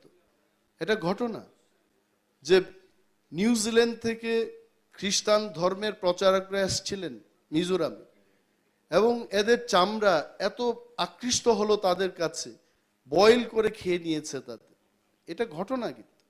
সো নরক খাদক, আজকে নরক খাদকরা তাদের নিজস্ব রাজ্য নিয়ে সেখানে ব্যাম্বু ডান্স ফেস্টিভ্যাল হচ্ছে, তাদের নিজস্ব হারভেস্টিংয়ের জন্য স্টেট প্ল্যানিং করার তাদের ক্ষমতা রয়েছে। তো আজকে যদি একটা জাতিগোষ্ঠীকে ভারতবর্ষের এই সিস্টেমে, গণতান্ত্রিক সিস্টেমে তাকে যদি বেঁচে থাকতে হয়, তার নিজস্ব একটা শাসন ক্ষমতার দরকার। এবং ভারতবর্ষ তাই ভাষার উপর ভিত্তি করে তৈরি হয়েছে। উড়িয়ায় যারা কথা বলেন উড়িষ্যা হয়েছে, বাংলায় যারা কথা বলেন পশ্চিম বাংলা বা বাংলা হয়েছে, অসমিয়াতে যারা কথা বলছেন অসমিয়া, এইভাবেই হচ্ছে কিন্তু। আর ইভেন আমরা দেখেছি ইন দি রিসেন্ট পাস্ট, জয়ন্তদা as a senior journalist, he is more well informed than me. তেলেগুদের মধ্যে রাজ্যকে ভাগ করতে হয়েছে। তেলেঙ্গানায় যারা বসবাস করছেন তারাও তেলেগু, অন্ধ্রপ্রদেশে যারা বসবাস করছেন তারাও Telugu. So it is all about development. What we are seeing, you please go and see the route infrastructure in ADC area. আমার নিজস্ব গ্রামে তুলাশিখরে আমি নিজে বর্ষাকালীন সিজনে আমি যেতে পারি না, পায়ে হেঁটে তুলাশিখর বাজার থেকে বাড়িতে যেতে হচ্ছে। কেন এই অব্যবস্থা? এটা কি আমার ব্যক্তি উদ্যোগে এটা হবে? এটা সরকারের উচিত। আজকে যারা বলছে যে 2022 সালের মধ্যে ভিশন ডকুমেন্টের কথাই বলছি, 2018 সালে খুব ভালো লেগেছে। আমার বন্ধু পুলক বাবু এখানে বসে আছেন, advocate. He was also a very close man from of সাং পরিবার। এবং এই ভিশন ডকুমেন্ট দেখে আমার মনে হলো আমরা নাই আসতে পারি, কিন্তু এমন মহারথীরা, এমন একটা মহান সরকার আসছে ত্রিপুরায় যা অন্তত আমার দূর দূরান্তের প্রত্যন্ত অঞ্চলের মানুষেরও জীবন পরিবর্তন আসবে এবং তাদের জীবন মান উন্নয়নে এই সরকারটা কাজ করবে। What we have seen in the last 5 years, ঘরে ঘরে পানীয় জলের কথা বাদ দিন, একটা এলাকা একটা ভিলেজ কমিটিকে বাদ দিয়ে জলের প্ল্যানিং হচ্ছে। একটা ভিলেজ কমিটি আশাপূর্ণ রোয়াজা আম্বাসার ডি ব্লকে চলে যান, দেখুন সেখানে মালিরাই, রামগুনা, খগেন্দ্র রুয়াজা পার, আমি নাম দিয়েই বলছি, it is on record, you go and see পানীয় জলের যে ব্যবস্থা। আমি সেই দিন উজান ময়দান গেলাম, ত্রিপুরার ইতিহাসে উজান ময়দান বামেদের জুট সরকারকে পরাস্ত করে আবার ফিরিয়ে আনার যে জায়গা, সেই জায়গাটা হচ্ছে উজান ময়দান। উজান ময়দানকে নিয়ে ওনারা রাজনৈতিক হাতিয়ার করে কিন্তু ত্রিপুরায় এসছেন এবং সেই উজান ময়দানে আজও কিন্তু পানীয় জলের, সেই দিন গেলাম আমি। So I am not here to criticize BJP government or Congress government, এই যে ওভারঅল অ্যাটিটিউড এইখান থেকে একটু একেবারে আমরা শেষের দিকে, তার জন্য আলোচনাটা অনেকটি সংক্ষিপ্ত করে নিচ্ছি। আমরা আসবো তারপরে আরো একটি কোশ্চেন নেব আমরা দর্শক থেকে, তার একটু পরে। যে প্রশ্নটা রয়েছে অনিমেষ দা, লড়াই এবার বিধানসভা নির্বাচনে এই মুহূর্ত পর্যন্ত দাঁড়িয়ে যেটা সবচেয়ে বড় প্রশ্ন হয়ে রয়েছে, তিপ্রামথার দিকে সাধারণ জনগণের লড়াই কি আপনারা একা করছেন 2023-এ, নাকি কোনো জোটে যাচ্ছেন আপনারা? যদিও জোটের বার্তা আপনাদের পক্ষ থেকে আপনারা জানিয়েছেন, লিখিতভাবে যদি কেউ সম্মতি দেয় আপনাদের সঙ্গে তবেই তাদের সঙ্গে আপনারা যাবেন, কি বলবেন সে বিষয়ে? এই ব্যাপারে আমাদের সুপ্রিমো যে কথা বলেছেন যে লিখিত কেন, অনেক জায়গায় আমরা দেখেছি লিখিত দিয়েও তো হচ্ছে না। যে বিজেপি এবং আইপিএফটির মধ্যে যখন চুক্তি হয়, আপনাদের সবার মনে আছে, ওরা বলেছে যে হাই পাওয়ার্ড মনিটরিং কমিটি করে সোশিও ইকোনমিক ডেভেলপমেন্ট করা হবে। আদৌ কি সেই সোশিও ইকোনমিক ডেভেলপমেন্ট হয়েছে? So that is Y hour supremo said it very clearly, লিখিত আকারে দিতে হবে, যাতে করে আগামী দিন যারা লিখিত দেবেন তারা যদি সেই কাজটা না করে, we can show to the people. আমার ছবি, মহারাজার ছবি তৈরি না করে যে ডকুমেন্ট আমরা হাতে পাবো, এটার পোস্টারিং করতে পারবো অন্তত জনগণের কাছে।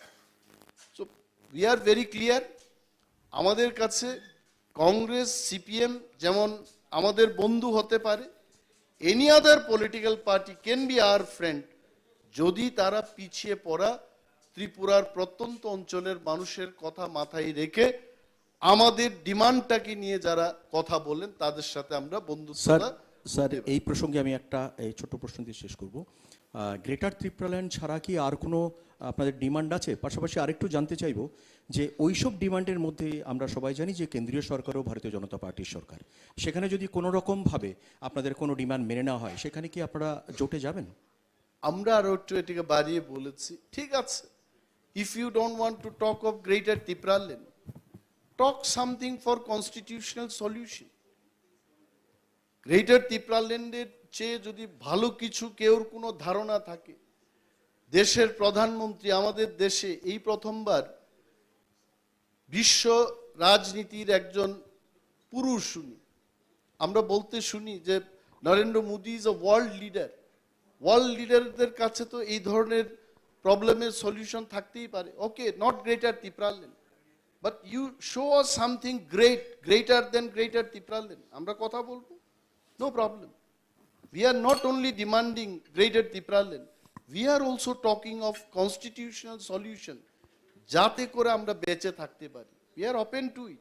এবার আপনাদের লড়াইটা যদি আপনারা বিধানসভায় প্রত্যেকটি আসনের জন্য আমরা ধরে নিয়ে করবেন, সেক্ষেত্রে আপনারা যেমন ডিটিএডিসির ক্ষেত্রে আমরা দেখেছি গ্রেটার ত্রিপুরাল্যান্ডকে সামনে রেখেছেন। এবার 7টি বিধানসভার মধ্যে প্রত্যেকটি আমরা যদি বলি বিধানসভায়, এক একটি বিধানসভায় অনেক ধরনের বা আমরা যদি বলি অনেক জাতির লোক বাস করে, সেদিকে মনে হয় না যে তিপ্রামথাকে শুধুমাত্র তার থেকে বেরিয়ে আরেকটু বেশি সাধারণ মানুষের জন্য, বাঙালিদের জন্য, অন্যান্যদের জন্য চিন্তা করার সময় এসেছে, সেটা থেকে কি বেরিয়ে আপনারা একটু চিন্তা ভাবনা করবেন না? It is wrong to think that Tipramotha is going to fight election based on only greater Tipraland demand. Greater Tipraland statehood না হওয়া পর্যন্ত এই ত্রিপুরা রাজ্য একটাই রাজ্য থাকছে, এখানে তিপ্রাসার পাশাপাশি অন্যান্য জাতিগোষ্ঠীর লোক রয়েছেন। প্রতিটি মানুষের কথা মাথায় রেখেই আমাদের ইশতেহার তৈরি হচ্ছে। এখানে প্রতিটি অংশের মানুষের কথা আমাদের মাথায় আছে। কাউকে বঞ্চিত করে, কাউকে মাথায় না রেখে তিপ্রামথা কোনোদিন রাজনীতি করবে না। সর্বংশের মানুষের উন্নয়ন চেয়েই আমরা আগামী বিধানসভা নির্বাচনে লড়াই করব। এবার অডিয়েন্স থেকে প্রশ্ন নেব একটি। Hi, first of all Animesh sir, আপনার পরিচয়টা, তারপর একেবারে একটি প্রশ্ন সংক্ষেপে। জি, আমার নাম পিঙ্কু দাস, আমি সোশ্যাল অ্যাক্টিভিস্ট।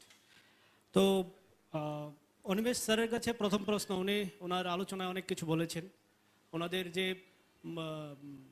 তিপ্রামথা পার্টির প্রথম এজেন্ডা হচ্ছে greater Tripuraland, but I am little bit confused what would be the structure of Greater Triplaland? Because you mentioned Article 2 and Article 3 of Indian Constitution. সেখানে establishment of new state or alternation of state এগুলি mention আছে। আপনি বলেছেন যে ত্রিপুরি পিপলরা বাংলাদেশে আছে, মেঘালয়ে আছে, মিজোরামে আছে।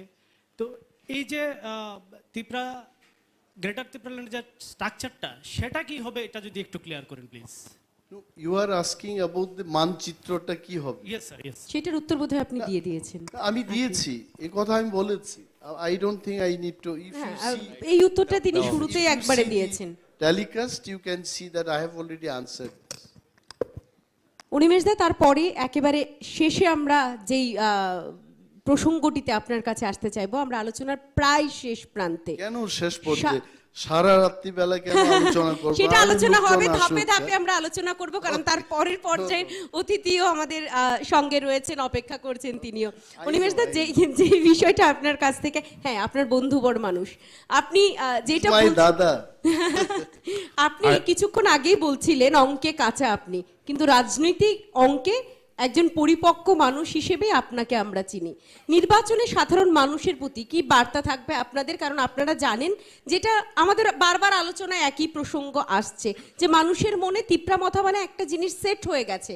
সেই সাধারণ মানুষের প্রতি কি বার্তা থাকবে আপনার?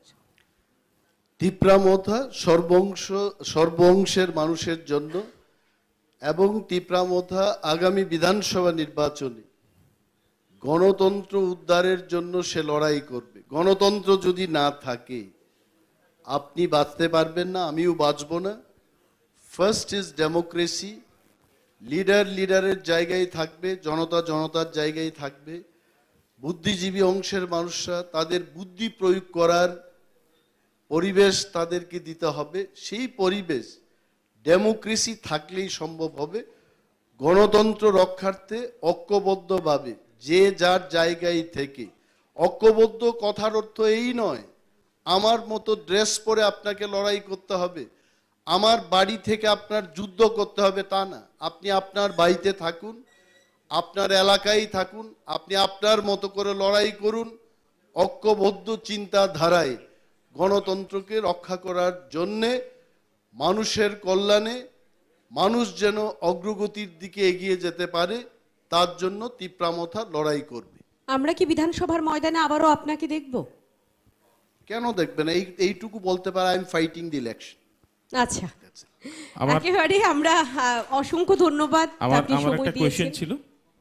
আমার একটা কোশ্চেন ছিল, যদি অ্যালাউ করেন বলুন, একেবারে সংক্ষেপে, আমরা আলোচনার শেষ প্রান্তে। বিকাশ রায় Debbarma, I have got a question to Anish Debarma. That is, Tipra Motha একটা এজেন্ডা নিয়ে ইলেকশনে যাচ্ছে, এটা পরিষ্কার, এবং এজেন্ডাটা হচ্ছে গ্রেটার ত্রিপুরাল্যান্ড। কিন্তু ত্রিপুরা রাজ্যের প্রেক্ষিতে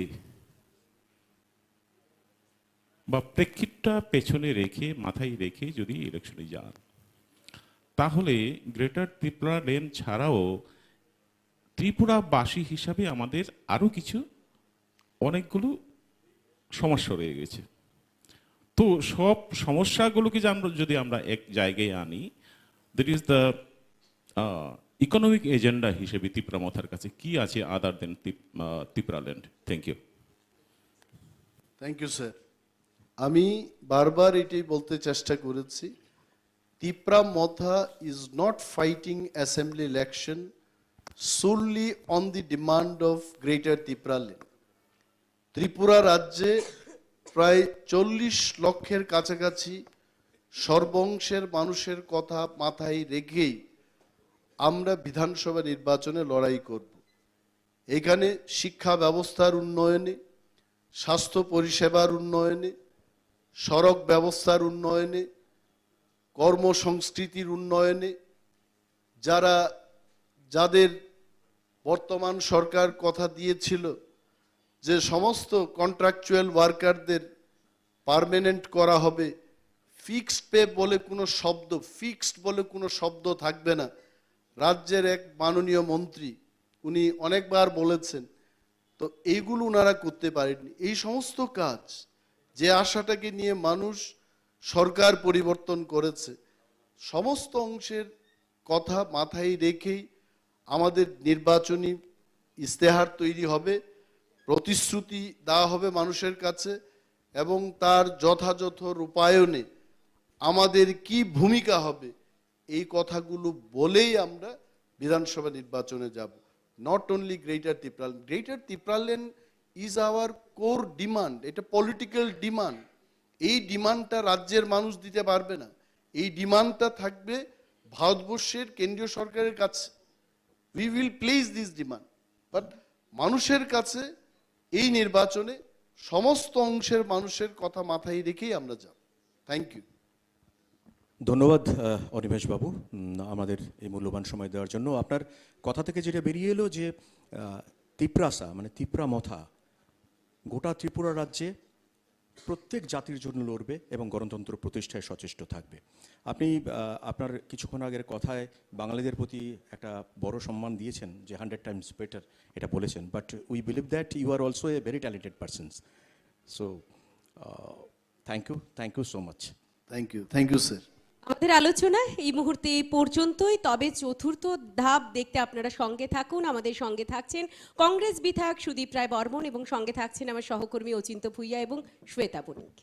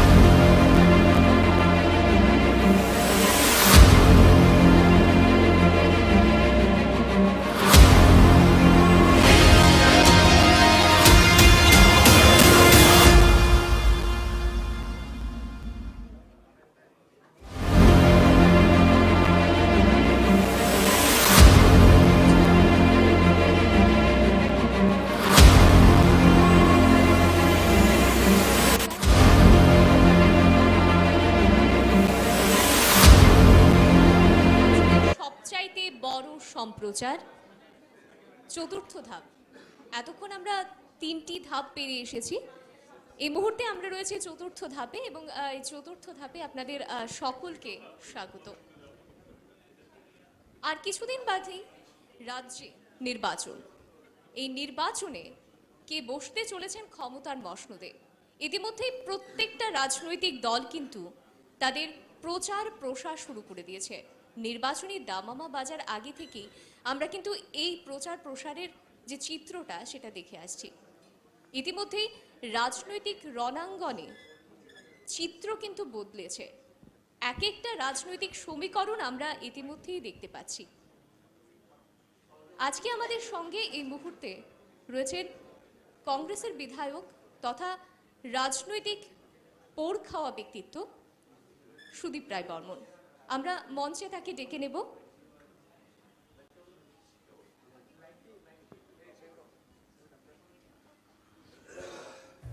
সুদীপ রায় বর্মন ত্রিপুরার একজন সুপরিচিত রাজনীতিবিদ। তিনি তৎকালীন মুখ্যমন্ত্রী সমীর রঞ্জন বর্মন ও মায়া রায় বর্মনের ঘরে জন্মগ্রহণ করেন। তার বাবা সমীর বর্মন 1992 থেকে 1993 সাল পর্যন্ত ত্রিপুরার মুখ্যমন্ত্রী ছিলেন। তার কলেজের দিনগুলিতে সুদীপ রায় বর্মন ভারতীয় জাতীয় কংগ্রেসের ছাত্র শাখা NSUI এর সাথে সক্রিয়ভাবে জড়িত ছিলেন। 1986 সালে তিনি NSUI এর সাধারণ সম্পাদক হিসেবে নির্বাচিত হন। 1991 থেকে 1994 সাল পর্যন্ত ত্রিপুরা যুব কংগ্রেসের সাধারণ সম্পাদক হিসেবেও নিযুক্ত ছিলেন। 1993 সালে আগরতলা আসন থেকে প্রাক্তন CPIM মুখ্যমন্ত্রী নৃপেন চক্রবর্তীর বিরুদ্ধে প্রথমবার বিধানসভা নির্বাচনে প্রতিদ্বন্দ্বিতা করেন এবং হেরে যান। 1997 সালে ত্রিপুরা প্রদেশ কংগ্রেস কমিটির সদস্য হিসেবে ভোট পেয়েছিলেন। 1998 সালে একই আসন থেকে প্রতিদ্বন্দ্বিতা করেন এবং CPIM এর নেতা কৃষ্ণ রক্ষিতকে 2062 ভোটের ব্যবধানে পরাজিত করেন। 2001 সালে ত্রিপুরা প্রদেশ কংগ্রেস কমিটির সহসভাপতি হিসেবেও নিযুক্ত হন। তিনি 1998 সাল থেকে পরপর 5টি বিধানসভা নির্বাচনে জয়ী হন, যথাক্রমে বিশিষ্ট কমিউনিস্ট নেতা ডক্টর বিকাশ রায়, শঙ্কর প্রসাদ দত্ত, কৃষ্ণ রক্ষিতকে পরাজিত করেন। 2016 সালে তিনি অল ইন্ডিয়া তৃণমূল কংগ্রেসে যোগদান করেছিলেন।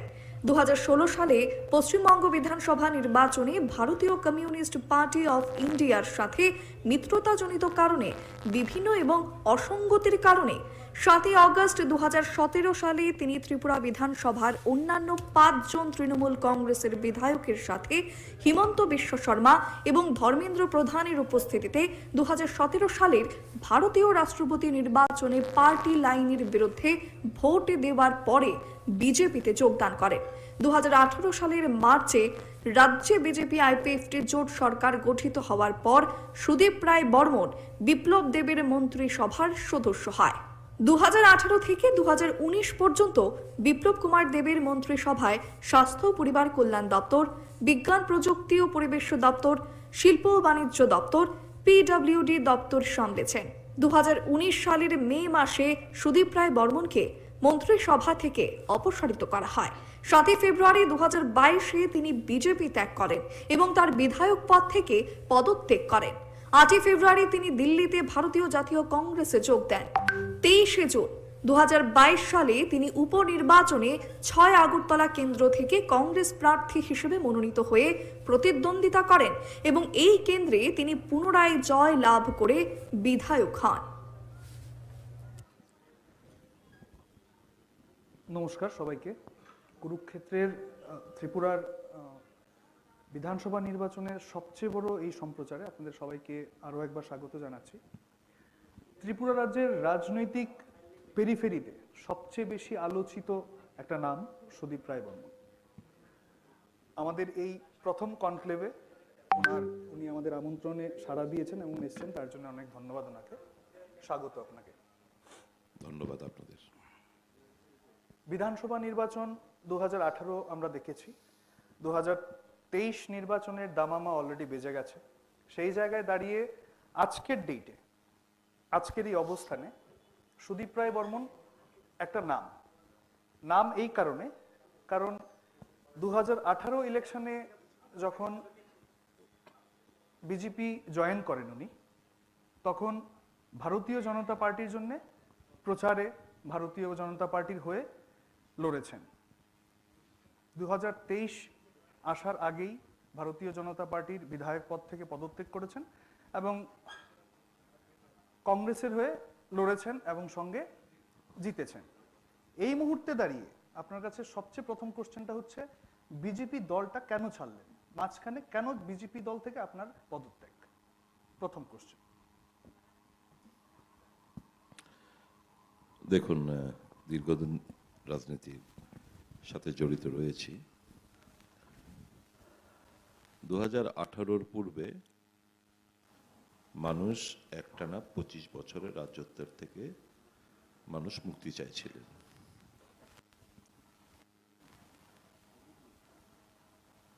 মানুষের ভাবাবেগকে সম্মান জানিয়ে 2017 সালের 7ই আগস্ট ভারতীয় জনতা পার্টিতে যোগদান করি। যদি না করতাম, রেজাল্টটা হতো ভোট কাটাকাটির প্রেক্ষিতে 60-60 বামফ্রন্ট 2018-তে। মানুষ পরিবর্তন চাইছিল ওই সময়। মানুষের ভাবাকে সম্মান জানিয়ে যাতে মানুষের ইচ্ছাটা পূরণ হয়, ভালো একটা কিছু রাজ্যের জন্য, মানুষের জন্য মঙ্গল হবে, এই ভাবনা থেকে গেছিলাম ভারতীয় জনতা পার্টিতে।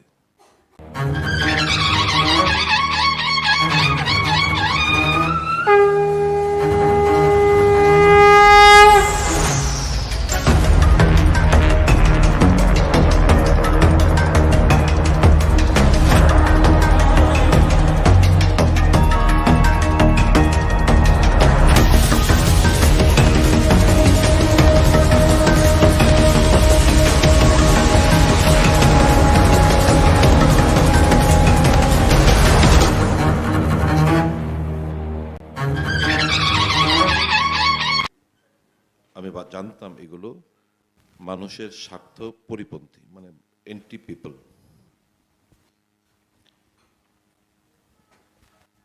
যেরকম ধরুন আউটসোর্সিং, বিভিন্ন শূন্য পদগুলো বিশেষ করে গ্রুপ সি এবং গ্রুপ ডি, এগুলো আউটসোর্সিং এজেন্সিকে দিয়ে তারা লোক নেওয়ার প্রচেষ্টা নেন। আমি ক্যাবিনেটে জোরদার প্রতিবাদ করি। আমি স্বাস্থ্যমন্ত্রী হিসেবে বেশ কিছু পদক্ষেপ নিয়েছিলাম। এর মধ্যে একটা ছিল যে আইসিইউতে ভাড়াটা, যেটা ফিজ, সেটা আমি প্রত্যাহার করে নিয়েছিলাম। যে মানুষের অন্তিম সময়ে এমনও হয়েছে ডেড বডি আইসিইউর ভেতরে, গরিব পরিবার টাকা জোগাড় করতে পারছে না, ডেড বডি দেওয়া হচ্ছে না। এই খবরগুলো যখন সংগ্রহ করলাম, আমি আমার দপ্তরে সিদ্ধান্ত নিলাম যে এটাকে মকুব করার জন্য।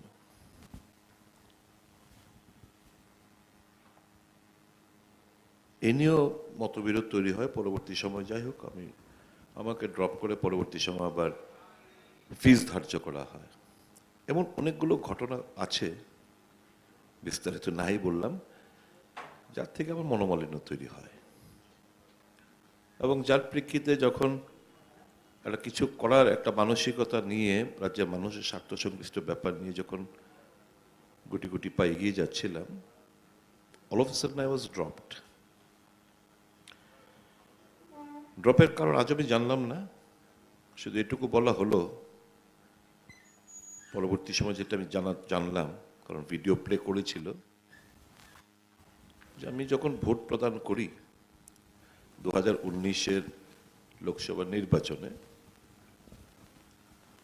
আমি ভোট দিয়ে বেরিয়ে এসে আমার ভোট কেন্দ্রের ভেতরেই, পেরিফেরির ভেতরেই সাংবাদিকরা যখন জিজ্ঞেস করলো আজকে আপনার বক্তব্য কি, কি বার্তা থাকবে রাজ্যের ভোটারদের জন্য?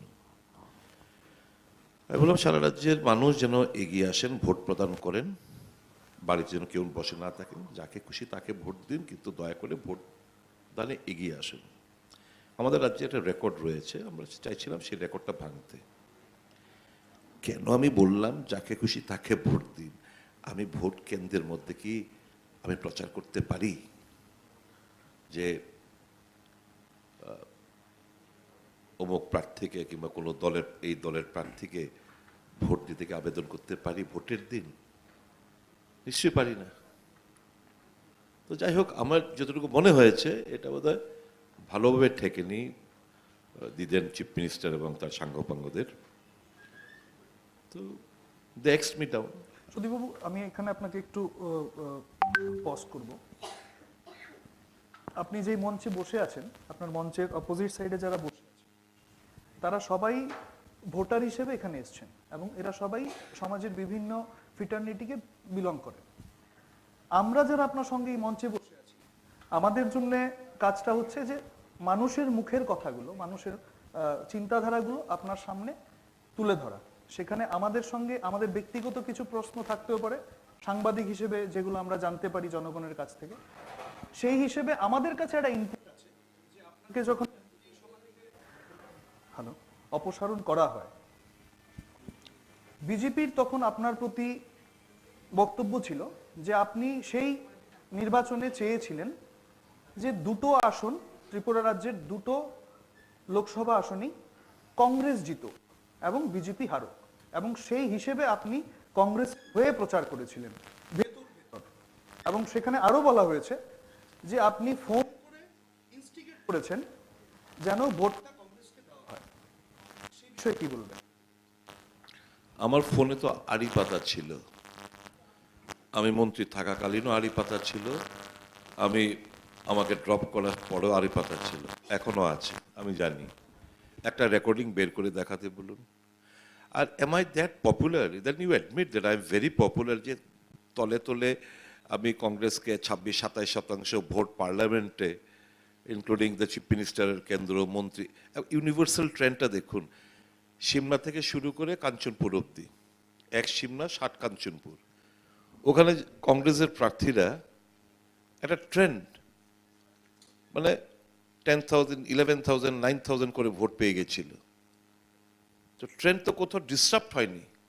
That means I am so popular across the state that প্রচারে না গিয়েও তলে তলে কিংবা ফোনে কথা বলে এতগুলো ভোট যদি আমি, if I am that material, they ought to have preserved that material in a nice manner. I am a precious item. একটা হীরার আংটি যখন আপনারা যেরকম সামলে রাখেন, they had to ought to have preserved means. So these are all wild allegations. এবং আমাকে একটা শোকজও করেনি। All these are gossip. All these are tutor talks. একটা শোকজ যে তুমি তোমার বিরুদ্ধে এই অভিযোগও করেনি। I don't have any regret. আমি এই কাদার মধ্যে, এই ময়লা আবর্জনার মধ্যে আমি ভগবান বিশ্বাস করি, তো ভগবানই বোধ আমাকে সরিয়ে এনেছেন এই সমস্ত কাদা ময়লা আবর্জনা থেকে।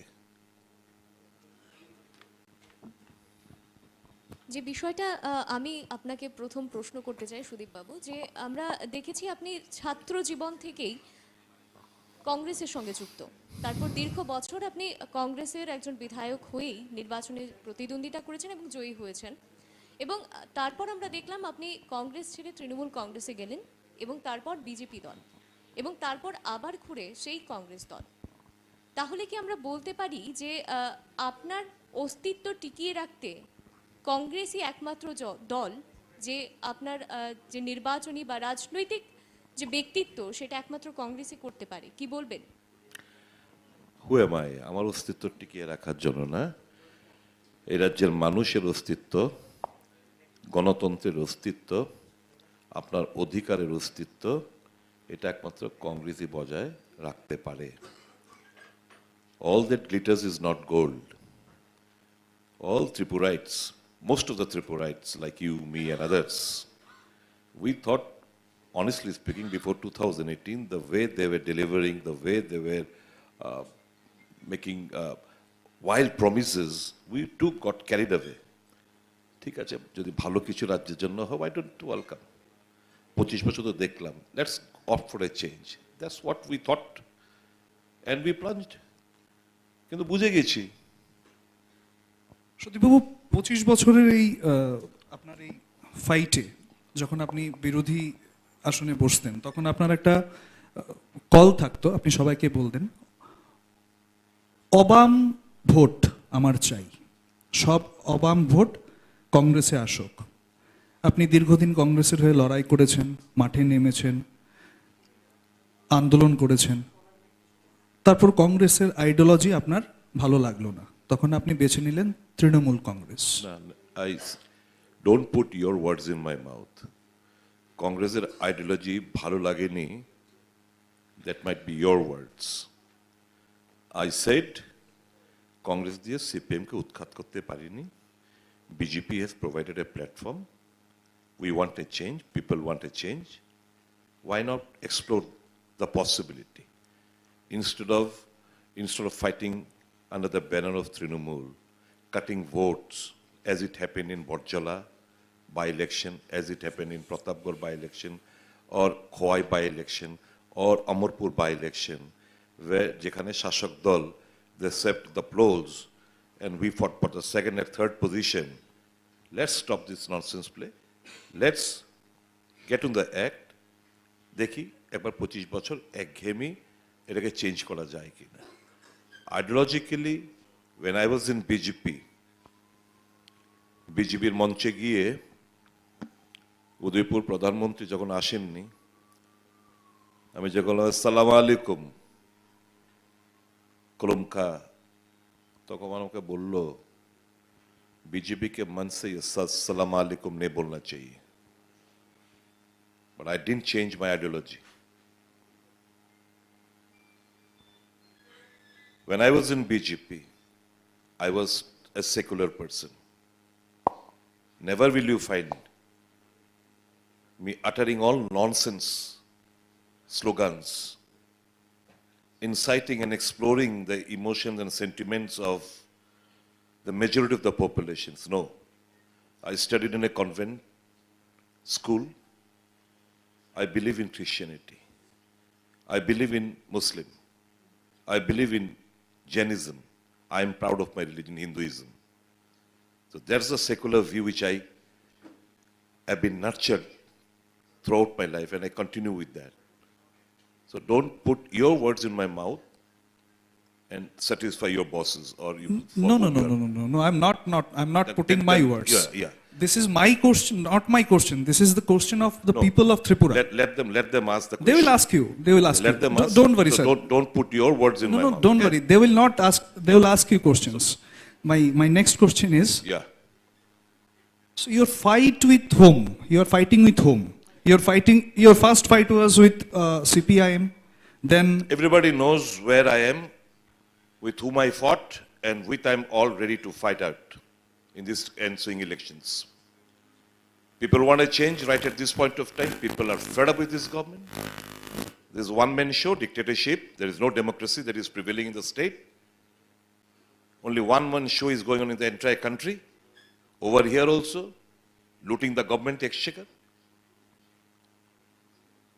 I can't say from this platform many things, but you also know many things which will be inappropriate on your part to utter all these things. You know how these people are looting the government exchequer. You know what is going on.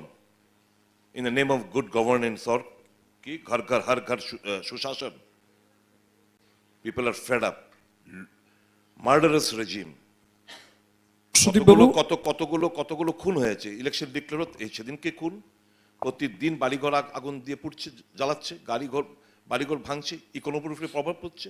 একটা মানুষ একটা বাড়ি বানায় অনেক কষ্টে, এই লসটা কার হচ্ছে? স্টেটের ইকোনমির উপর প্রভাব হচ্ছে। একটা গাড়ি ভাঙচুর করছে, স্কুটার ড্যামেজ করে দিচ্ছে, বাড়ি আগুন লাগিয়ে দিচ্ছে। একটা মানুষ বহুত কষ্টে কিন্তু একটা বাড়ি বানায়। স্যার, যাদের সঙ্গে এখন আপনারা জোটে যাচ্ছেন, তারা কি কোনোদিন বাড়ি ভাঙেনি বা তাদের সময় কি খুন হয়নি? Yes, it happened. I admit. তাহলে কেন যাচ্ছেন ওদের সঙ্গে? It happened during the when I was a congressman. in the year, from the year 1988 to 93, it happened, I admit. It happened during the last 25 years, I admit. But someone should play a role so as to bring all these forces together and combat this terrorism, or you can say political violence. Someone has to put an end to it. And if by coming togetherness of the left and the Congress or secular and democratic forces, if all this political violence comes to a stop, it will be praiseworthy for you. You should praise us. সুদীপবাবু specific দুটো question. Yeah, yeah.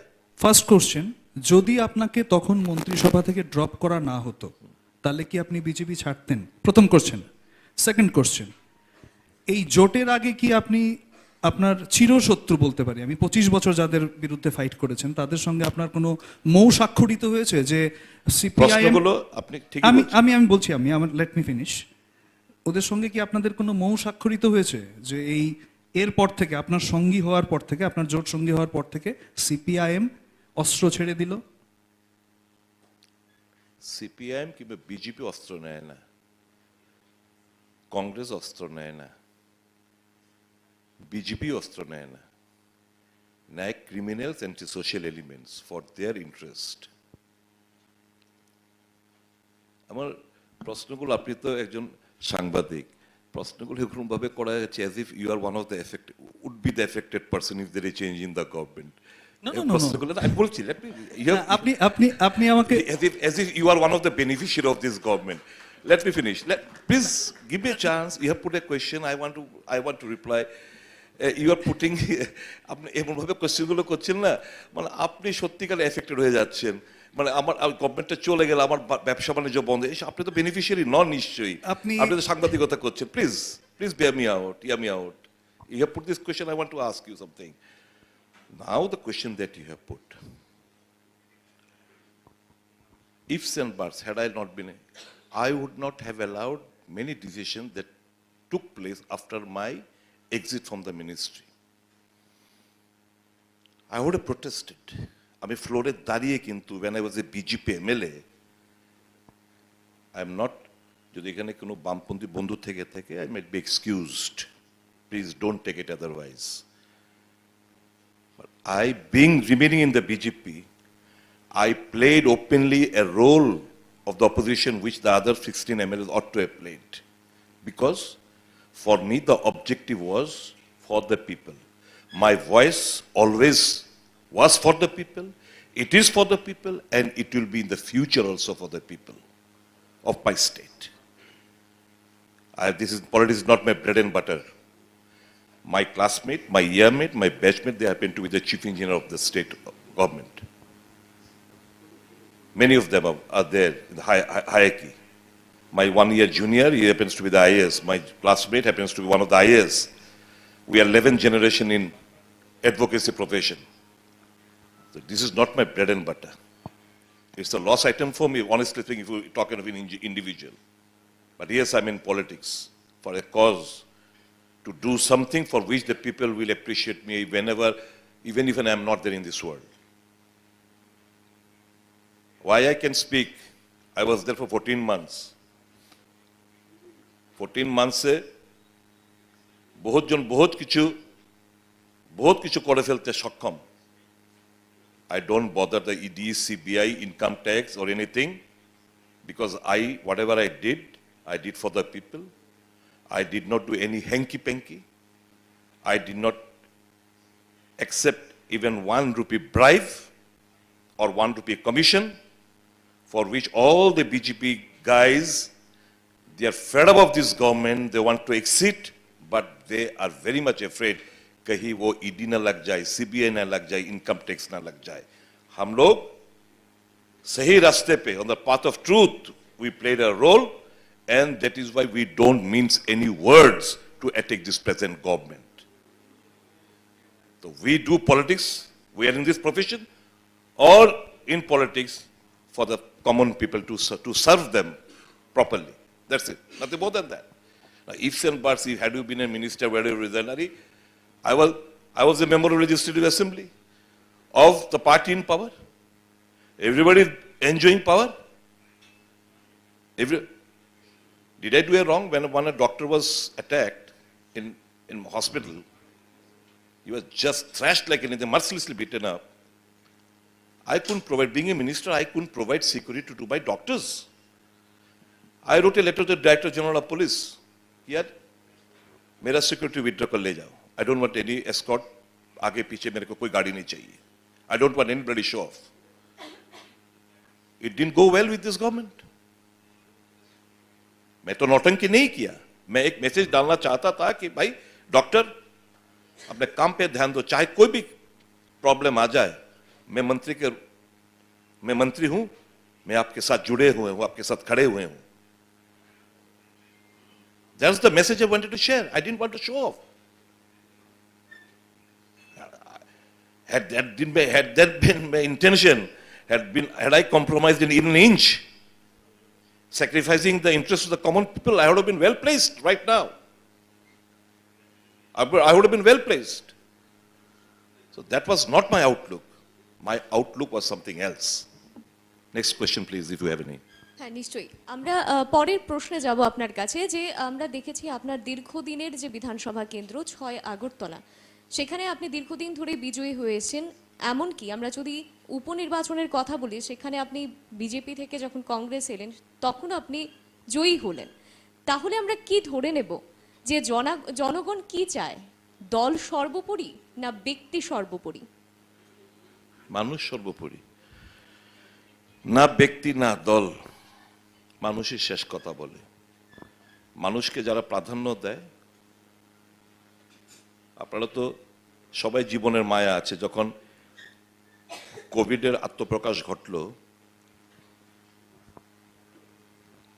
আমি PPE kit পরে doctor আমি PPE kit পরে আমি health ডাইরেক্টরের সঙ্গে কথাবার্তা বলে আমি ভগৎ সিং ইউথ হোস্টেলে যাই I would have been affected.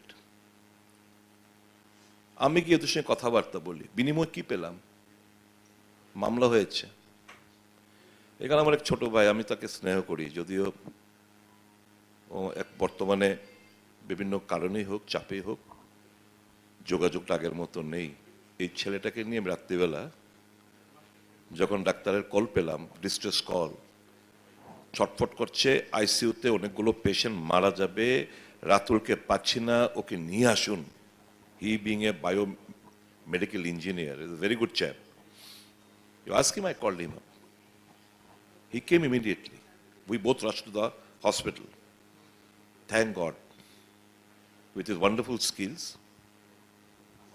he could save lives of many of those who were just suffering very badly in the ICU due to lack of oxygen. What happened? Again a case was registered কি মৃত্যুর মিছিল সংগঠিত করতে চাইছিলাম আমরা আমি খুব খুশি I am a conspirator so was Ratul was later given a job as a biomedical engineer in the same hospital where according to them he and me conspired. So these are the things, these are the small issues which I want to say. কেন বলছি মানুষ যাতে বুঝতে পারে শ্মশানে মৃত্যু dead body গেছে প্রশাসন ফেলিয়র আমি এবং আশিস সাহা গিয়ে এলাকাবাসীর সঙ্গে কথাবার্তা বলে তাদেরকে বুঝিয়ে এই শ্মশানে লাশ পোড়ানোর ব্যবস্থা করেছিলাম For whom did I do? For the people. What more should I prove? My doors are always open, even in the midst of night. I am no more a health minister. But yes, I have interacted with many doctors. They do have tremendous respect on me. I think one gentleman is sitting, am I correct? তুমি doctor না কোনো আছিস তো এখানটায় বয় আরে তুই তো phone করেছিলিস আমাকে boy thank God you have come if I lie you tell me rise I give you the liberty of raising and objecting to any of my false statement if I ever make because I don't lie normally I don't lie so whatever I did I I disturb these doctors like anything because they come from Dehat, villages. They're not acquainted with any doctor. তো আমি এরা যখন আসে রক্তের প্রয়োজন, আমি রক্তের ব্যবস্থা করে দিই। একে ধরে আমার এলাকার ছেলেদের ধরি, ভাই যা একটু একটা বোতল রক্ত দিয়ে আয়, পেশেন্টটা মারা যাবে। I have been doing so and I still continue. I find satisfaction.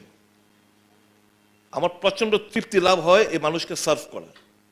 For whom I doing? From the, তো আমি এই কথাগুলো বলছি এই কারণে, my priority is to serve the people.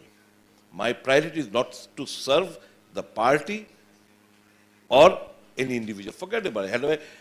আমার যদি আমার ইন্ডিভিজুয়ালের প্রাধান্য যদি দিতাম, had I budged an inch from my ethos and principles, I would have been well placed. Believe me or not, I've been well placed. Now those who are missing me, अब इनको समझ में आ रहा है कि क्या उन्होंने खोया है। छोड़ो। Next question, please, if you have any. Audience. ব্যথা উঠেছে তো।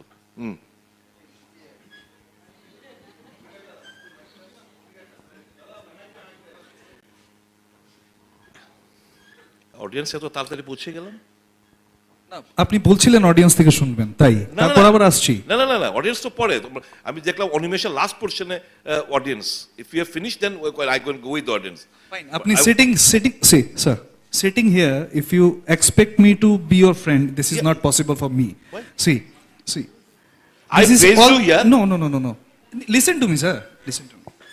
আপনি এখানে এসেছেন, শুনুন, আপনি এখানে এসেছেন, জনগণের কোশ্চেনগুলো আমার মুখ দিয়ে শুনছেন। এবার আমি বলছি আপনাকে, you ask the question না? Yes. You এক মিনিট যদি আপনি মনে করেন আপনাকে প্রেস করাও আমার অপরাধ, আমি যাব কোন দিকে? আমি বললাম কি, প্রবলি ইউ আর এ সাংবাদিক, আপনি তো এই সরকারের বেনিফিশিয়ারি না, আপনি তো এমন কোনো বেআইনিভাবে সরকারের থেকে কোনো কিছু আদান প্রদান করেননি, নেননি কিছু। আপনি বললেন, এই কথাগুলো এরকম ভাবে বলছেন যাতে মানে as if you are one of the affected person, সেটাই তো বললাম আপনাকে। আমি প্রশংসা করলাম, আমি স্বাভাবিকভাবে আমার প্রশংসা করাটা যদি ভুল হয়ে থাকে, I withdraw my statement. আমি স্বাভাবিকভাবে আমি আপনাকে যে কোশ্চেনগুলো করছি সেই উত্তরগুলো পুরো স্টেট জানতে চেয়েছে। Please go head. তাই আপনি যাদের সঙ্গে জোটে যাচ্ছেন এখন, এই জোটে আপনাদের ভবিষ্যৎ পরিকল্পনা কি? মানে এই জোটে যাচ্ছেন আপনারা নিশ্চয়ই সরকার গড়ার জন্যই যাচ্ছেন, এই সরকার গড়ার পরিপ্রেক্ষিতে আপনাদের ভবিষ্যৎ পরিকল্পনা কি? কিভাবে আপনার 25 বছরের যারা বিরোধী ছিল তাদের সঙ্গে কি করে নেক্সট 5 বছর সরকার করবেন যদি আপনারা সরকারে আসেন? 25 বছর বিরোধিতা করেছি, টুথ এন্ড নেইল ফাইট করেছি, আপনারা দেখেছেন, রাজ্যের মানুষ দেখেছে, ব্যক্তিগত লড়াই ছিল না। বর্তমানে পলিটিক্সটা হচ্ছে এই বিজেপির আমলে ব্যক্তিগত পর্যায়ে এসে পৌঁছেছে, সিপিএম এর জামানায় যেটা ছিল না। আর মেইন এনিমিকে পলিটিক্যাল এনিমি, আমার ব্যক্তিগত বিজেপি কারোর বিরুদ্ধে আমার কোনো কিছু বলার নেই। রাজনৈতিক এনিমি বলতে মানুষের, আমি এনিমি তাদেরকে মনে করি যারা মানুষকে সম্মান দিতে জানে না, যারা মানুষের ভালো চিন্তা করে না, যারা নিজের আখের গোছায়, যারা লুটপাট করে, যারা মানুষকে মারধর করে, যারা স্ত্রীর সামনে তার স্বামীকে মারে, যা কন্যার সামনে তার বাবাকে মারে, দাদু বয়সী লোককে নাতির সমান ছেলেরাকে থাপ্পড় দেয়, কিল ঘুষি মারে, যারা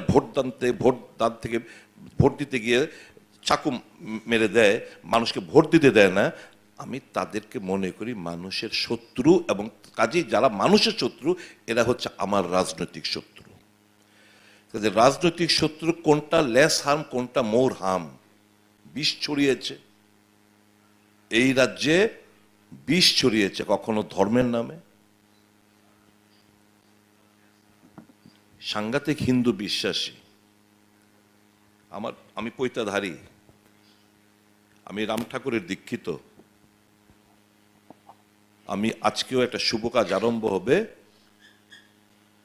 আমি আচার্যদেব দেওঘরের আচার্যদেবের ডান হাত পবিত্র বাবু, ওনার সঙ্গে কথাবার্তা বলেছি 21-22 তারিখ আচার্যদেব করিমগঞ্জ এবং শিলচরে আছেন। আমি চেষ্টা করব ওনার কাছে গিয়ে ওনার আশীর্বাদ করোনার জন্য, বাট কিন্তু আমি রাম ঠাকুরের দীক্ষিত। এই কথাগুলো কেন বলছি? এই অনুকূল ঠাকুরের আশ্রম ভাঙচুর করে বিজিবির গুন্সরা।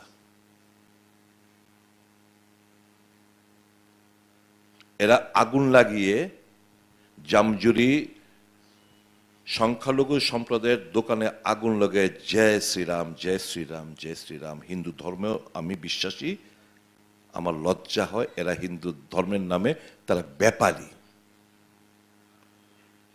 যারা বিষ ছড়াচ্ছে জাতির নামে, ধর্মের নামে, রাজনীতির নামে, যারা ভাষার নামে, কোনো জায়গায় ভাষাকে চাপিয়ে দেওয়ার চেষ্টা হচ্ছে, আঞ্চলিকতার নামে, তারা হচ্ছে ভণ্ড হিন্দু। তাদের আমি তীব্র বিরোধিতা করি, ঘৃণা বর্ষাই। We believe in humanity, we believe in love. Love it was that made us, and love it is that will save us. ওই কনভেন্ট স্কুলে পড়েছিলাম। তুই বলিস love was God's plan when he made man. God's divine nature is love. Love is a wonderful thing. Joy in our hearts it will bring. Where there is love, there is God, and where there is God, there is love. এই ছোটবেলা শিখেছিলাম এই। তো we believe in humanity. এর বাইরে মানুষ মানুষকে ভালোবাসবে। এর বাইরে কি রয়েছে? কিসের ধর্ম, কিসের কি? যারা রাজনীতি আঙ্গিনা, এই সমস্ত ব্যাপারীরা যারা শুধু ওনলি মিনস ভোট, ইলেকশনে জেতা, তাই ভাবলাম ভাই সিপিএমের 25 বছরের জামানায় তো এরকম পরিস্থিতি আমাদের সম্মুখীন হতে হয়নি। তো বড় শত্রুকে বধ করার জন্য যে দুটো কম লেসার শত্রু দুটো আলিঙ্গন করেছে, কম শত্রুকে নিয়ে, দুটোই কম শত্রু, একে অপরের কম শত্রু আলিঙ্গন করেছে। এবং মহাভারতের যুদ্ধে আমরা দেখেছি, বহু ইন্ডিয়ান ইতিহাসের, আমাদের ভারতীয় ইতিহাসে এরকম বহু দেখেছি যুদ্ধ, রাজরাজাদের যুদ্ধ, যখন দুটো এনিমি যারা একে অপরের বিরুদ্ধে লড়াই করত, তারা মিলে মিশে ওই ইংরেজদের বিরুদ্ধে লড়াই করতে আমরা দেখেছি। ওই মুঘলদের এই বিরুদ্ধে লড়াই করতে আমরা দেখেছি। তো এরকম হতেই পারে, there is nothing wrong, and if this coming togetherness can bring peace and tranquility, তো where is the harm? একটু টেনশনে রয়েছে কারা? যারা লুটেরা বাহিনী, যাদের একটু স্বার্থাঘাত লাগতে পারে, দেখছে বোধহয় এই রেক সংখ্যাটা চলে যাবে, আমি তো ভালোই কামাচ্ছিলাম, ভালোই তো বাণিজ্য হচ্ছিল। আপনি না, আপনাকে বলছেন আবার দেখবেন, আপনি আদারওয়াইজ মাইন্ড করবেন না, কিন্তু আপনি ফাট করে রাখবেন না, তাহলে বন্ধ করে দেবো, আমি তাহলে অন্য লাইনে চলে যাব। যারা এই সরকারের এরাই তো আতঙ্কিত হওয়ার কথা। Next question please. আপনি যেটা একটু আগে বললেন যে দুটো কম শত্রু, অর্থাৎ যেটা একটা বাগধারা আছে বলা যায় যে শত্রুর শত্রু আমার বন্ধু, এই বিষয়টা নিয়ে যদি আপনারা ভেবে থাকেন, অর্থাৎ ভেবেছেন বলেই জোট হয়েছে। 25 বছর, এটা তো সত্যি, টানা 25 বছর তো একে অপরের বিরুদ্ধে লড়াই করে গেছি, এর মধ্যে তো লুকোচুরি কিছু না। এখন যা পরিস্থিতি দেখছি, আমি যদি যে কোনো মানুষকে জিজ্ঞেস করব, তারা গ্ল্যাডলি বলছে, এবং মানুষের মোরাল সাপোর্ট এবং মানুষের চাহিদা এটা আজকের দিনে, যে ধর্মনিরপেক্ষ গণতান্ত্রিক শক্তিগুলো একটা জায়গায় এসে কিছু করে দেখাক, এই অশুভ শক্তিটাকে এক্ষুনি বিসর্জন দিক। Just wait and watch. 16 তারিখ দেখবেন এবং 2 তারিখ রেজাল্টটার সময় দেখবেন কোথায় কে আছে। আচ্ছা, আমরা যদি ধরে নিই যে এই জোট আগামী দিনে ক্ষমতায় আসছে, তাহলে এই জোটের মুখ কে হবে? অর্থাৎ মুখ্যমন্ত্রীর সিটে আমরা কাকে দেখতে পাবো? বিশ্বাস করুন, আমি আপনাকে অনেস্টলি স্পিকিং, আজকে সকালবেলা আমার এমএলএ হোস্টেলে মিটিং হয়েছে। We are least bothered. কোন দল কটা আসন পেল, কে কটা বেশি পেল, বিগ বস না ছোট বস, দিস আর অল ইমেটেরিয়াল। কে মুখ্যমন্ত্রী হবে, কে না, দিস আর অল ইমেটেরিয়াল নাও। আমাদের মূল প্রশ্ন হচ্ছে এদেরকে ওই 1.57% যাদের অরিজিনাল, ওই জায়গায় ওদের নামিয়ে আনতে হবে, এই বীজ উপড়ে ফেলতে হবে রাজ্য থেকে। Tripura will be the gateway for the opposition parties in the not only the northeastern India, but also for the rest of the country. We'll set a precedent. You don't worry. সুদীপবাবু, Please. একটু আগে জিতেন্দ্র চৌধুরী আমাদের এখানে বসেছিলেন। হাত plane? We are always, you are like my younger brother. You know how much I adore you. Bas. একটু আগে জিতেন্দ্র চৌধুরী এসেছিলেন এখানে, আমাদের সঙ্গে বসেছিলেন। ওনাকে একটা কোশ্চেনের আনসারে উনি বলেছেন যে কংগ্রেস আমাদের সঙ্গে আইডিওলজিতে ডিফারেন্ট, আমরা কংগ্রেসের সঙ্গে সিট শেয়ারিংয়ে যাচ্ছি। আরেকটা কোশ্চেনের উত্তর উনি বলেছিলেন, যদি এটা বলে থাকেন, he stands to be corrected. আরেকটা question, He stands to be corrected. Why I say? Ideologically, the communist and the Congress are the same. Pashar Mudrar Epit or Upit. Why? Ideologically বলেছেন. We believe in democratic. They are a democratic party. We are a secular party. They are a secular party. We believe in socialism. They too believe in socialism. তাহলে আমাদের প্রিয়েম্বলের মধ্যে we the people of India having solemnly resolved to constitute India into a sovereign socialist democratic republic and to secure to all its citizens justice, social, economic and political liberty of thought, expression, belief, faith and worship. ওই যে secular democratic socialist, এটা আমাদের ideology, এটা CPM ideology. Ideologically there is no difference in between the CPM, communist and the Congress. বলতে পারেন তাদের কর্মসূচি বাস্তবায়ন, কর্মসূচি নিয়ে there might be difference. Like you say, আমরা যখন মানুষ তো ভুল থেকে শিখে, অনেক সময় ভুল করে পরবর্তী স্বীকার করে। কম্পিউটার বিরোধিতা একটা সময় সিপিএম করেছিল, ভুল করেছে, স্বীকার করছে। 1, 2, 3 নিউক্লিয়ার চুক্তি, we are the watchdogs of the constitution, that day we work the government will fall. কিন্তু পরবর্তী সময় বুঝেছে this nuclear deal was for the sake of, for the interest of the nation. MGN REGA both BJP और communist ওই সময় বলেছে বুঝতে পারিনি, এটা कभी संभव नहीं है, ये तो चुनावी स्टंट है सोनिया जी का। তখন আমরা করে দেখালাম। আমাদের মধ্যে কোনো ডিফারেন্স থাকলে সিপিএম এবং কংগ্রেসের মধ্যে, এটা হচ্ছে কর্মসূচির চিন্তা ভাবনার মধ্যে difference. Ideologically there is no difference between the communist and the Congress. আরেকটা প্রশ্নের উত্তরে উনি বলেছেন যে কংগ্রেস কোন একটা ইয়েতে আপনার টক শোতে উনি বলেছিলেন যে কংগ্রেস বুর্জুয়াদের দল। এই কোশ্চেনটা যখন ওনাকে করা হলো তখন উনি উত্তরে বললেন, আমি লেট মি ফিনিশ। উনি বললেন যে yes I have said that, কিন্তু এইবার আমরা সিট শেয়ারিং এ যাব। আজকে বলেছেন তো, আজকেই বলেছেন। He probably reiterated the earlier statement. মানে আর what more প্রমাণ? কংগ্রেস যদি বুর্জোয়া দল, তো Congress, one of the main reason Congress is suffering is because the lack of funding from the capitalists. All capitalists are with the BJP. কারণ Congress bourgeois যদি দল হতো, right to food security act আনতো না। কংগ্রেস যদি বুর্জোয়া দল হতো, রাইট টু এডুকেশন অ্যাক্ট আনতো না। কংগ্রেস যদি বুর্জোয়া দল হতো, এই হেলথ সিকিউরিটি অ্যাক্ট, স্বাস্থ্য যে পরিষেবার যে অধিকার, সেটা আনতো না। এমজিএনরেগা আইন পাশ করতো না। খেপলেন তো ইন্ডাস্ট্রিয়াল কর্পোরেট জগৎ, এই সমস্ত কারণে। কারণ কংগ্রেস খাদ্য, স্বাস্থ্য, শিক্ষা, গরিবের কথা মাথায় রেখে কর্মসূচি, তাদের ভাবাবেগকে সম্মান দিয়ে কর্মসূচি রূপায়ণ করে থাকেন। তো इंडस्ट्रियल कॉर्पोरेट जगत भावलो यार ये तो कांग्रेस पार्टी यार सब गरीबों के हित के बारे में चिंता कर रहे हैं, हम लोग का क्या होगा? तखन जो षड़यंत्र हलो, नरेंद्र मोदी को फंडिंग करो, इनको गिराना है, मनमोहन सिंह सरकार को गिराना है, झूठ मूठ का अखबार खरीदो, मीडिया खरीदो।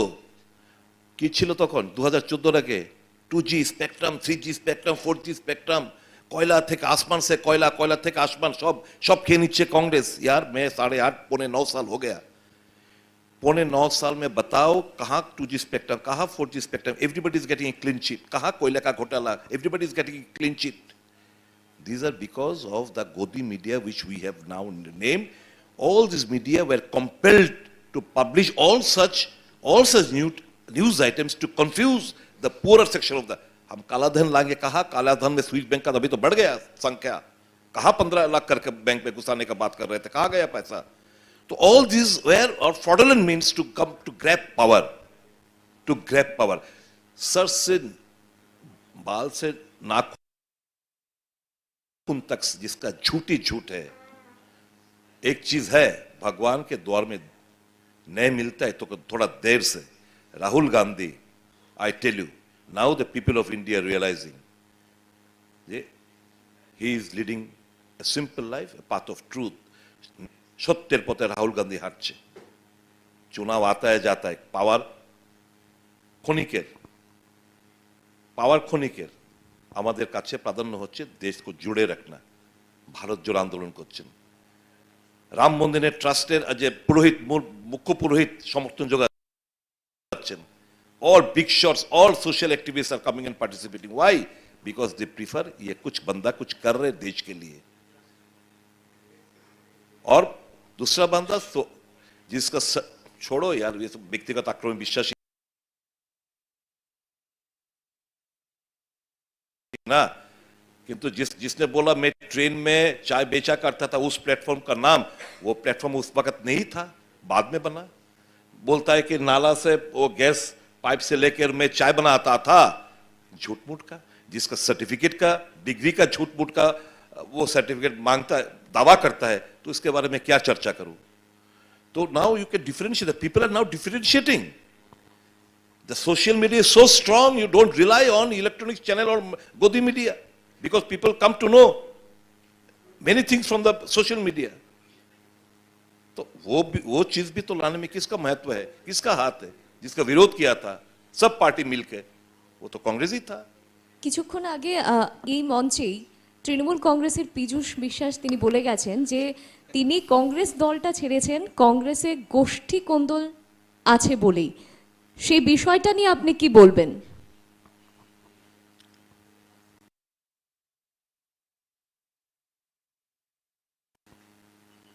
কোন দলে গোষ্ঠী কোন্দল নেই? কংগ্রেস দলে নাকি গোষ্ঠী কোন্দল. আমি আপনাকে জিজ্ঞেস করছি, রাজনীতিতে কোন দলে গোষ্ঠী কোন্দল নেই? কংগ্রেস হচ্ছে খোলামেলা, খোলা জানলা. Everybody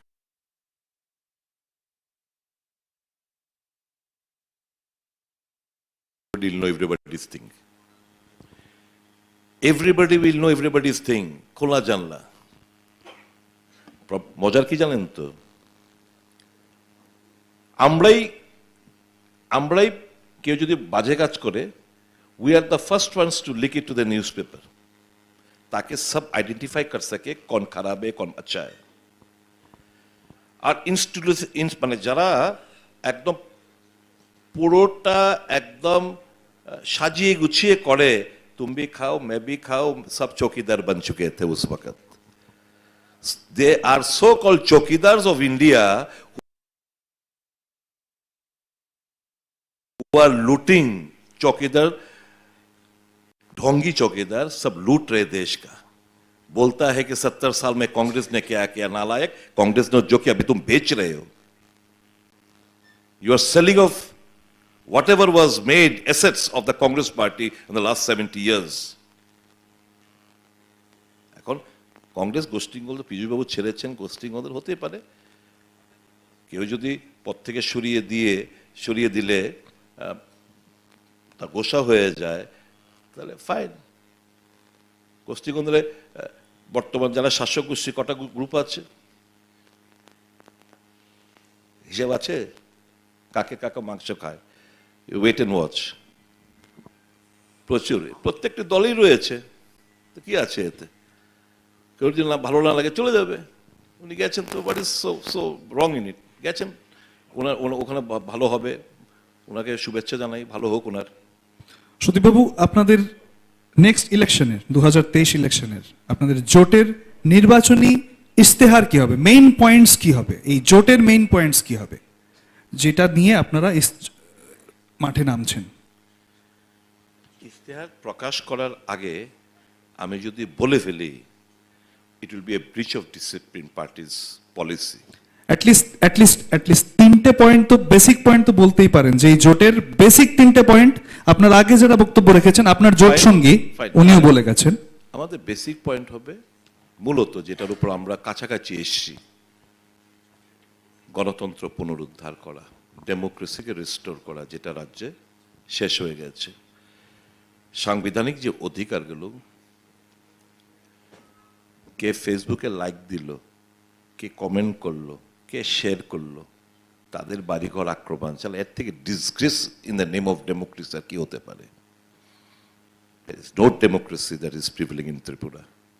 So obviously one would be that শক্ত হাতে আইন শৃঙ্খলা এখানে বজায় রাখা হবে এবং গণতন্ত্র পুনরুদ্ধার করতে হবে। আমার ছাত্র যুবক বন্ধুরা নেশায় আকৃষ্ট, স্লোগান ছিল নেশা মুক্ত ত্রিপুরা, কত সুন্দর সুন্দর স্লোগান, যা সবগুলো উল্টো হয়। নেশা মুক্ত ত্রিপুরা বানায়েঙ্গে, এখন কি হচ্ছে? একটা পাড়া বলুন, এখানে যারা দর্শক বন্ধুরা আছে কেউ দাঁড়িয়ে বলুন আমার পাড়াতে নেই কোনো ড্রাগের থাবা, কেউ বসাতে পারেনি আমার পাড়াতে। একজন দাঁড়িয়ে বলুন সব পাড়া অলি গলি সারা ত্রিপুরা জুড়ে ড্রাগসের ব্যাপারীরা, এবং আপনারা সবাই জানেন ড্রাগসের কিংপিন কে আমাদের এই রাজ্যে, কি ব্যবস্থা নিয়েছে। হয়তো আগামী দিনের মন্ত্রিসভা থেকে ড্রপ হবে, একজন নতুন কাউকে সুন্দর দেখা একজনকে মন্ত্রী বানাবে, এই তো এতটুকুই হবে। কিন্তু কি আইনি ব্যবস্থা কি না হবে? মন্ত্রিত্ব থেকে ড্রপ করে দেওয়া এটাই কি শেষ কথা নাকি? আইনানুগ ব্যবস্থা তো কেউ নেই। হু ডাজন্ট নো যে একজন বাদশাহ আছে এখানে, কোনো এক মন্ত্রীর ভাই আছে? কে জানেন? আপনি জানেন তো? আপনি জানেন না? আপনি জানেন না? বলতে সাহস পান না। বাড়ি ভেঙে ফেলবে, বাড়ি এখান থেকে বেরোলে মেরে ফেলবে, বলবেন না নাম। এভরিবডি নোজ যে কে বাদশাহকে আমাদের ত্রিপুরার, যে শুধু না এই নর্থ ইস্টার্নের কিংপিনকে সবাই জানে। Why police is not taking any action? Bangladesh সরকার ইন্ডিয়ান গভর্নমেন্টের কাছে চিঠি দিয়েছে ত্রিপুরা রাজ্যে সোনামুড়া মহকুমা এমন এক লোক, কি ভৌমিক নামটা ভুলে গেছি, ভৌমিক মনে পড়বে অথবা ভৌমিক, এ আমাদের বাংলাদেশের যুবক ছাত্র যুবক সমাজটাকে ধ্বংস করে ফেলছে। এর থাবা একদম ওই রেঙ্গুন থেকে শুরু করে, মায়ানমার রেঙ্গুন থেকে শুরু করে পুরো সেটিং ওর, কে না জানে? এই জন্য সরকারে বসিয়েছিলাম আমরা। অবভিয়াসলি দ্যাট উড বি যুদ্ধ ঘোষণা হবে এই ড্রাগ ব্যাপারীদের বিরুদ্ধে। ট্রান্সপারেন্ট গভর্নমেন্ট বলা হয়েছিল, আমি বারংবার বললাম, ওই 14 মাসের মধ্যে 3 বার বলেছি লোক আয়ুক্তটাকে অ্যামেন্ডমেন্ট করে, দুর্নীতির বিরুদ্ধে লড়াই করতে গেলে লোক আয়ুক্তটাকে অ্যামেন্ডমেন্ট করে এটাকে শক্তিশালী করো। If we from the government, লোক আয়ুক্ত হেভি স্ট্রেংথেন করো, আরো শক্তপোক্ত, আরো ক্ষমতা দেওয়া হবে, যাতে করে even the chief minister of any state will not be excepted from the clutches of Lokayukta. এখন তো দুর্বল, শুধু সাদা হাতি পোষা হচ্ছে, কোনো কাজ নেই, শুধু সাদা হাতি পোষা হচ্ছে। সুদীপবাবু, অডিয়েন্সে যাব প্লিজ।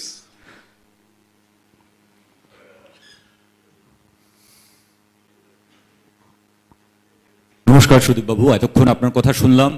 এর আগে আমরা আরো 4 জনের বক্তব্য শুনেছি। আমার 2টো সংক্ষিপ্ত প্রশ্ন আছে। আপনার আগে যিনি সঞ্চালক বলেছিলেন, আমরা সিপিআইএম এর রাজ্য সম্পাদক শ্রী জিতেন্দ্র চৌধুরী মহোদয়ের কথা শুনেছি। উনি বলেছিলেন যে আপনাদের মধ্যে কোনো পলিটিক্যাল অ্যালায়েন্স হয়নি এবং কোনো কমন মিনিমাম এজেন্ডাও থাকবে না, অনলি সিট শেয়ারিং হচ্ছে। আইডিওলজিক্যালি আলাদা, এটা সঞ্চালক বলছেন, তাই সেটা আর বলছি না, অনলি সিট শেয়ারিং হচ্ছে। তাহলে এটা কি দুদলের কাছে এটা হারার ভয়ে এরকম সিট শেয়ারিং? একজন আরেকজনের, যারা চিরশত্রু ছিল একজন আরেকজনের, আমরা একজন আরেকজনের কাঁধে কাঁধ মিলিয়ে নিচ্ছি সিট হারার ভয় থেকে কি? এক। নাম্বার 2, আপনি বারবারই বলছেন মানুষের জন্যই আপনি পলিটিক্সটা করছেন। কিন্তু আমরা দেখেছি আপনার রাজনৈতিক কেরিয়ারে কংগ্রেস, তৃণমূল কংগ্রেস, বিজেপি, কংগ্রেস, এখন বামপন্থীদের দ্বারস্থ হওয়া, তাতে কি রাজনৈতিক অস্থিরতার পরিচয় নয়? আপনাকে কেন বিশ্বাস করবে মানুষ? নমস্কার, আমার এতটুকু প্রশ্ন।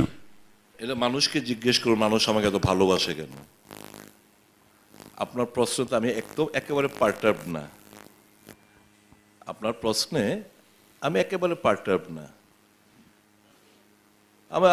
মানুষ তো শেষ কথা না। আমার বিধানসভা মানুষ আমাকে ভোট দিয়ে জয়লাভ করেছে, এত কিছু অর্ডের মধ্যে, এত প্রতিকূলতার মধ্যে আমার বিধানসভার এলাকার মানুষ আমাকে ভোট দিয়ে জয়লাভ করিয়েছে। আপনি কি করেন? আপনার পরিচয়টা, নামটা জানা রইল না তো। আপনি তো ভেরি গুড, ভেরি গুড। আমার বহু কালচারাল আমার ফ্রেন্ডসরা রয়েছে আপনার যে জগতে আপনি ইন্টারেস্ট পান, এরা আমাকে প্রতিনিয়ত উৎসাহিত করে।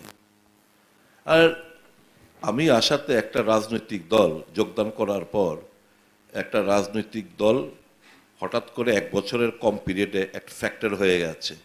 Now every political party wants Congress beside them.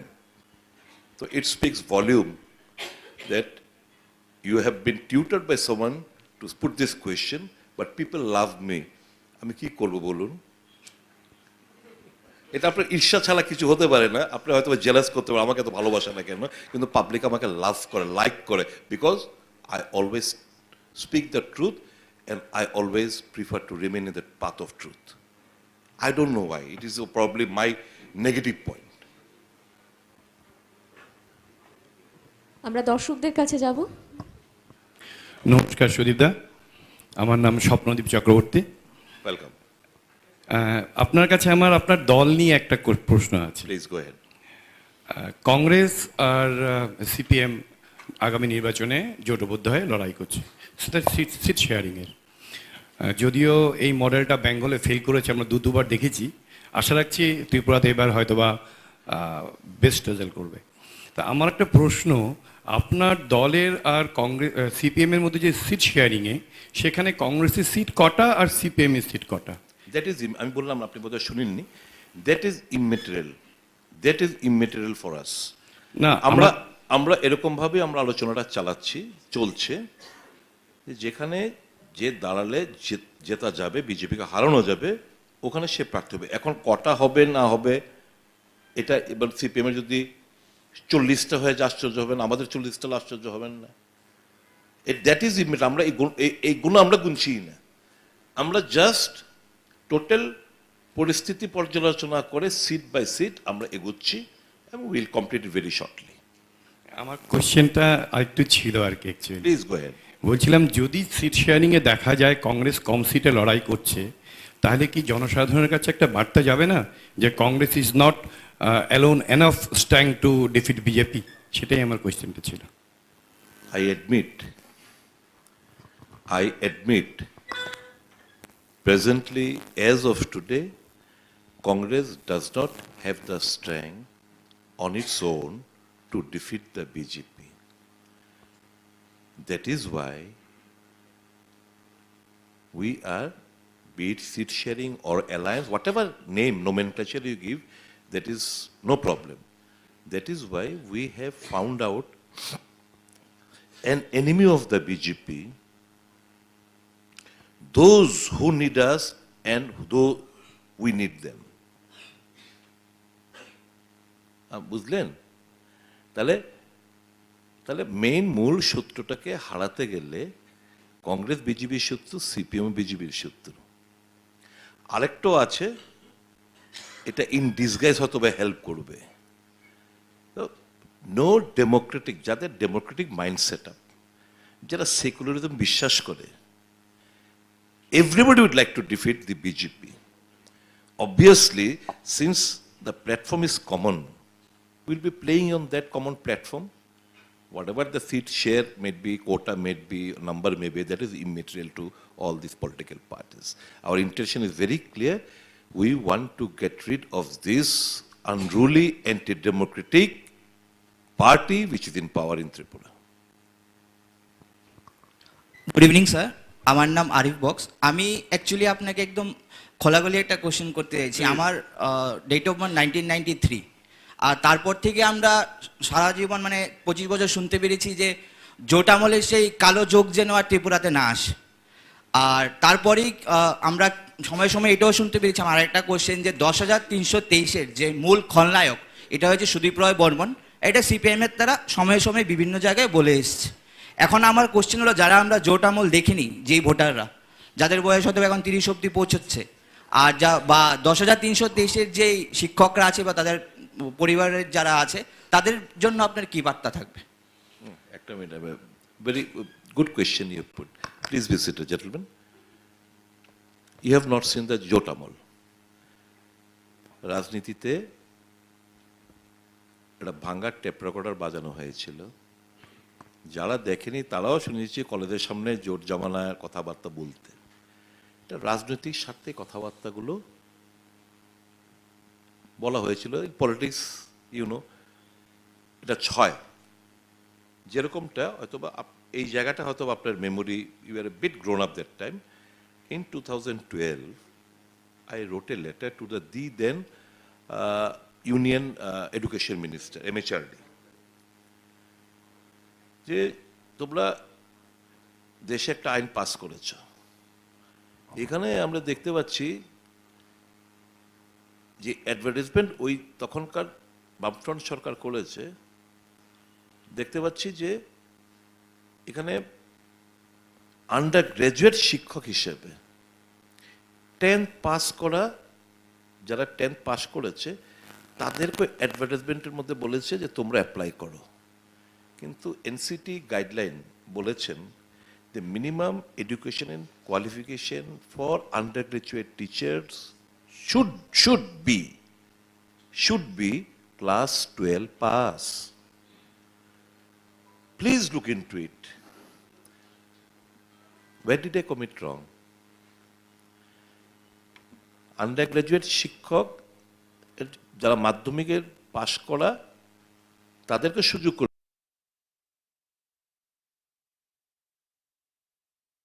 ছিল বামফ্রন্ট সরকার। I objected for the generation next, কারণ দে উইল বি এই আন্ডারগ্রাজুয়েট টিচার ক্লাস 1 থেকে 5 অব্দি পড়াশোনাটা করাবে। তাহলে তাদের একটা স্টুডেন্টের তার ভিত্তি যদি নড়বড় হয়ে যায়, আর তখনকার এই যে যারা, আমি কাউকে আন্ডারমাইন করছি না, এর মধ্যে হয়তো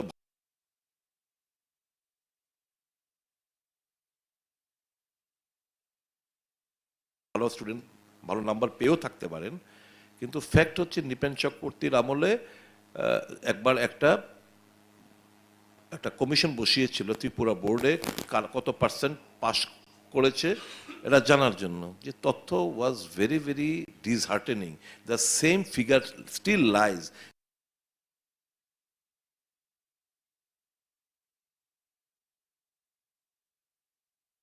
গ্রেজ মার্ক দিয়ে পাস করানো হয়, তো গ্রেজ মার্ক দিয়ে যাদেরকে মাধ্যমিক পাশ করানো হয় তাদের হাতে আমি লক্ষ লক্ষ ছাত্র ছাত্রীদের ভবিষ্যৎ গড়ার কারিগর হিসেবে ছেড়ে দেব।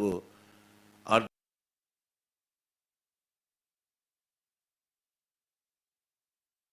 দেশে একটা আইন পাস হয়েছে, আইনের পরিপন্থী ওইখান তখনকার সরকার কাজ করছে। তো I just wrote a letter and they made a story out of it for political reasons, as was the story made of during 1980 to 1993.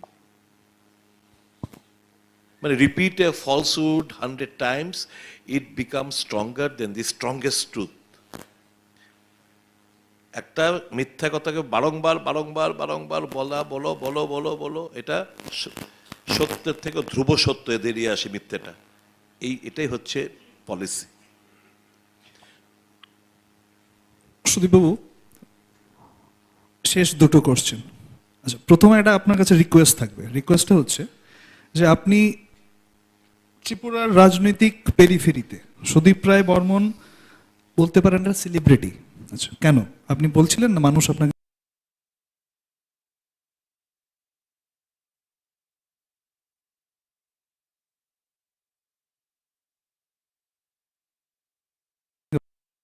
ভালোবাসে, সত্যি মানুষ আপনাকে ভালোবাসে, কিন্তু ব্যক্তিগত সুদীপ রায় বর্মনকে ভালোবাসে একরকম ভাবে, রাজনৈতিক সুদীপ রায় বর্মনকে দেখে অন্যরকম ভাবে।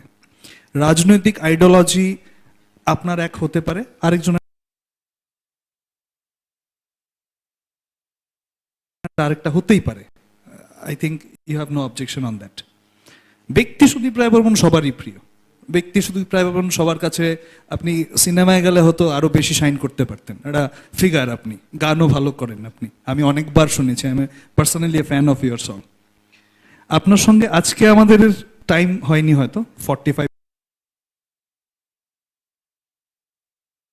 মিনিটস 1 আওয়ার, কিন্তু আপনার সঙ্গে টক শো অ্যাটলিস্ট 2 ঘন্টা চলতে লাগবে, কারণ কোশ্চেন্স এত। 30 বছর আপনি এখানে রাজনীতির আঙ্গিনায়, আপনাকে মানুষ দেখেছে, শুনেছে, বুঝেছে, দেখতেও চায়, শুনতেও চায় আরো। বিকজ আপনি যেটা করছেন, আপনি আপনার আইডিওলজি বা আপনি ত্রিপুরার জনগণের জন্য করতে চাইছেন, অল্প পরিসরে আপনি মন্ত্রিসভায় ছিলেন, যথেষ্ট ভালো করেছেনও, সেটা বলার অপেক্ষা রাখে না।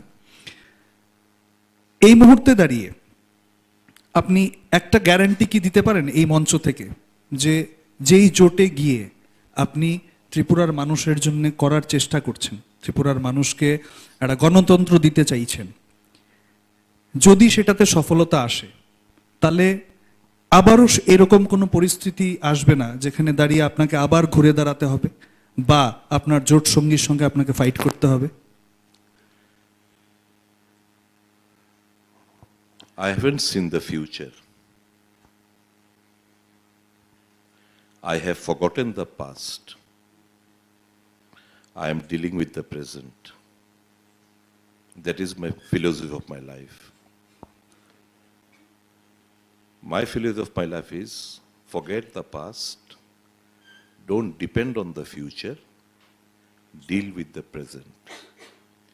At present, the left and the Congress are good friends. I wish it remains forever. But I haven't seen the future. Friends becoming foe could be. Once, if it happens, we'll fight it out once again. Last question audience থেকে।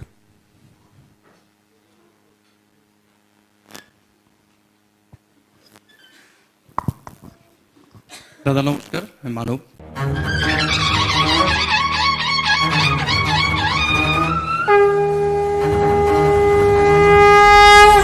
এবং আপনারা যৌথভাবেই নামার প্রস্তুতি নিচ্ছেন, তো সেই জায়গায় আপনাদের ইস্তাহারটা কি যৌথ হবে না সেপারেটলি হবে?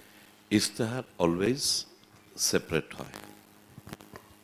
ইস্তেহার, নির্বাচনী ইস্তেহার পার্টির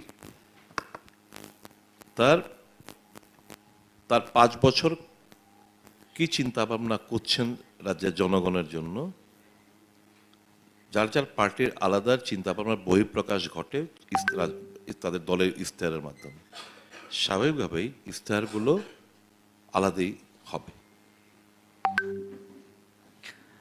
নেক্সট কুরুক্ষেত্রের মঞ্চে আবার আপনাকে চাইবো একবার, এবং আমি চেষ্টা করব যাতে সেই মঞ্চে আপনার জন্য আরো বেশি টাইম অ্যালট করা যায়। আমি আরো একটা চেষ্টা করব সুদীপবাবু, চেষ্টা করব যাতে যেই কোশ্চেনগুলোতে আপনার একটু মনক্ষুণ্ণ হয়েছে সেই সব কোশ্চেনগুলো আমি বলছি আপনাকে, আমি সেই সব কোশ্চেনগুলো ভিক্টর কিছু বলবে বোধহয়। ভিক্টর চাইছে বলতে। ভিক্টর প্লিজ ভিক্টর একটা আমাদের ভাজপার কার্যকর্তা, ওকে অ্যালাউ করুন। আপনাদের নমস্কার দাদা, আপনাদের নতুন জোট সঙ্গী জিতেন বাবুকে এই প্রশ্নটা করেছিলাম, আপনাকেও করছি, ক্ষমা যাত্রাটা কবে থেকে শুরু হচ্ছে? ক্ষমা যাত্রা, কারণ কি 30 বছরে অগন্তিক রাজনৈতিক, বিজেপির সিনেও নেই, অগন্তিক রাজনৈতিক ব্যক্তিরা মারা গেছেন, একটা ক্ষমা যাত্রা এরা প্রাপ্তি চায় অন্তত। দ্বিতীয় প্রশ্ন, জয়েন্ট ম্যানিফেস্টোতে একটা পাতা কি এদের পরিবারদের জন্য থাকবে যেখানে শ্রদ্ধাঞ্জলি জানানো থাকবে নাম ধরে ধরে? তৃতীয় প্রশ্ন, আপনি ঠিকই বলেছেন, আমি একটু রেপিড ফায়ারই যাচ্ছি, আপনি পলিটিশিয়ান নয়, পলিটিক্স আপনার ব্রেড অ্যান্ড বাটার নয়, বাট আপনার পুরো বক্তব্যতে আপনি বুঝতে পেরেছি, আপনি লাস্টে সেটা কোটও করেছেন, আপনি সিচুয়েশনাল পলিটিশিয়ান। আপনি আজকে যেটা আপনার প্রেজেন্ট, কালকে এটা পাস্ট হয়ে যাবে। So you have kept everything open. আর ফোর্থ কোয়েশ্চেন, কংগ্রেস আর সিসিপির যে এগ্রিমেন্টটা হয়েছিল রাহুল গান্ধী আর এই যে লাস্ট এটা তো প্রশ্ন হলো না, এটা ইওর অবজারভেশন, প্রশ্নগুলো করুন না। এটা তো আপনি অবজারভেশন আপনার বলছেন, আমি কি করব, আমি কি ধরনের লোক, এটা তো আপনি প্রশ্নটা করুন, আমি উত্তর দিতে সহায়তা। লাস্ট প্রশ্নটাই প্রশ্ন না তো, আপনি প্রশ্নটা করুন, একটা তো প্রশ্ন করলেন না, আপনার অবজারভেশনগুলো আপনি বলছেন আমার সম্পর্কে, প্রশ্নটা করুন না। আর লাস্ট প্রশ্নটা হলো, কংগ্রেস আর সিসিপির যে এগ্রিমেন্টটা হয়েছিল কমিউনিস্ট পার্টি অফ চায়না, এটারই কি দায়ভার যে দেশের মধ্যেও কংগ্রেস এবং সিপিএম এর প্রত্যেকটা রাজ্যে এগ্রিমেন্ট হতে হবে? এটা কি ব্রাঞ্চ এক্সপানশনের মতো ব্যাপার কি?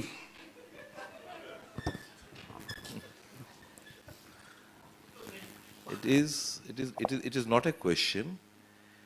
It is the reflection of your mindset. It is not a total question. It is completely a reflection of your mindset, and the mindset says that you have been completely brainwashed by one ideology. That is. প্রশ্ন করলে আমি বেশি উত্তর দেব। আমি খুব সংক্ষেপে একটা question করব, খুব সংক্ষেপে। Yes, brother. তো দীর্ঘদিনের বাম এবং ডানের লড়াইয়ে একে অপরের শত্রু জনগণ যে হয়েছে, এখন এই জোটে যারা নাকি ক্ষতিগ্রস্ত হয়েছে তাদের কাছে কি বার্তা যাচ্ছে? অর্থাৎ সিপিএম এর দ্বারা কংগ্রেস নির্যাতিত হয়েছে, কংগ্রেসের দ্বারাও বিভিন্ন সময় সিপিএম এর নির্যাতিত হয়েছে।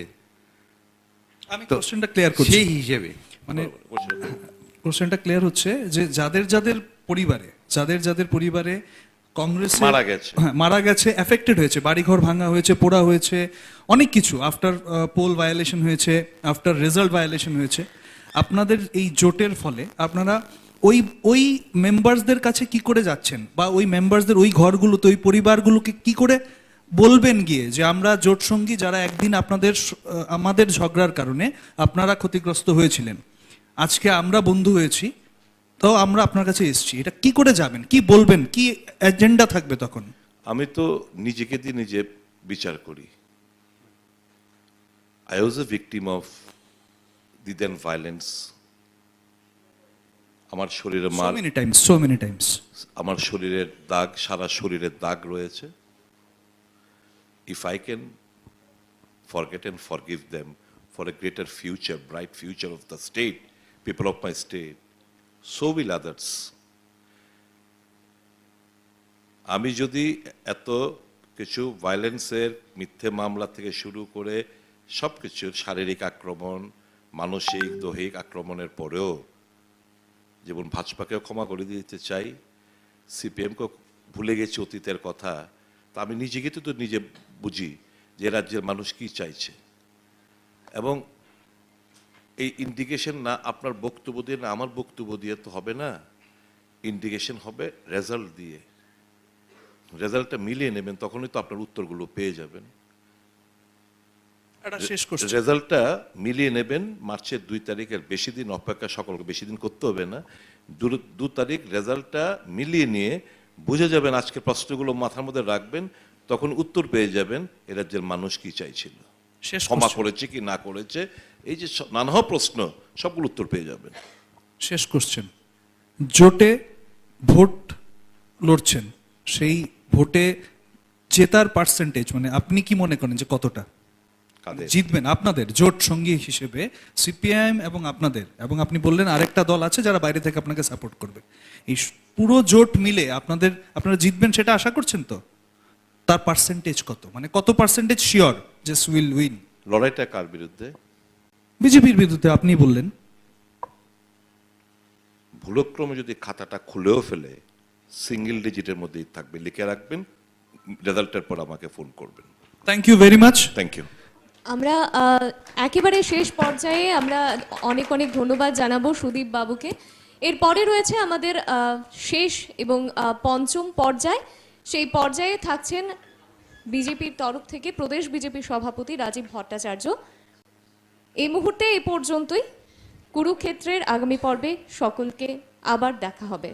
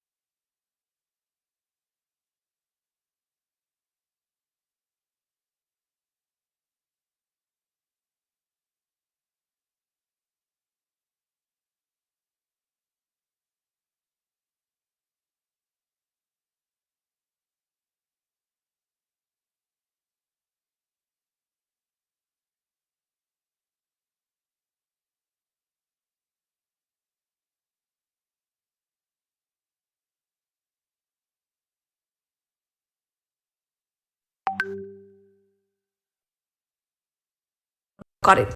এখান থেকেই তিনি বিজেপি সদর জেলার সাধারণ সম্পাদক হিসেবে নির্বাচিত হন। একাধারে তিনি প্রদেশ কমিটির কোষাধ্যক্ষ, সাধারণ সম্পাদক, সহসভাপতির দায়িত্ব পালন করেছেন।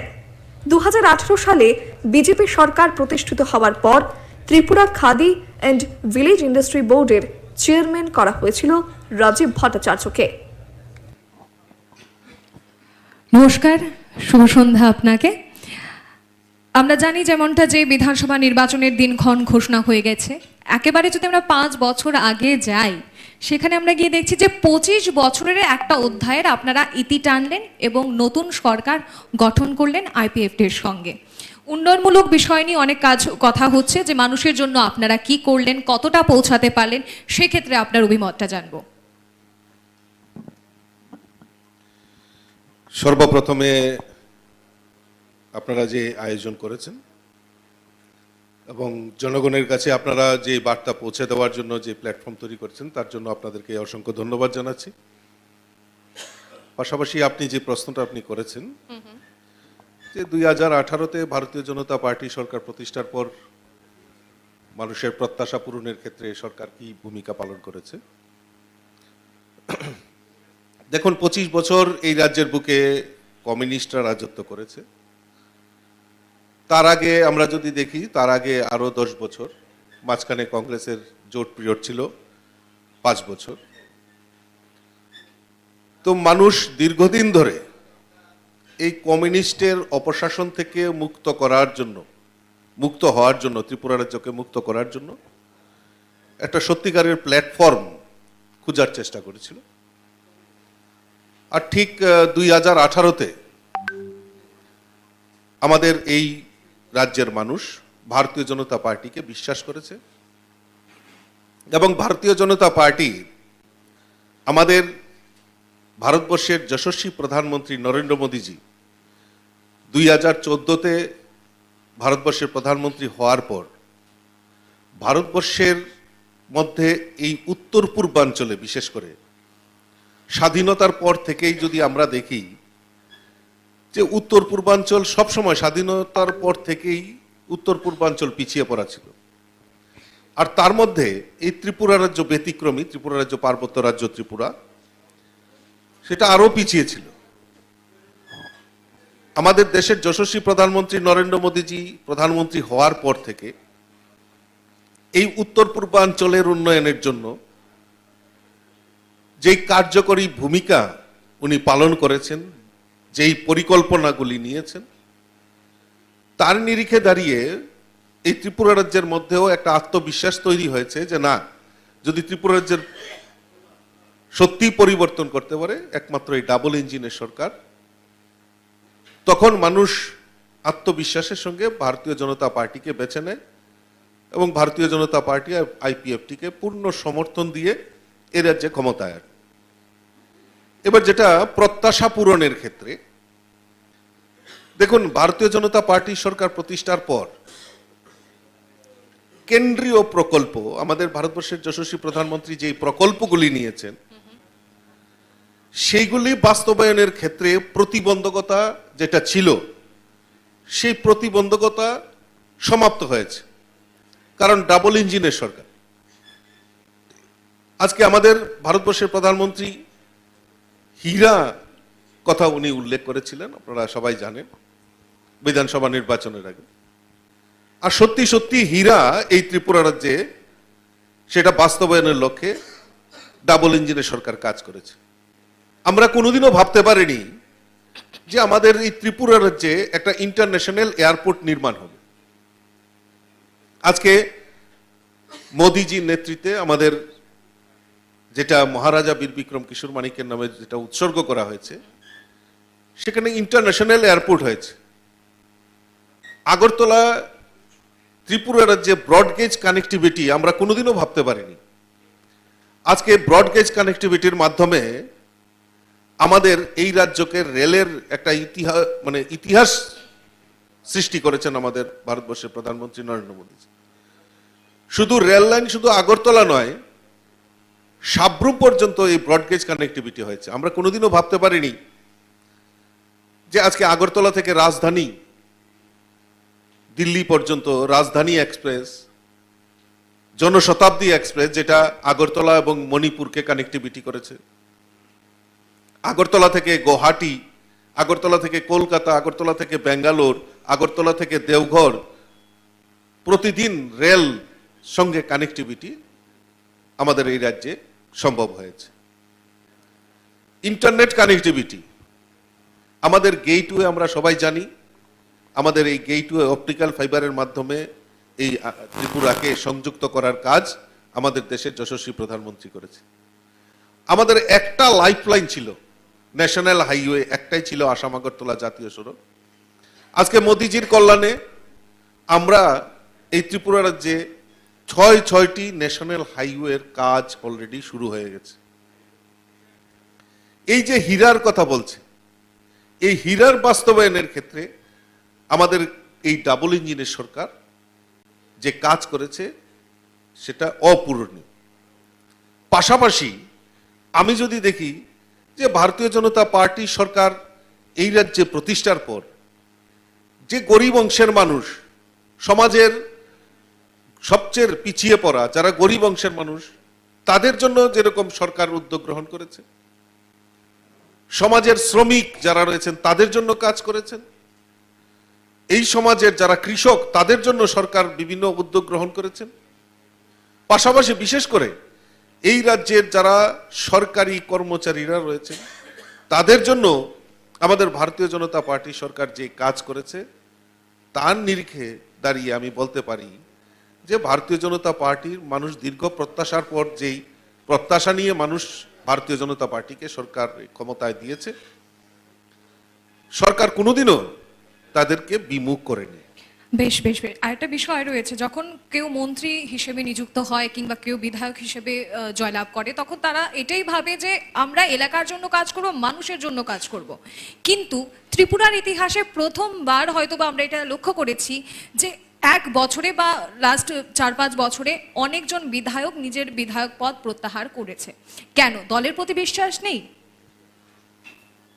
দেখুন, আমি যেটা প্রথম দিকে আমি বলছিলাম যে প্রত্যাশাটা, ভারতীয় জনতা পার্টি এমন একটা পার্টি, ভারতীয় জনতা পার্টি আপনারা দেখেছেন আজকে মোদিজির প্রায় 9 বছর হতে চলল ক্ষমতায়, সেন্ট্রাল গভর্নমেন্টের একটাও কোনো রকম দুর্নীতির খবর নেই।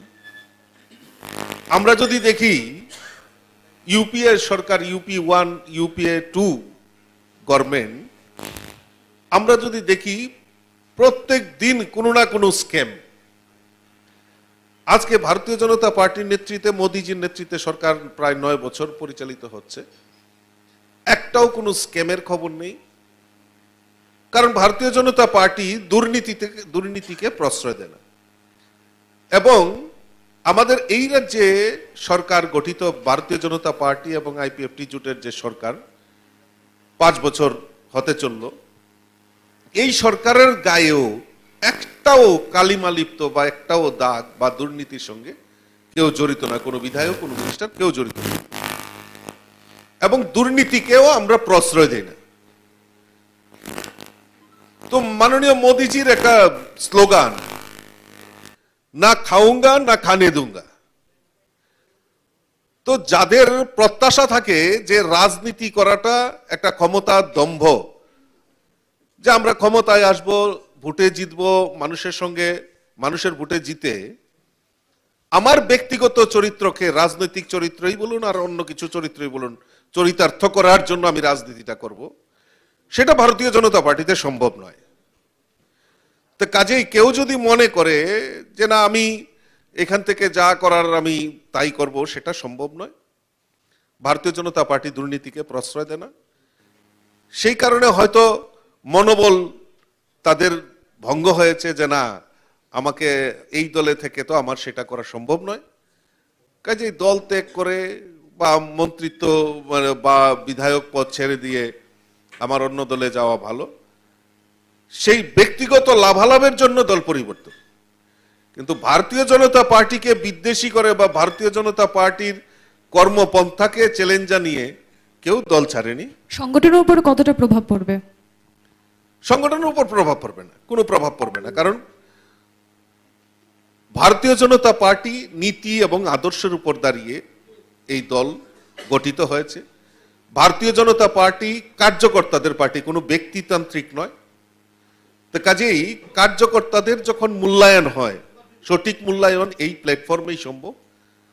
তো কাজেই এটা কোনো সংগঠনে কোনো রকম তার প্রভাব বিস্তার করবে না, বরঞ্চ যারা এই দলে থেকে দলের কাটি নাড়ার চেষ্টা করে, তারা যখন বিচ্যুতি ঘটে তখন কার্যকর্তাদের মনোবল আরো বৃদ্ধি হয়। রাজীববাবু, প্রশ্ন করার আগে আমি একটা জিনিস জানতে চাইব আপনার কাছ থেকে। আমাদের স্মরণে যে কুরুক্ষেত্র রয়েছে, সেই কুরুক্ষেত্র একটি ধর্মযুদ্ধ ছিল। সেই ধর্মযুদ্ধে ধর্মের জয় এবং অধর্মের পরাজয় হয়েছিল। আজকে 2018-র পরে যে 2023-এর ইলেকশনে আপনি কি মনে করেন যে এই ভোট যুদ্ধটা কিসের জয় এবং কার পরাজয় হবে? আমি যেটা বলছিলাম যে ভারতীয় জনতা পার্টি শুধু ক্ষমতায় থাকতে হবে, ক্ষমতার জন্য রাজনীতি, এটা ভারতীয় জনতা পার্টি করে না। ভারতীয় জনতা পার্টির মূল বক্তব্য, মূল আমাদের যে আদর্শ এবং নীতি,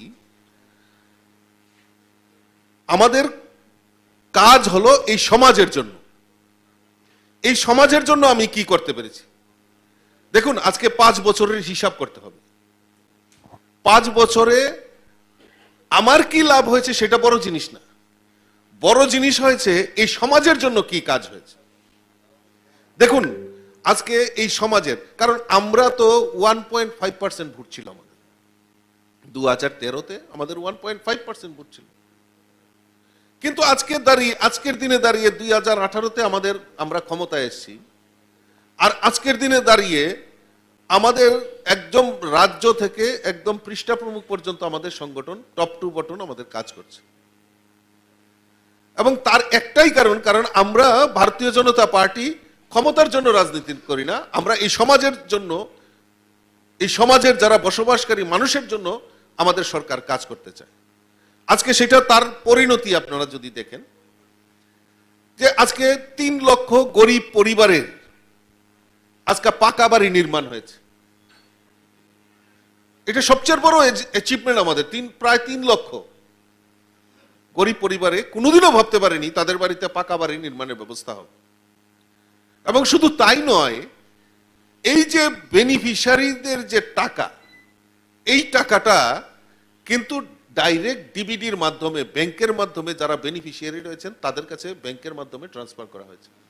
মাঝখানে কমিশন বাণিজ্য, চাঁদা বাণিজ্য, তার কোনো রকম অবকাশ কিন্তু নেই। বিগত দিনে আমরা দেখেছি এই রাজ্যের বুকে যে ইন্দিরা আবাস যোজনায় গৃহ নির্মাণ হবে, টাকা কোথায় ডিস্ট্রিবিউশন হতো? এলসিএম, ডিসিএম, সিসিএম নেতাদের বাড়িতে, নতুবা পার্টি অফিসে সেখানে টাকা বিলি করা হতো। আর চাঁদা সংস্কৃতির কথা তো বলে লাভ নেই, এটা আমরা সবাই জানি, আমরা ভুক্তভোগী। আজকে সবচেয়ে বড় অ্যাচিভমেন্ট যেটা আমি বলি, এই সমাজ সেই চাঁদা মুক্ত, ভয় মুক্ত আজকে ত্রিপুরা রাজ্য হয়েছে। তো বেশি করে আমাদের এই সমাজের যে কাজ, সেই কাজটাকে আমাদের মধ্যে সীমাবদ্ধ রাখতে হবে এবং তাকে বেশি করে বৃদ্ধি করতে হবে। আমাদের এই কনক্লেভে রাজীববাবু, যারা পূর্ববর্তী বক্তারা ছিলেন, সেই বক্তাদের কথা অনুযায়ী যেটা ওরা প্রতিষ্ঠিত করতে চেয়েছেন, যে আপনাদের সরকারের বিরুদ্ধে এলিগেশনটা বারবার ভীষণ ডকুমেন্টের 299টা পূরণ হয়নি, প্রতিশ্রুতি পূরণ হয়নি, এবং বিভিন্ন রাজনৈতিক দলের ওপরে যে আক্রমণ এবং পার্টি অফিসের প্রতি যে আক্রমণ, এগুলির তথ্যগুলি বারবার ওনারা প্রতিষ্ঠিত করেছেন।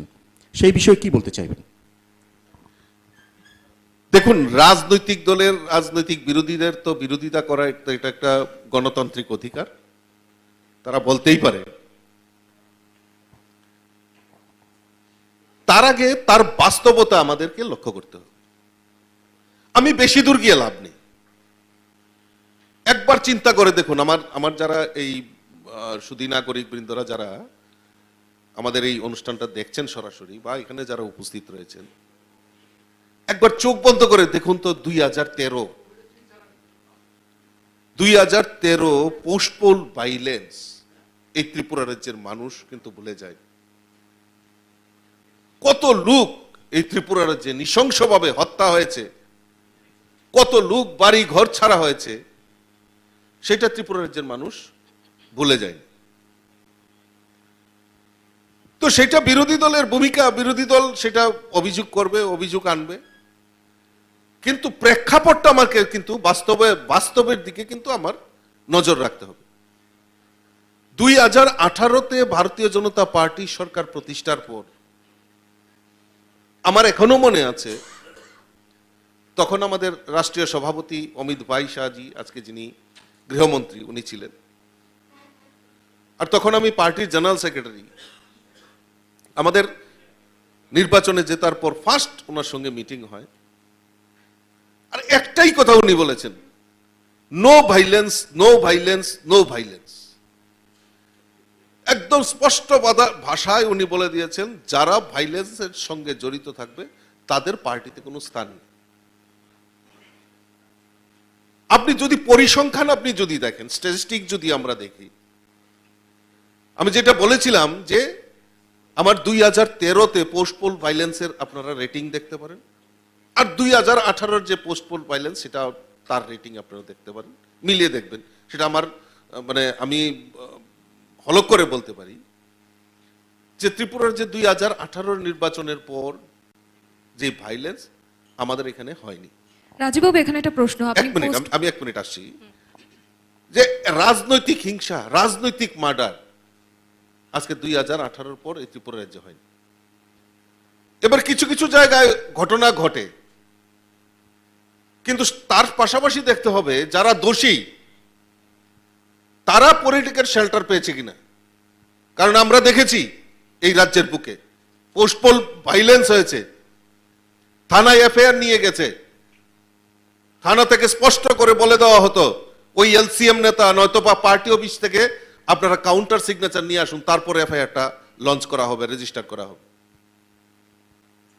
আর এই 2018-তে ভারতীয় জনতা পার্টির নেতৃত্বে সরকার প্রতিষ্ঠার পর পুলিশ যাতে স্বাধীনভাবে কাজ করতে পারে, কোনো পলিটিক্যাল যেই হোক মোটিভেটেড যাতে না হয়, আপনারা খোঁজ নিয়ে দেখতে পারেন, পরিসংখ্যান রয়েছে, পরিসংখ্যান কথা বলবে। তারা যদি বিরোধী দল, তো বিরোধী দলের মতো কথা বলবে, কিন্তু তার পরিসংখ্যান আমাদের রাখতে হবে। সেই পুরনো দিনগুলি মানুষ, ত্রিপুরা রাজ্যের মানুষ ভুলে যায়নি। 2008, 2013 পোস্ট পোল ভাইলেন্স এই ত্রিপুরা রাজ্যে কিভাবে সংগঠিত হয়েছে, আর 2018-তে কিভাবে তা কাউন্টার করা হয়েছে, তার পরিসংখ্যান মিলিয়ে দেখবেন। এটাই আমি আপনাদের মাধ্যমে জানাতে চাই। আপনি পোস্ট পোল ভায়োলেন্স নিয়ে কথা বলছিলেন, 4 বছর একটা নতুন একটা ওয়ার্ড আমরা শুনতে পেয়েছি বারবার, বাইক বাহিনী। কোথাও না কোথাও বিজেপির সঙ্গে বা ভারতীয় জনতা পার্টির সঙ্গে বাইক বাহিনীর নাম ওতপ্রোতভাবে জড়িত বলে বিরোধীরা বলছে, বা জনগণের একটা অভিযোগ রয়েছে।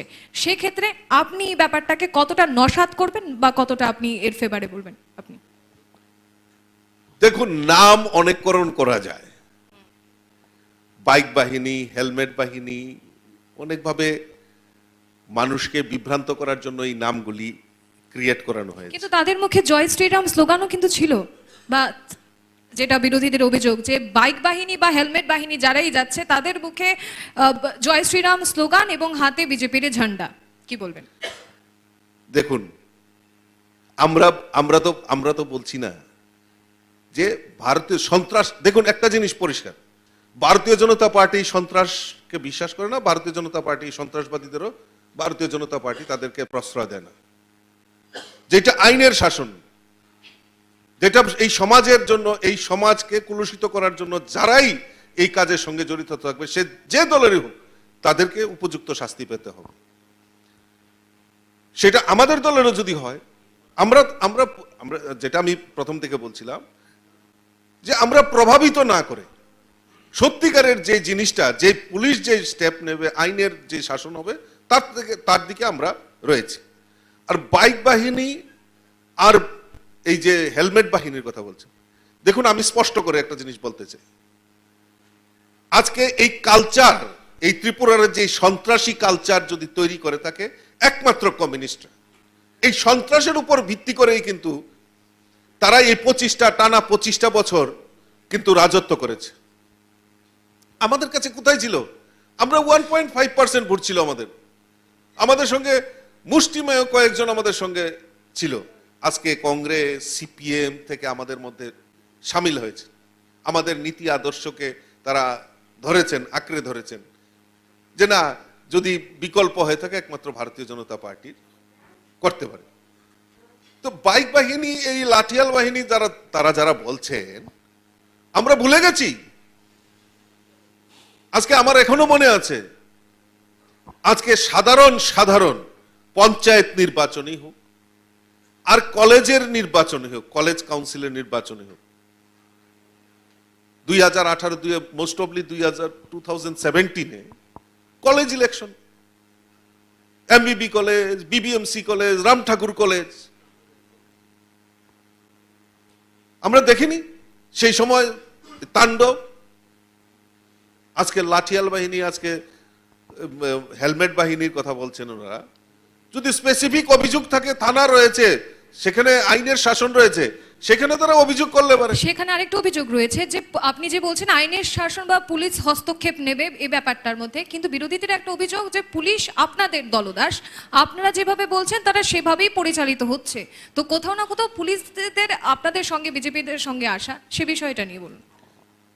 দেখুন, পায়ের তলায় যদি মাটি না থাকে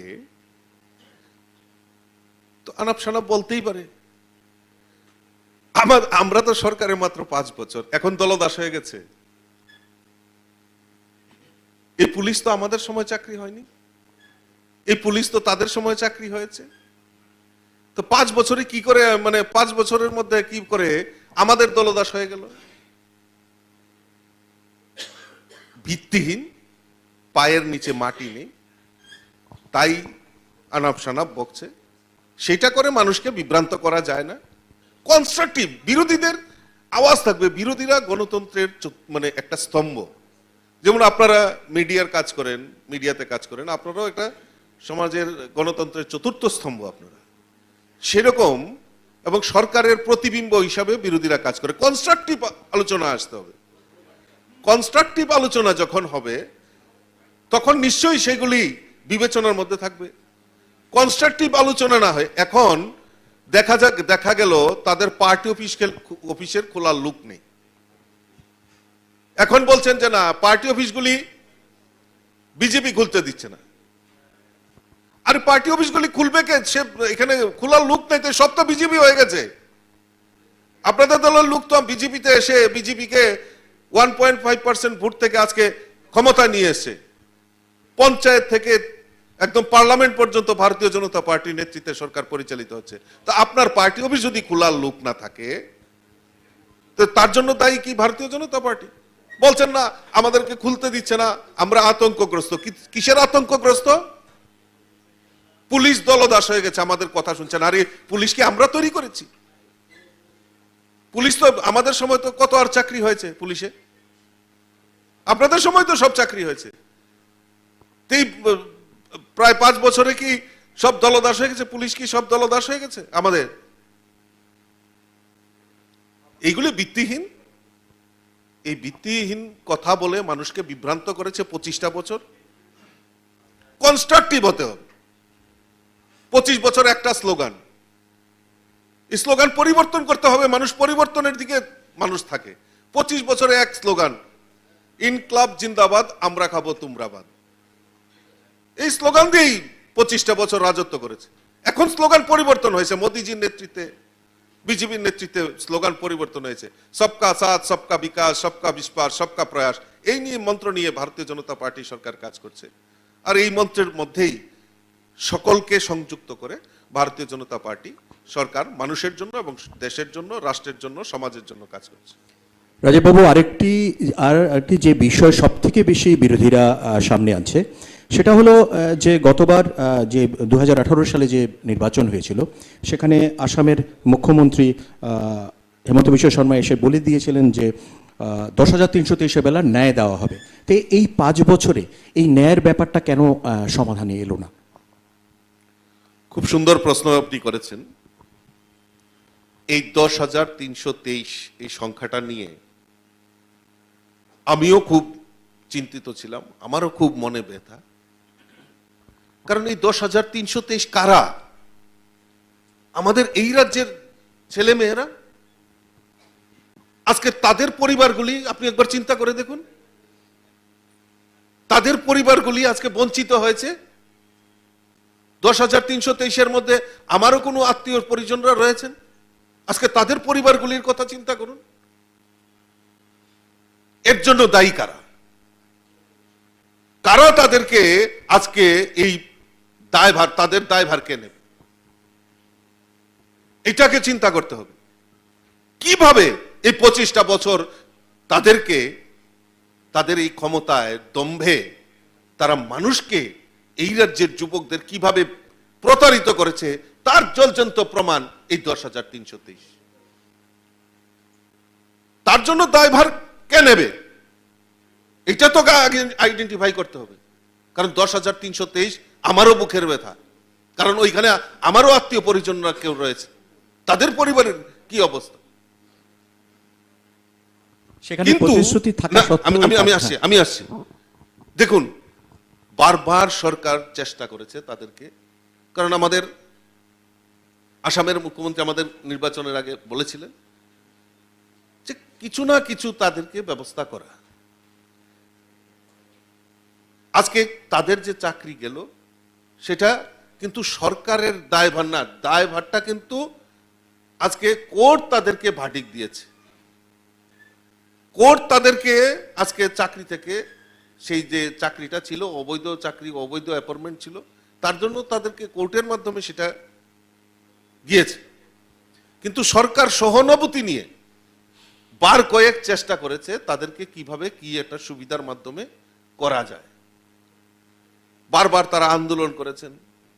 কিছু ডেলিগেটস আমাদের মাননীয় মুখ্যমন্ত্রী, প্রাক্তন মুখ্যমন্ত্রী, বর্তমান মুখ্যমন্ত্রীর সঙ্গেও কথা বলেছেন কিভাবে সেটাকে স্থায়ী সমাধান। এবং আমিও হৃদ্যতার সঙ্গে আমিও বহুবার আমাদের মাননীয় মুখ্যমন্ত্রী এবং সরকার পক্ষের যারা রয়েছেন তাদের সঙ্গে আলোচনা করেছি। আমি নিজেও সে আমাদের মাননীয় মুখ্যমন্ত্রী আইন বিশেষজ্ঞ এবং আধিকারিকদের সঙ্গে অনেকবার বার কয়েক কথা বলেছেন, কিন্তু কোনোভাবেই এটার সলিউশন, মানে ওদেরকে স্থায়ীভাবে যে কিভাবে এই 10,323-কে কিভাবে ব্যবস্থা করা যায় সেটা কিন্তু সরকার করতে পারেনি, কারণ আইনের বাধা রয়েছে। দ্বিতীয়ত তাদের অনেক সংগঠন রয়েছে, তাদের সঙ্গেও কথাবার্তা বলেছেন।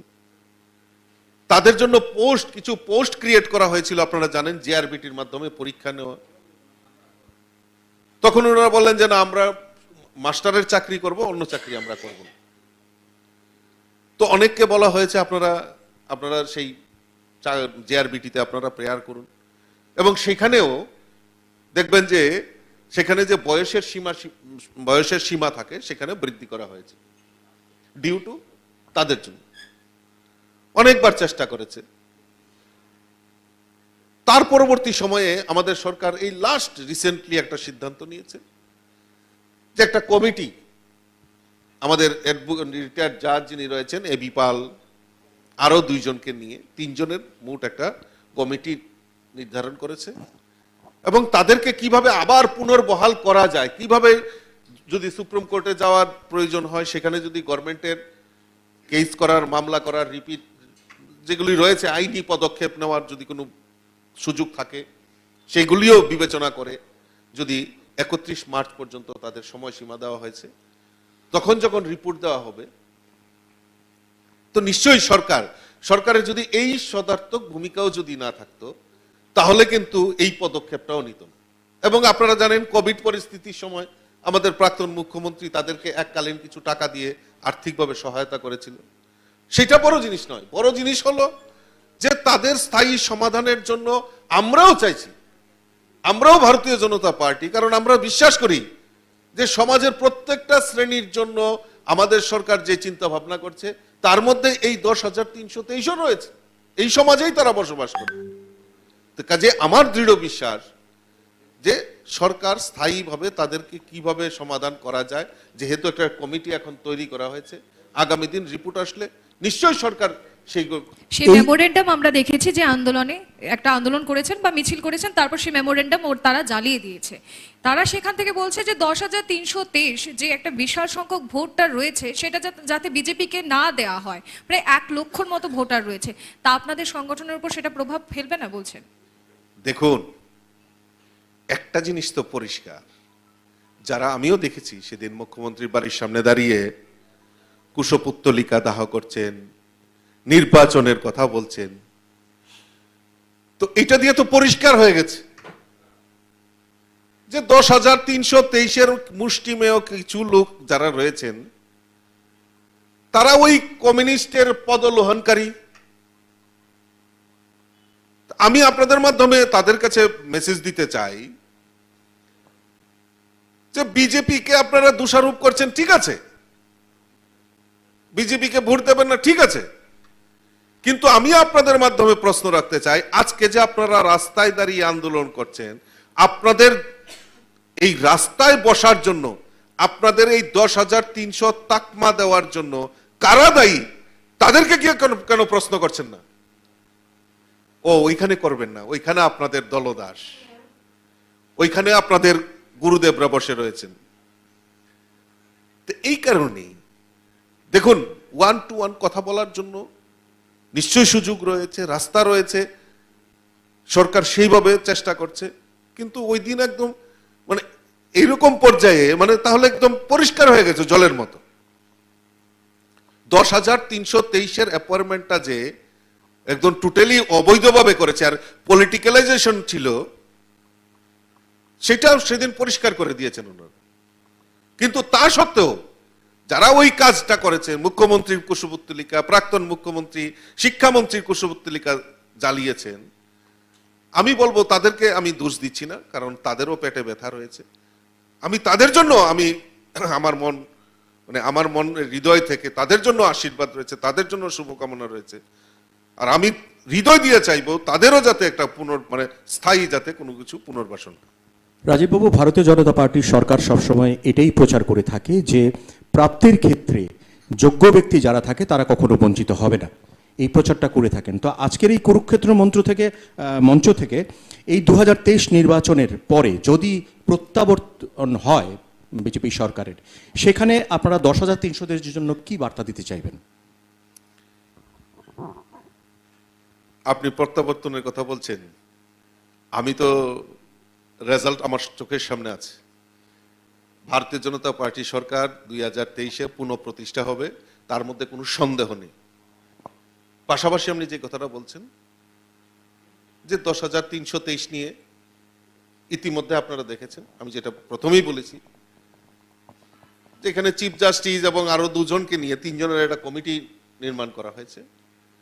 31 মার্চের মধ্যে তাদের রিপোর্ট জমা করবেন এবং আইনের যত ব্যবস্থা আছে যদি প্রয়োগ করে তাদেরকে পুনর্বহাল করা যায়, তার জন্য তো সরকার চেষ্টা করবে। এবং রাজ্য সভাপতি হিসাবে আমি এতটুকুই বলতে পারি যে আমিও তাদের সঙ্গে তাদের যাতে একটা স্থায়ী সমাধান বা তাদের জন্য যাতে একটা কিছু করা হয়, তার জন্য সরকারের কাছে আমি আবার রাজ্য সভাপতি হিসাবে সরকারের সঙ্গে কথাবার্তা বলবো এবং তাদের যাতে পরিবারের যাতে কিছু হয় তার জন্য আমি আপ্রাণ চেষ্টা করব। প্রথমে আপনি বলছিলেন যে প্রায় অনেকজন বিধায়ক আপনাদের বিজেপি ত্যাগ করে বেশিরভাগ বলা যায় যে তিপ্রা মথায় গিয়ে যোগদান করেছে। আজকে ডেটে দাঁড়িয়ে আমি যদি 5 বছর আগে কথা বলি তাহলে আপনাদের জন্য প্রতিযোগিতাটা খানিকটা হলো একটু কম ছিল, এখনকার সময় দাঁড়িয়ে তিপ্রা মথা আপনাদের জন্য কতটা রিস্ক ফ্যাক্টর হতে পারে? দেখুন, একটা জিনিস কি হয়েছে, আমি যেটা প্রথম দিকে বলছি, ভারতীয় জনতা পার্টি একটু অন্যভাবে চিন্তা ভাবনা করে। আমরা ক্ষমতার জন্য রাজনীতি করি না, আমরা রাজনীতিটা করি মানুষ এবং সমাজের সেবার জন্য। আজকে স্বাধীনতার পর থেকে এই ত্রিপুরা রাজ্যে সবচেয়ে যদি উপেক্ষিত হয়ে থাকে আমার জনজাতি ভাইয়েরা বোনেরা। বিভিন্ন সময়ে এই ত্রিপুরা রাজ্যে বিভিন্ন রাজনৈতিক দল এই জনজাতিদের অন্যরকম ভাবে চিন্তা ভাবনা ঢুকিয়ে তাদেরকে বিপথে পরিচালিত করে এবং ত্রিপুরাতে রাজনৈতিক সন্ত্রাস তৈরি করে বিভিন্ন রাজনৈতিক দল তাদের ফায়দাগুলি নিয়েছে, কিন্তু প্রকৃতপক্ষে জনজাতিদের উন্নয়ন হোক, জনজাতি এলাকায় উন্নয়ন হোক, সেই ব্যাপারে কোনোদিন কোন রাজনৈতিক দল চিন্তা ভাবনা করেনি। আজকে আমরা যদি দেখি এই ত্রিপুরা রাজ্যে কোন সময় স্বাধীন ত্রিপুরার নাম ডাকে আন্দোলন ডাক দেওয়া হয়েছে, কোন সময় আলাদা ত্রিপুরাল্যান্ডের ডাক দেওয়া হয়েছে, কোন সময় গ্রেটার ত্রিপুরাল্যান্ডের ডাক দেওয়া হয়েছে, কিন্তু প্রকৃত পক্ষে জনজাতিদের যে উন্নয়ন তার জন্য কেউ কথা বলেনি।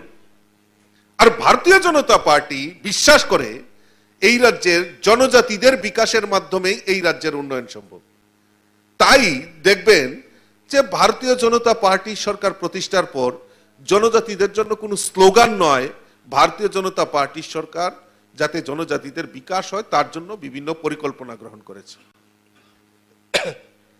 প্রথম জিনিস, আমাদের এই ত্রিপুরা রাজ্যের আধুনিক রূপকার মহারাজা বীর বিক্রম কিশোর মানিক্য, আমাদের কমিটমেন্ট ছিল যে এই মহারাজাকে স্মরণ রাখার জন্য আমাদের যে আগরতলা বিমানবন্দর সেটাকে মহারাজার নামে উৎসর্গ করে। এবং আমাদের সরকার আসার পর আপনারা জানেন সেখানে আমাদের দেশের প্রধানমন্ত্রী এই আগরতলা বিমানবন্দরকে মহারাজার নামে উৎসর্গ করা হয়েছে। শুধু তাই নয়, এই মহারাজার জন্মদিন 19 আগস্ট, সেখানেও সরকারি ছুটি ঘোষণা আমাদের ভারতীয় জনতা পার্টি সরকার করেছে। জনজাতি এলাকায় রাস্তাঘাট থেকে শুরু করে পানীয় জলের ব্যবস্থা থেকে শুরু করে কিভাবে এই জনজাতিদের বিকাশ করা যায় তার ব্যবস্থা করেছে। এবং জনজাতিদের পাট্টা জমি যেখানে রয়েছে সেখানে পাট্টা দেওয়ার কাজ আমাদের ভারতীয় জনতা পার্টি সরকার করেছে। জনজাতিদের উন্নয়নের জন্য তাদের যে স্টুডেন্টরা যারা ডিস্ট্রিক্টে বিভিন্ন জায়গায় হোস্টেলে থেকে পড়াশোনা করে তাদের স্টাইপেন্ড বৃদ্ধির জন্য ভারতীয় জনতা পার্টি সরকার প্রায় 350 টাকা স্টাইপেন্ড বৃদ্ধি করা হয়েছে। ত্রিপুরা রাজ্যে একলব্য বিদ্যালয়, জনজাতি অংশের ছাত্রছাত্রীরা উচ্চ শিক্ষার জন্য একলব্য মডেলের যাতে হোস্টেলে আবাসিকভাবে সেখানে পড়াশোনা করতে পারে তার জন্য ভারতীয় জনতা পার্টি সরকার আজকে ত্রিপুরার মতো ক্ষুদ্র জায়গায়ও 13টি একলব্য বিদ্যালয়ের কাজ শুরু হয়েছে। রাজীববাবু, এই বিষয়গুলি প্রচার প্রসারে অলরেডি চলছে এবং পুরো রাস্তার মধ্যে আমরা দেখেছি ফ্ল্যাগ ফেস্টুন ভর্তি যে আপনারা কি কি উন্নয়নমূলক কাজ করেছেন। তবে মূল বিষয়টা যেটা থাকছে যে জনজাতিদের উন্নয়ন স্বার্থে বা জনজাতি বেকার যুবক যুবতীরা যারা রয়েছেন তাদের বেকারত্বের সমস্যাটা কতটা দূর করতে পারলেন? যেহেতু কিছুক্ষণ আগে তীব্রমাথার যিনি ছিলেন অনিমেষ দেববর্মা তিনিও বলেছিলেন যে তাদের কাছে প্ল্যানিং আছে কিন্তু কেন্দ্র থেকে টাকা আসছে না, সে বিষয়টা বলুন। দেখুন, টাকা তো যখন দেওয়া হবে তার হিসাবও তো চাইবে। আজকে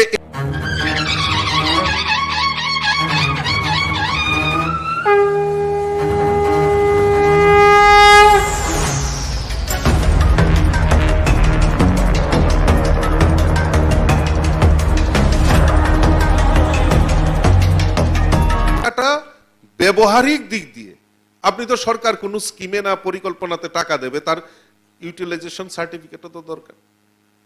তো কাজেই আমাদের সরকার এই এডিসির জনজাতি যুবক যুবতীরাই বলুন, তাদেরকে স্টার্ট আপ ইন্ডিয়ার মাধ্যমে স্কিলের মাধ্যমে তাদেরকে ডেভেলপ করিয়ে তাদেরকে রোজগারের ব্যবস্থা সেটা ভারতীয় জনতা পার্টি সরকারের রয়েছে। আজকে ব্রু সেটেলমেন্ট, আজকে 23 বছর ধরে এই রাজ্যের বুকে রিয়াং শরণার্থী যারা মিজোরাম থেকে এসেন তাদেরকে স্থায়ী পুনর্বাসনের ব্যবস্থা ভারতীয় জনতা পার্টি সরকার করেছে।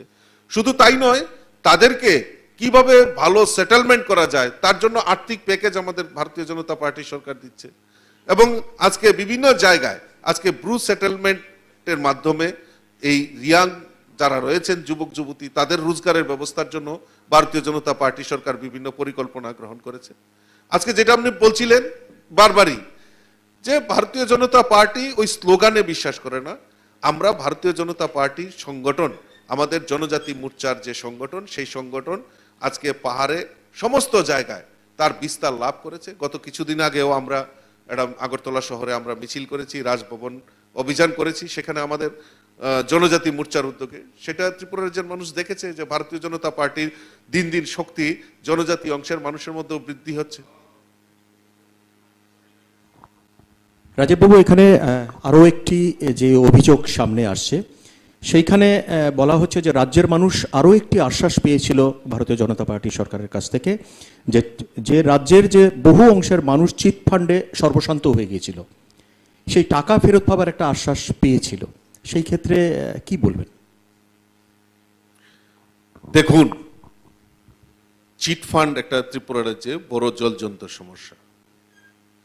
পশ্চিমবাংলায়ও যদি আমরা দেখি, সারদা, নারদা, এই ত্রিপুরা রাজ্যে আমরা জানি রোজভ্যালি একটা বড় ঘোটালা। বারবার চিৎকার করেছি আমরা যে আমরা এই রাজ্যের বুকে যারা চিট ফান্ডের দ্বারা সর্বশান্ত হয়েছেন তারা যাতে এই টাকা ফেরত পায় তার জন্য আমরা বহু আন্দোলনে ত্রিপুরা রাজ্যে সংগঠিত করেছি এবং বলেছি যে রোজভ্যালির কাণ্ডের সিবিআই তদন্ত আমরা দেওয়া দরকার। আমাদের সরকারও সেই দিশাতে এগিয়ে এই রোজভ্যালি বা চিট ফান্ডের সিবিআই তদন্তের কথা বারবার বলেছে। কিন্তু আপনারা জেনে আশ্চর্য হবেন, এই চিট ফান্ডের রোগ কিন্তু আজকে থেকে নয়। এই চিট ফান্ডটা কিন্তু সিপিএম এর একটা মানে বিশাল অংশ সেই বিশাল পিরিয়ডের সময় হয়েছে। যখন এই সারদা নারদার কাণ্ড যখন পশ্চিমবাংলায় আসলো, তখন ভারতবর্ষের ধরপাকড় শুরু হলো, যে বিভিন্ন চিটফান্ড সংস্থাগুলিকে সেই সময় ধরপাকড় শুরু হয়। এবং ত্রিপুরাতেও বহুবার এই আন্দোলনের ফলে সিবিআই থেকে জানানো হলো যে এখানে কি কি ঘোটালা রয়েছে, চিটফান্ডের কি কি ঘোটালা রয়েছে। তো সেই সময় যে রিপোর্ট সেখানে পাঠানো হয়েছিল সিপিএম এর গভর্নমেন্ট, তখন সেই রিপোর্টের ভিত্তিতেই তো সিবিআই তদন্ত আসবে, রাজ্য সরকারের ইয়ে ছাড়া তো আসতে পারবে না। সেখানে যখন দেখানো হলো যে না, এই রাজ্য সরকার যে সিবিআই এর কাছে রিপোর্ট পাঠালো, সেখানে দেখা গেল যে সেই রকম সিবিআই আসার মতো সেই রকম কোনো অঙ্ক বা সেখানে কোনো পরিসংখ্যান সেখানে দেখানো হয়নি। ঠিক কত লোক সেখানে প্রতারিত হয়েছেন, কত টাকা প্রতারিত হয়েছে, কত টাকার সম্পত্তি হয়েছে, বাজেয়াপ্ত হয়েছে, সেই রকম কিন্তু কোন রকম রিপোর্ট সেখানে দিতে পারেনি। পরবর্তী সময়ে বিজেপি গভর্নমেন্ট আসার পরও এই বিভিন্ন চিটফান্ড সংস্থার বিরুদ্ধে তার নথি সহ সেই সিবিআই তদন্তে দেওয়া হয়েছে। তো পরবর্তী সময়ে যখন এই সিবিআই এর কাছে সেই তথ্য যায়, সেটা অনেক দেরি হয়ে যায়। এবং আমার দৃঢ় বিশ্বাস যে একটু অপেক্ষা করুন, আরো অনেক নাচ দেখতে পারবেন। ত্রিপুরাতে এখনো সময় রয়েছে, সেগুলি নিয়ে ত্রিপুরা রাজ্যের মানুষ তার সুযোগ্য জবাব নিশ্চয়ই মানুষ পাবে, সেটা আমার দৃঢ় বিশ্বাস। একটা অন্যরকম রাজনৈতিক আবহ চলছে, বাম কংগ্রেস জোট। সেই জায়গায় দাঁড়িয়ে আমরা যখন দেখেছি যে 25 বছর তাদের মধ্যে ক্যাট ফাইট আমরা দেখেছি, এবং এখনকার সময়ে যেটা দেখতে পাচ্ছি যে তারা জোটে যাচ্ছে, সে বিষয়টা নিয়ে খানিকটা আপনার জানতে চাইবো। দেখুন, এটা নতুন কোনো প্রেম নয়, এটা আগে লুকিয়ে লুকিয়ে প্রেম ছিল, এখন সেটা জনসমক্ষে চলে এসেছে। কিসের স্বার্থে এই জোট? আজকে আমরা যদি একটু পিছন দিকে যাই, ত্রিপুরার রাজনৈতিক সমীকরণ, আজকে কংগ্রেস, যারা আজকে কংগ্রেস কংগ্রেস বলে চিৎকার করছেন, কংগ্রেসকে লিডিং করছেন, কংগ্রেসকে দায়িত্ব নিয়ে করছেন, এই তাদের কাঁধে কিন্তু 25টা বছর সিপিএমরা তাদের কাঁধে ভর করে 25টা বছর সিপিএমরা রাজত্ব করেছে। কংগ্রেসের কোনো অস্তিত্ব নেই, মাঠে ময়দানে তাদের সংগঠনের কোন রকম সিস্টেম ছিল না। তারা নির্বাচন আসলে এই কংগ্রেসীদেরকে দেখতাম আর একটাই ডায়লগ শুনতাম যে এইবার আইতাছি, আইয়ালই আইলেস আমরা চইলাম। দেখা যেত তাদের মোবাইল ওই নির্বাচনের রেজাল্টের আগে তাদের মোবাইল সুইচ অফ হয়ে যেত। কারণটা কি? কারণ তারা জানতো পরিষ্কার ওই দিল্লিতে সোনিয়া গান্ধী প্রকাশ করাত্রা মিলে ত্রিপুরা রাজ্যকে সিপিএম এর হাতে তুলে দিত। আমার এখনো মনে আছে 2013 সালটা, 2013 সাল নির্বাচনের পর হঠাৎ করে মানিকবাবু হাওয়া হয়ে গেছেন। নির্বাচনের রেজাল্টের ঘোষণার ঠিক 2 দিন আগে উনি আসলেন। এয়ারপোর্টে সাংবাদিকরা গিয়ে জিজ্ঞেস করলেন, আমার এখনো মনে আছে, নিশ্চয়ই অনেক সাংবাদিকদেরও মনে আছে, রেকর্ডিংটা নিশ্চয়ই আছে, আপনারা কয়টা সিট নিয়ে আসছেন? মানিকবাবুকে জিজ্ঞেস করেন, আমরা 50টা সিট নিয়ে আসছি। তার ঠিক 2 দিন পরে রেজাল্ট, সেখানে দেখলাম 50টা সিট কমিউনিস্টের একদম পাকাপুক্ত হয়ে আছে। অর্থাৎ এই যে গটাপ গেম, এই যে মানে মিলিজুলি, সেটা কিন্তু প্রমাণিত।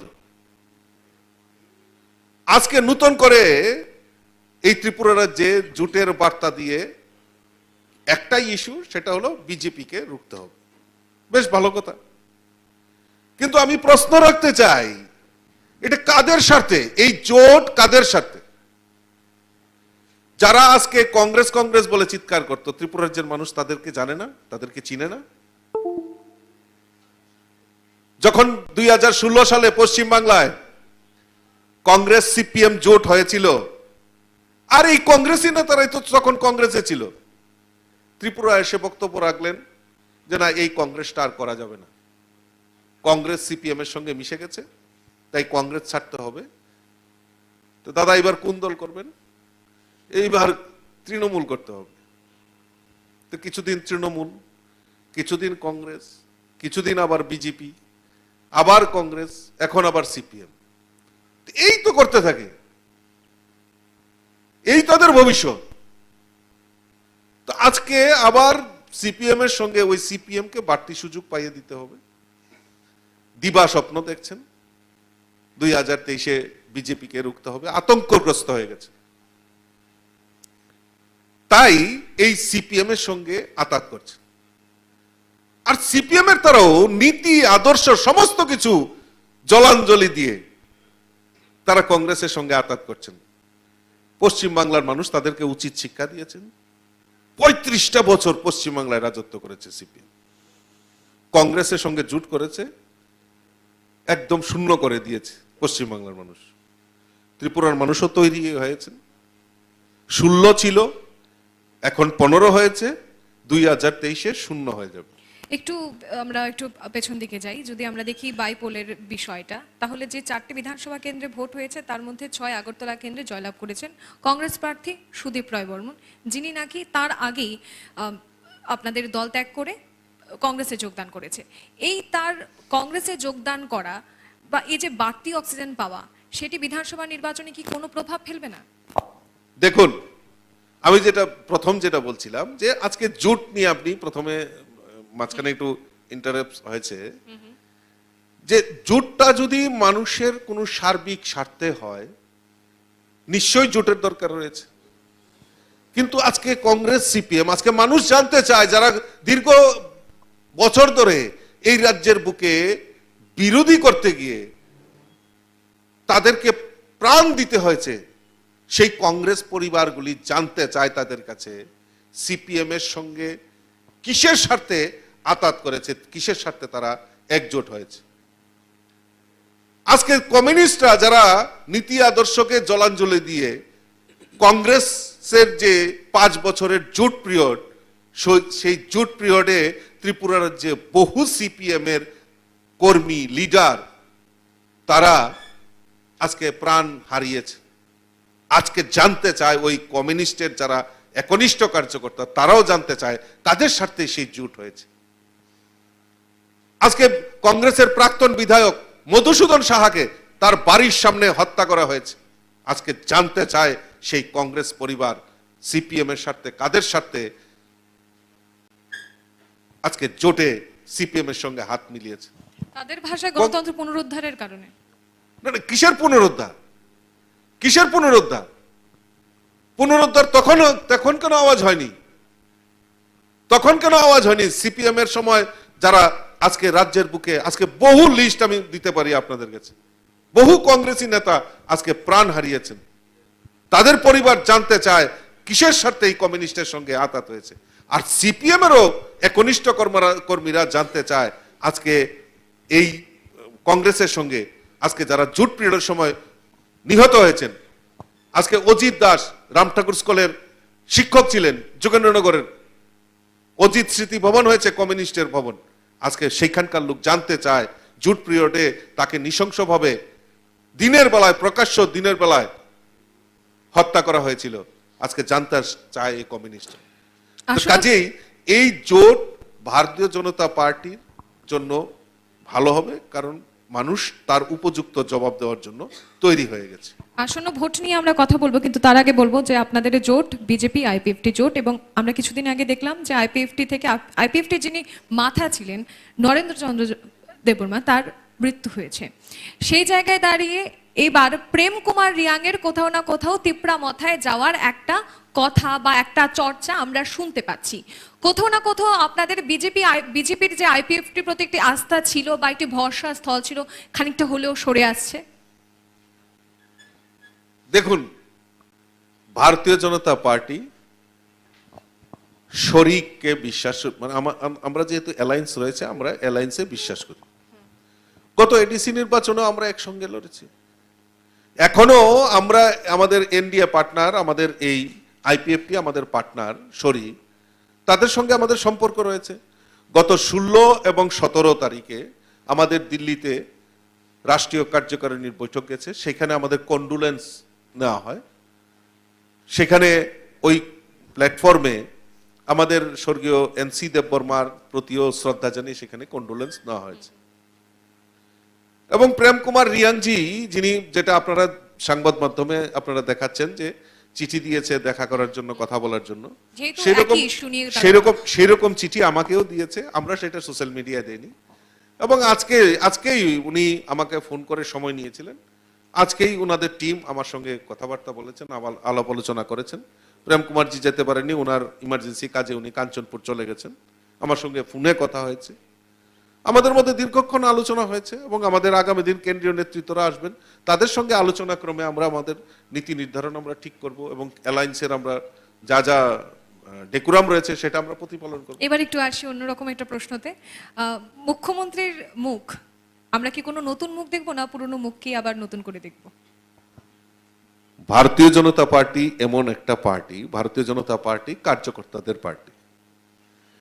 ভারতীয় জনতা পার্টি কার্যকর্তাদের পার্টি এই কারণে, কারণ সাধারণ কার্যকর্তাও কোথায় দায়িত্ব দেবে, মানে পেয়ে যাবে, সেটা সে নিজেও জানে না। এই কারণে ভারতীয় জনতা পার্টি এখনো আমাদের যে আমাদের মুখ্যমন্ত্রীর মুখ বা মুখ্যমন্ত্রীর প্রচার, আমাদের ক্যাম্পেইনিং কমিটির চেয়ারম্যান আমাদের বর্তমান মুখ্যমন্ত্রী রয়েছেন, উনি দেখছেন। আমাদের যে ম্যানেজিং কমিটি রয়েছে, ইলেকশন ম্যানেজমেন্ট কমিটি, সেখানে আমাদের প্রাক্তন মুখ্যমন্ত্রীও রয়েছেন। তো আমরা সবাই মিলেমিশে এই নির্বাচনে আমরা লড়াই করব। আমাদের কেন্দ্রীয় নেতৃত্ব সেটা নির্ধারণ করবে কে আমাদের মুখ্যমন্ত্রী হবেন, কে কোন দলে, মানে কোন দায়িত্বে থাকবেন, সেটা আমাদের কেন্দ্রীয় নেতৃত্ব। এবার একটু আমি আসি রাজীববাবু, যে 16ই ফেব্রুয়ারি হতে চলেছে সেই গণতন্ত্রের সেই বড় উৎসব ভোট প্রয়োগ। ভোট প্রয়োগের ক্ষেত্রে আমরা বিগত দিনে যে সমস্ত ভোট দেখলাম, সেক্ষেত্রে দেখলাম ছাপ্পা ভোটের অভিযোগ আপনাদের দিকে আসছে, আপনাদের দিকে আসছে ভয়ভীতির অভিযোগ, ইভিএম কারচুপির অভিযোগও আমরা দূরে নস্যাৎ করতে পারছি না। সেই জায়গায় দাঁড়িয়ে ইলেকশন কমিশন থেকে বলা হয়েছে যে এই বিষয়গুলোকে দেখা হবে, কিন্তু একজন ভোটার তার ভোট বাড়ি থেকে সে ভোট কেন্দ্রে যে যাবে, সেই সিকিউরিটিটা নিয়ে বিভিন্ন জায়গায় অভিযোগ আসছে যে হয়তোবা আপনাদের তরফ থেকে ভয়ভীতি দেখানো হবে, তারা ভোট কেন্দ্রে যেতেই পারবে না। সে বিষয়টা নিয়ে আমি বলবো যে জনগণের উদ্দেশ্যে আপনাদের কি বলার থাকবে? ইলেকশন কমিশনের গাইডলাইন অনুসারে এই যে কথাগুলি আপনি বলছেন, ত্রিপুরা রাজ্যে এরকম ভয়ভীতির পরিবেশ বিজেপি সরকারের আমলে সেটা অনেকটাই ভয়মুক্ত হয়েছে। আপনার কথাতেই আমি বলছি যে 6 আগরতলাতে আপনি কংগ্রেসের প্রার্থী জয়ী হয়েছে, এর থেকে বড় জলজন্ত প্রমাণ আর কি লাগে? যুবরাজনগরে আমাদের 29 বছর যেখানে সিপিএম এর রাজত্ব ছিল, সেখানে আমাদের প্রার্থী এবার বিপুল ভোটে জয়ী হয়েছে। 6 আগরতলা কেন্দ্রের কথা বলছেন, আমি সরি আমি আপনাকে একটু ইন্টারাপ্ট করছি। 6 আগরতলা কেন্দ্রের কথা আপনি বলছেন, কিন্তু সুদীপ রায় বর্মন যখন তিনি ভোট প্রয়োগ করতে যান তখন তিনি তার মাথার মধ্যে একটা ব্যান্ডেজ ছিল এবং তিনি বলছেন যে মানুষ তাকে ভালোবাসে, তাই ভয়ভীতিকে উপেক্ষা করে হলেও ভোট কেন্দ্রে গেছেন, তাই বলে কংগ্রেস 6 আগরতলা কেন্দ্রে জয়লাভ করেছে। দেখুন, এগুলি নাটক মঞ্চস্থ হয়।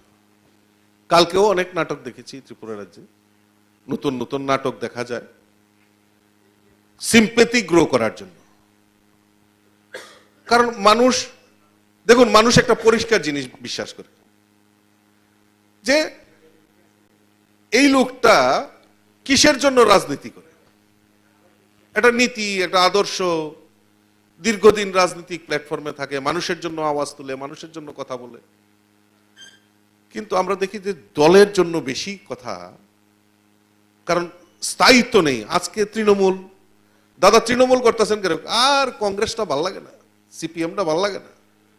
দাদা আজকে কি করবেন? না আজকে আর ভাল লাগতেছে না, তৃণমূল হইতো না, আবার কংগ্রেস। দাদা আজকা কি করবেন? না না আজকাও আবার কংগ্রেসও ভাল লাগে না, এবার দেখি একটু বিজি বিজ্ঞানী করতাম পারি। তো এগুলি তো ক্রিয়েশন, এগুলি ক্রিয়েটিং।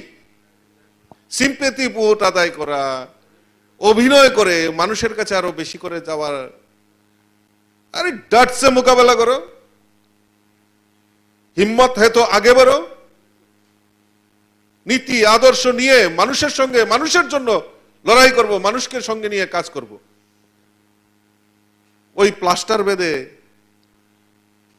তো হাত প্লাস্টার করে সিম্পেথি গ্রো করে, ওই 2 দিন পরে দেখি সব দেখি হাসপাতালে ভর্তি হয়েছে।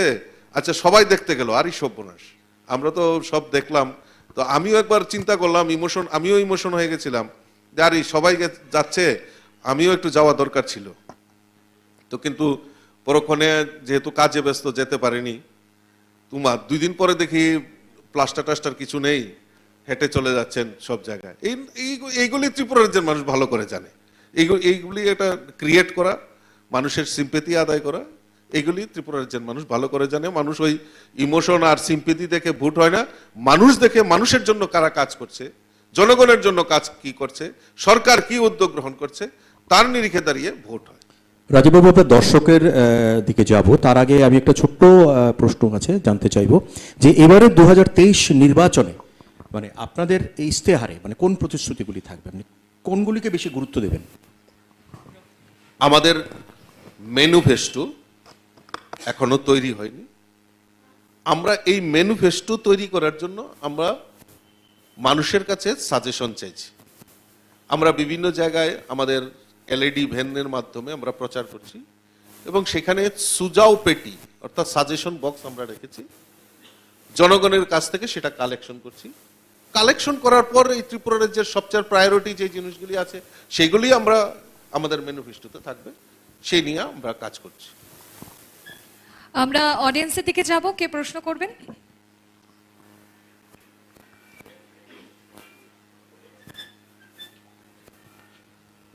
প্রথমে আপনার নাম আর পরিচয়টা দেবেন। আমার নাম কিশোর, খুম্পুই টিভি থেকে। প্রথমে আজ 45তম ভোট দিবসে আপনাকে ধন্যবাদ এবং শুভকামনায় খুলুমকা। স্যার, আপনি বলেছেন 10,000-এর জন্য অনেক কিছু করার চেষ্টা করেছেন, হয়নি এবং আইনি সমস্যা রয়ে গেছে। আপনারা যে লাস্ট মুহূর্তে একটা কমিটি গঠন করেছেন, সেই কমিটি কি 6 মাস আগে করতে পারতেন না? করা যেত না? বা আরেকটা বিষয় হচ্ছে 10,323, তারা প্রায় সময় বলছে যে আরটিআই সুপ্রিম কোর্টে তাদের সবার চাকরি যায়নি বা তাদেরকে পার্টি করা হয়নি ওই মামলা, সেটাকে আপনি কিভাবে দেখছেন? সবচেয়ে প্রথমে আপনি আমাকে খুলুঙ্কা বলে সম্বোধন করেছেন। আজকে 45 বিসি না, 45 বিসি আমাদের ককবরক দিবস আমরা উদযাপন করছি। তার জন্য আপনাকেও অভিনন্দন, শুভেচ্ছা, যতন হাম্বাই। তো আপনার যে প্রশ্নটা আমি প্রথমেই বলেছি এই 10,300 নিয়ে আমি নিজেও ইমোশনাল, কারণ ওইখানে আমাদের কোনো আত্মীয় পরিজনরা সেখানে তারা রয়েছেন। তো সরকার কিন্তু চেষ্টা করেছিল, এই সরকার চেষ্টা করেছিল। হ্যাঁ, আপনি একটা কথা খুব ভালো বলেছেন যে সরকার চাইলে তো আরো 6 মাস আগেও সেই কমিটি নির্ধারণ করে তাদের জন্য লড়াই করতে পারত, এটা আপনি ঠিক বলেছেন। কিন্তু সরকার কিন্তু তার আগে বিভিন্নভাবে চেষ্টা করেছে এই তাদের জন্য স্পেশালি। আপনি যদি আমাদের এই যে পোস্ট ক্রিয়েট করা, গভর্নমেন্টের যে পোস্ট ক্রিয়েটগুলি করেছে, সেই অ্যাডভার্টাইজমেন্টগুলি যদি আপনি লক্ষ্য করেন, সেখানে দেখবেন সব অ্যাডভার্টাইজমেন্টে কিন্তু বয়সের যে সময়সীমা থাকে সেইগুলিকে কিন্তু রিল্যাক্সেশন দেওয়া হয়েছে পিরিয়ড বাই পিরিয়ড। তো সেই সময় কিন্তু তাদেরকে প্রস্তাব দেওয়া হয়েছে যে আপনারা আউটসোর্সিং এর মাধ্যমে হোক বা সরকারের বিভিন্ন যে পোস্টগুলি ক্রিয়েট করা হয়েছে সেখানে আপনারা প্রেয়ার করুন, সেখানে আপনাদেরকে প্রায়োরিটির বেসিসে সেখানে দেওয়া হবে। সেই প্রস্তাব কিন্তু তাদেরকে দেওয়া হয়েছিল। তখন কিন্তু তাদের একটাই বলে যে না, আমাদের যেই চাকরিটা আমরা করতাম সেইটাকে পুনর্বহাল আপনাদেরকে, সেইটা তো নিশ্চয়ই করা সম্ভব নয়, আইনের জটিলতা রয়েছে এবং আইন বিশেষজ্ঞ দিয়ে বারবার সেটাকে রিভিউ করা হয়েছে। শেষ অবধি এই কমিটি পুনরায় আবার করানো হয়েছে। তো নিশ্চয়ই আপনি যে কথাটা বলছেন আমি আপনার সঙ্গে একমত। আমি হৃদয় দিয়ে আমি এখনো বলছি, যারাই আমাদের বিরুদ্ধেও কথা বলতে পারে কোনো আপত্তি নেই, কারণ পেটে খিদা থাকলে নিশ্চয়ই তাদের মুখ দিয়ে আনাপ শনাপ হতে পারে, কিন্তু তারাও তো আমাদের পরিবারের। তো নিশ্চয়ই তাদেরকে যত্ন সহকারে আগামী দিন যাতে তাদেরকে আবারও চেষ্টা করা হয় তাদের পুনর্বহালের জন্য, তাদের পরিবারের পাশে দাঁড়ানোর জন্য সুযোগ যদি থাকে, নিশ্চয়ই আমি রাজ্য সভাপতি হিসাবে তাদের পাশে থাকব। পরবর্তী প্রশ্নে যাব। নমস্কার স্যার, আপনার পরিচয়টা স্যার? আমার নাম পিঙ্কু দাস, আমি সোশ্যাল অ্যাক্টিভিস্ট। আমার প্রশ্নটা মহাশয়ের কাছে যে বেকারত্বর দিক থেকে আমাদের রাজ্য ভারতবর্ষের টপ 5টি রাজ্যের মধ্যে একটি, অ্যাবাউট 15%, যেটা 2018 আপনাদের ভিশন ডকুমেন্টেও ছিল কর্মসংস্থানের বিষয়টা। তো নর্থ ইস্টের মধ্যে আমাদের স্টেট বেকারত্বর দিক থেকে টপ এবং সারা দেশে 5টি রাজ্যের মধ্যে একটি। আগামী দিনে এই বেকারদের কর্মসংস্থানের উদ্দেশ্যে আপনাদের সরকার যদি প্রতিষ্ঠিত হয়, আপনাদের স্ট্র্যাটেজি কি থাকবে?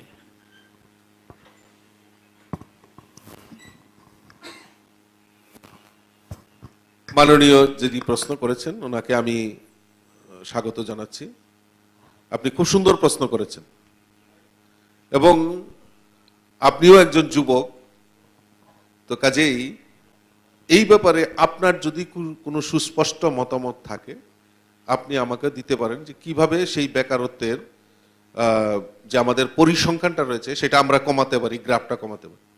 দেখুন, সরকার শুধু সরকারি চাকরি হবে, সরকারি চাকরি দিয়ে তার সমস্যার সমাধান সেটা কোনোদিনও সম্ভব না। কিন্তু তা সত্ত্বেও সরকার কিন্তু তার বিভিন্ন পোস্টে তার সরকারি চাকরির ক্ষেত্রে কিন্তু সেটা যে যে নিয়োগ ক্ষেত্রে রয়েছে সেগুলি কিন্তু পরিপূরণ করার চেষ্টা করছে সরকার।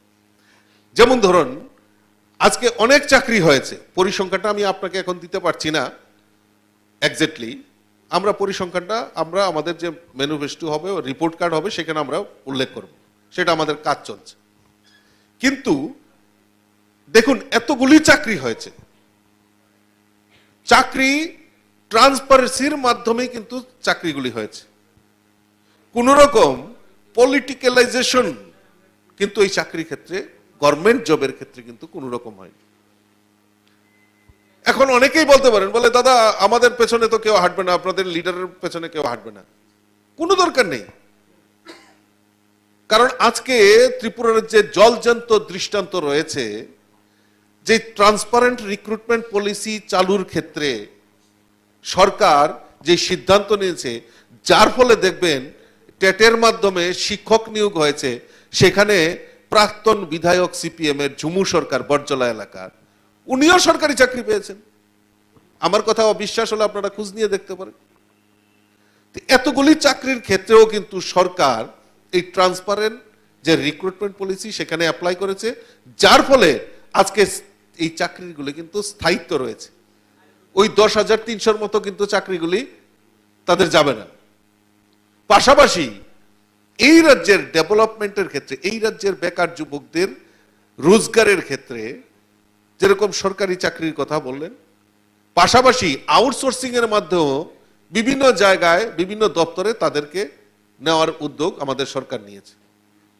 এবং বিভিন্ন স্কিল ডেভেলপমেন্টের মাধ্যমেই হোক বা আমাদের যে বিভিন্ন start up India, stand up ইন্ডিয়ার মাধ্যমে এই রাজ্যের বেকারদের কর্মসংস্থানের ক্ষেত্রেও আমাদের সরকার সহায়ক ভূমিকা এবং নির্ণায়ক ভূমিকা পালন করেছে। আগামী দিন আরো কিভাবে এই রাজ্যের, আপনি ঠিক বলেছেন যে বেকারত্ব সমস্যা এটা জলজন্ত সমস্যা, এটা যে পলিটিক্যাল পার্টির ডমিনেটিং হবে সেটা না। তো আমি বলবো যে সরকারকে আরো কিভাবে ট্রান্সফর্মিং ভাবে কাজ করলে এই বেকারত্ব সমস্যা সমাধান করা যায় সে ব্যাপারে আপনাদের কোনো যদি সুচিন্তিত মতামত আপনার থাকে নিশ্চয়ই আমার কাছে দেবেন, বা আমাদের পার্টির যিনি আমাদের যে সুজাও পেটি রয়েছে সেখানে আপনি দেবেন।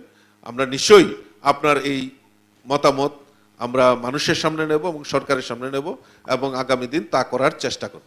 এটা তো সময় বলবে, পরিবর্তন দেখবো না প্রত্যাবর্তন। তবে ছোট্ট করে আপনার থেকে একটা বিষয় জানবো যে এবারে আগামী বিধানসভা নির্বাচনে আপনাকে আমরা কোন কেন্দ্র থেকে দেখতে পারবো? সরি, আপনি কোন কেন্দ্র থেকে দাঁড়াতে পারেন? আমি প্রথমেই বলেছি ভারতীয় জনতা পার্টি কার্যকর্তার পার্টি। ভারতীয় জনতা পার্টি কার্যকর্তাদের মূল্যায়ন করতে জানেন। তো কাজেই আমি কোথায় টিকিট পাবো সেটা দল নির্ধারণ করবে, এখনই আমি কিছু বলতে পারছি না। তো ভারতীয় জনতা পার্টি কার্যকর্তার পার্টি, এই কারণে আমরা হলক করে বলতে পারি যে আমিও একদম সাধারণ কার্যকর্তা এবং সাধারণ ঘরের ছেলে। আমি আজকে বিজেপির মতো ভারতের সর্ববৃহৎ দলের ত্রিপুরা রাজ্যের মতো আমি সভাপতি হয়েছি, সেটা আমার ভাগ্যের বিষয়। দল যেখানে সিদ্ধান্ত করবে দলের সিদ্ধান্তই আমাদের সর্বোপরি, দল যেখানে দায়িত্ব দেবে সেখানেই কাজ করবে। আমরা অনুষ্ঠানের একদম শেষ পর্যায়ে পৌঁছে গেছি। শেষ পর্যায়ে এসে এই 2023 নির্বাচনের ভোট যুদ্ধে আমরা ঢুকে গেছি। সেইখানে দাঁড়িয়ে ভারতীয় জনতা পার্টির একজন নেতৃত্ব হিসাবে ভোটারদের উদ্দেশ্যে কি বলতে চাইবেন এই কুরুক্ষেত্র মঞ্চ থেকে? দেখুন, ভোটারদের একটাই শুধু আমি বলবো, কারণ আমরা 2023-এ ভারতীয় জনতা পার্টির সরকার হবে তার মধ্যে কোনো দ্বিধাদ্বন্দ্ব নেই। আমি রাজ্য সভাপতি হিসাবে সেটা আমি হলক করে বলছি এই কারণে, কারণ ভারতীয় জনতা পার্টির সরকার প্রতিষ্ঠার পর, যেটা আমি প্রথমে বলেছি, প্রায় 3 লক্ষ গরিব পরিবারের কাছে প্রধানমন্ত্রী আবাস যোজনায় গৃহ নির্মাণের ব্যবস্থা ভারতীয় জনতা পার্টি সরকার করেছে। শৌচালয়, গরিব মানুষের বাড়িতে শৌচালয়ের ব্যবস্থা ভারতীয় জনতা পার্টি সরকার করেছে। জল জীবন মিশনের মাধ্যমে প্রত্যেক গরিবের বাড়িতে পানীয় জলের ব্যবস্থা ভারতীয় জনতা পার্টি সরকার করেছে। রেশন শপের মাধ্যমে 11টা নিত্য প্রয়োজনীয় জিনিস যাতে গরিবরা ক্রয় করতে পারে তার ব্যবস্থা করেছে। চাল, চিনি, মুসুরি ডাল, সয়াবিন, চা পাতা থেকে শুরু করে সমস্ত জিনিস রেশন শপে যাতে গরিবরা ক্রয় করতে পারে তার ব্যবস্থা ভারতীয় জনতা পার্টি সরকার করেছে। প্রধানমন্ত্রী উজ্জ্বলা জ্যোতি যোজনার মাধ্যমে প্রত্যেক গরিব মায়েদের নামে বিনা পয়সায় এলপিজি কানেকশনের ব্যবস্থা ভারতীয় জনতা পার্টি সরকার করেছে। 700 টাকা সামাজিক ভাতা ছিল, আজকে 2000 টাকা করেছে ভারতীয় জনতা পার্টি সরকার। আয়ুষ্মান কার্ডের মাধ্যমে যারা গরিব অংশের মানুষ রয়েছেন তার চিকিৎসার জন্য 5 লক্ষ টাকা পর্যন্ত বীমার ব্যবস্থা ভারতীয় জনতা পার্টি সরকার করেছে। আজকে এই রাজ্যের কৃষকদের আয় দ্বিগুণ করার লক্ষ্যে ভারতীয় জনতা পার্টি সরকার কাজ করেছে। কিষাণ সম্মান নিধি বছরে 6000 টাকা কৃষকদের দেওয়ার ব্যবস্থা করেছে। এফসিআই দ্বারা সহায়ক মূল্যে 20 টাকা 40 পয়সা দরে রাজ্যের যারা কৃষকরা আজকে ধান উৎপাদন করেন তাদের ধান ক্রয় করার ব্যবস্থা ভারতীয় জনতা পার্টি সরকার করেছে। পিএম কুসুমের মাধ্যমে, সোলারের মাধ্যমে যাতে সেচের ব্যবস্থা করা যায় তার জন্য কৃষকদের সহায়তা করা হয়েছে। আজকে এক ফসল যে জমি হতো সেখানে 2 ফসল হচ্ছে। কৃষকদের উৎপাদিত আনারস, কাঁঠাল, লেবু, তেঁতুল, বেল আজকে বিদেশে রপ্তানি করার ব্যবস্থা ভারতীয় জনতা পার্টি সরকার করেছে। ভারতীয় জনতা পার্টি সরকার প্রতিষ্ঠার পর এই রাজ্যের সরকারি কর্মচারীদের এই 5 বছরে 20% ডি এর ব্যবস্থা ভারতীয় জনতা পার্টি সরকার করেছে। আজকে সবচেয়ে বেশি স্বাধীন এই ত্রিপুরার যে সরকারি কর্মচারীরা, কারণ চাঁদা সংস্কৃতি থেকে তাদের মুক্তি হয়েছে, তারা স্বাধীনভাবে বসবাস করতে পারেছে। ত্রিপুরা রাজ্যের পাম্প অপারেটর থেকে শুরু করে অস্থায়ী কর্মী যারা রয়েছেন, আশা অঙ্গনওয়াড়ি কর্মী যারা রয়েছেন, তাদেরও বেতন বৃদ্ধি হয়েছে। যারা আজকে হোমগার্ডের চাকরি করতেন, যাদের পেনশন কম ছিল, আজকে 2,500 টাকা তাদের পেনশন করা হয়েছে। হোমগার্ড যারা রয়েছেন তাদের বেতন 6,000 টাকা ছিল, আজকে আমাদের সরকার আসার পর 18,000 টাকা বৃদ্ধি হয়েছে। তার জন্য রাস্তায় দাঁড়িয়ে কোনো আন্দোলন করতে হয়নি, দিতে হবে নাইলে ভেঙে দাও, গুড়িয়ে দাও, সেই কথা বলতে হয়নি। কারণ ভারতীয় জনতা পার্টির সরকার সবকা সাথ, সবকা বিকাশ, সবকা বিশ্বাস, সবকা প্রয়াস নিয়ে ভারতীয় জনতা পার্টি সরকার কাজ করছে। তাই দৃঢ়তার সঙ্গে আমি বলতে পারি, মানুষ দুহাত তুলে ভারতীয় জনতা পার্টি সরকারকে আশীর্বাদ করছে, বিগত দিনে যেভাবে করেছে।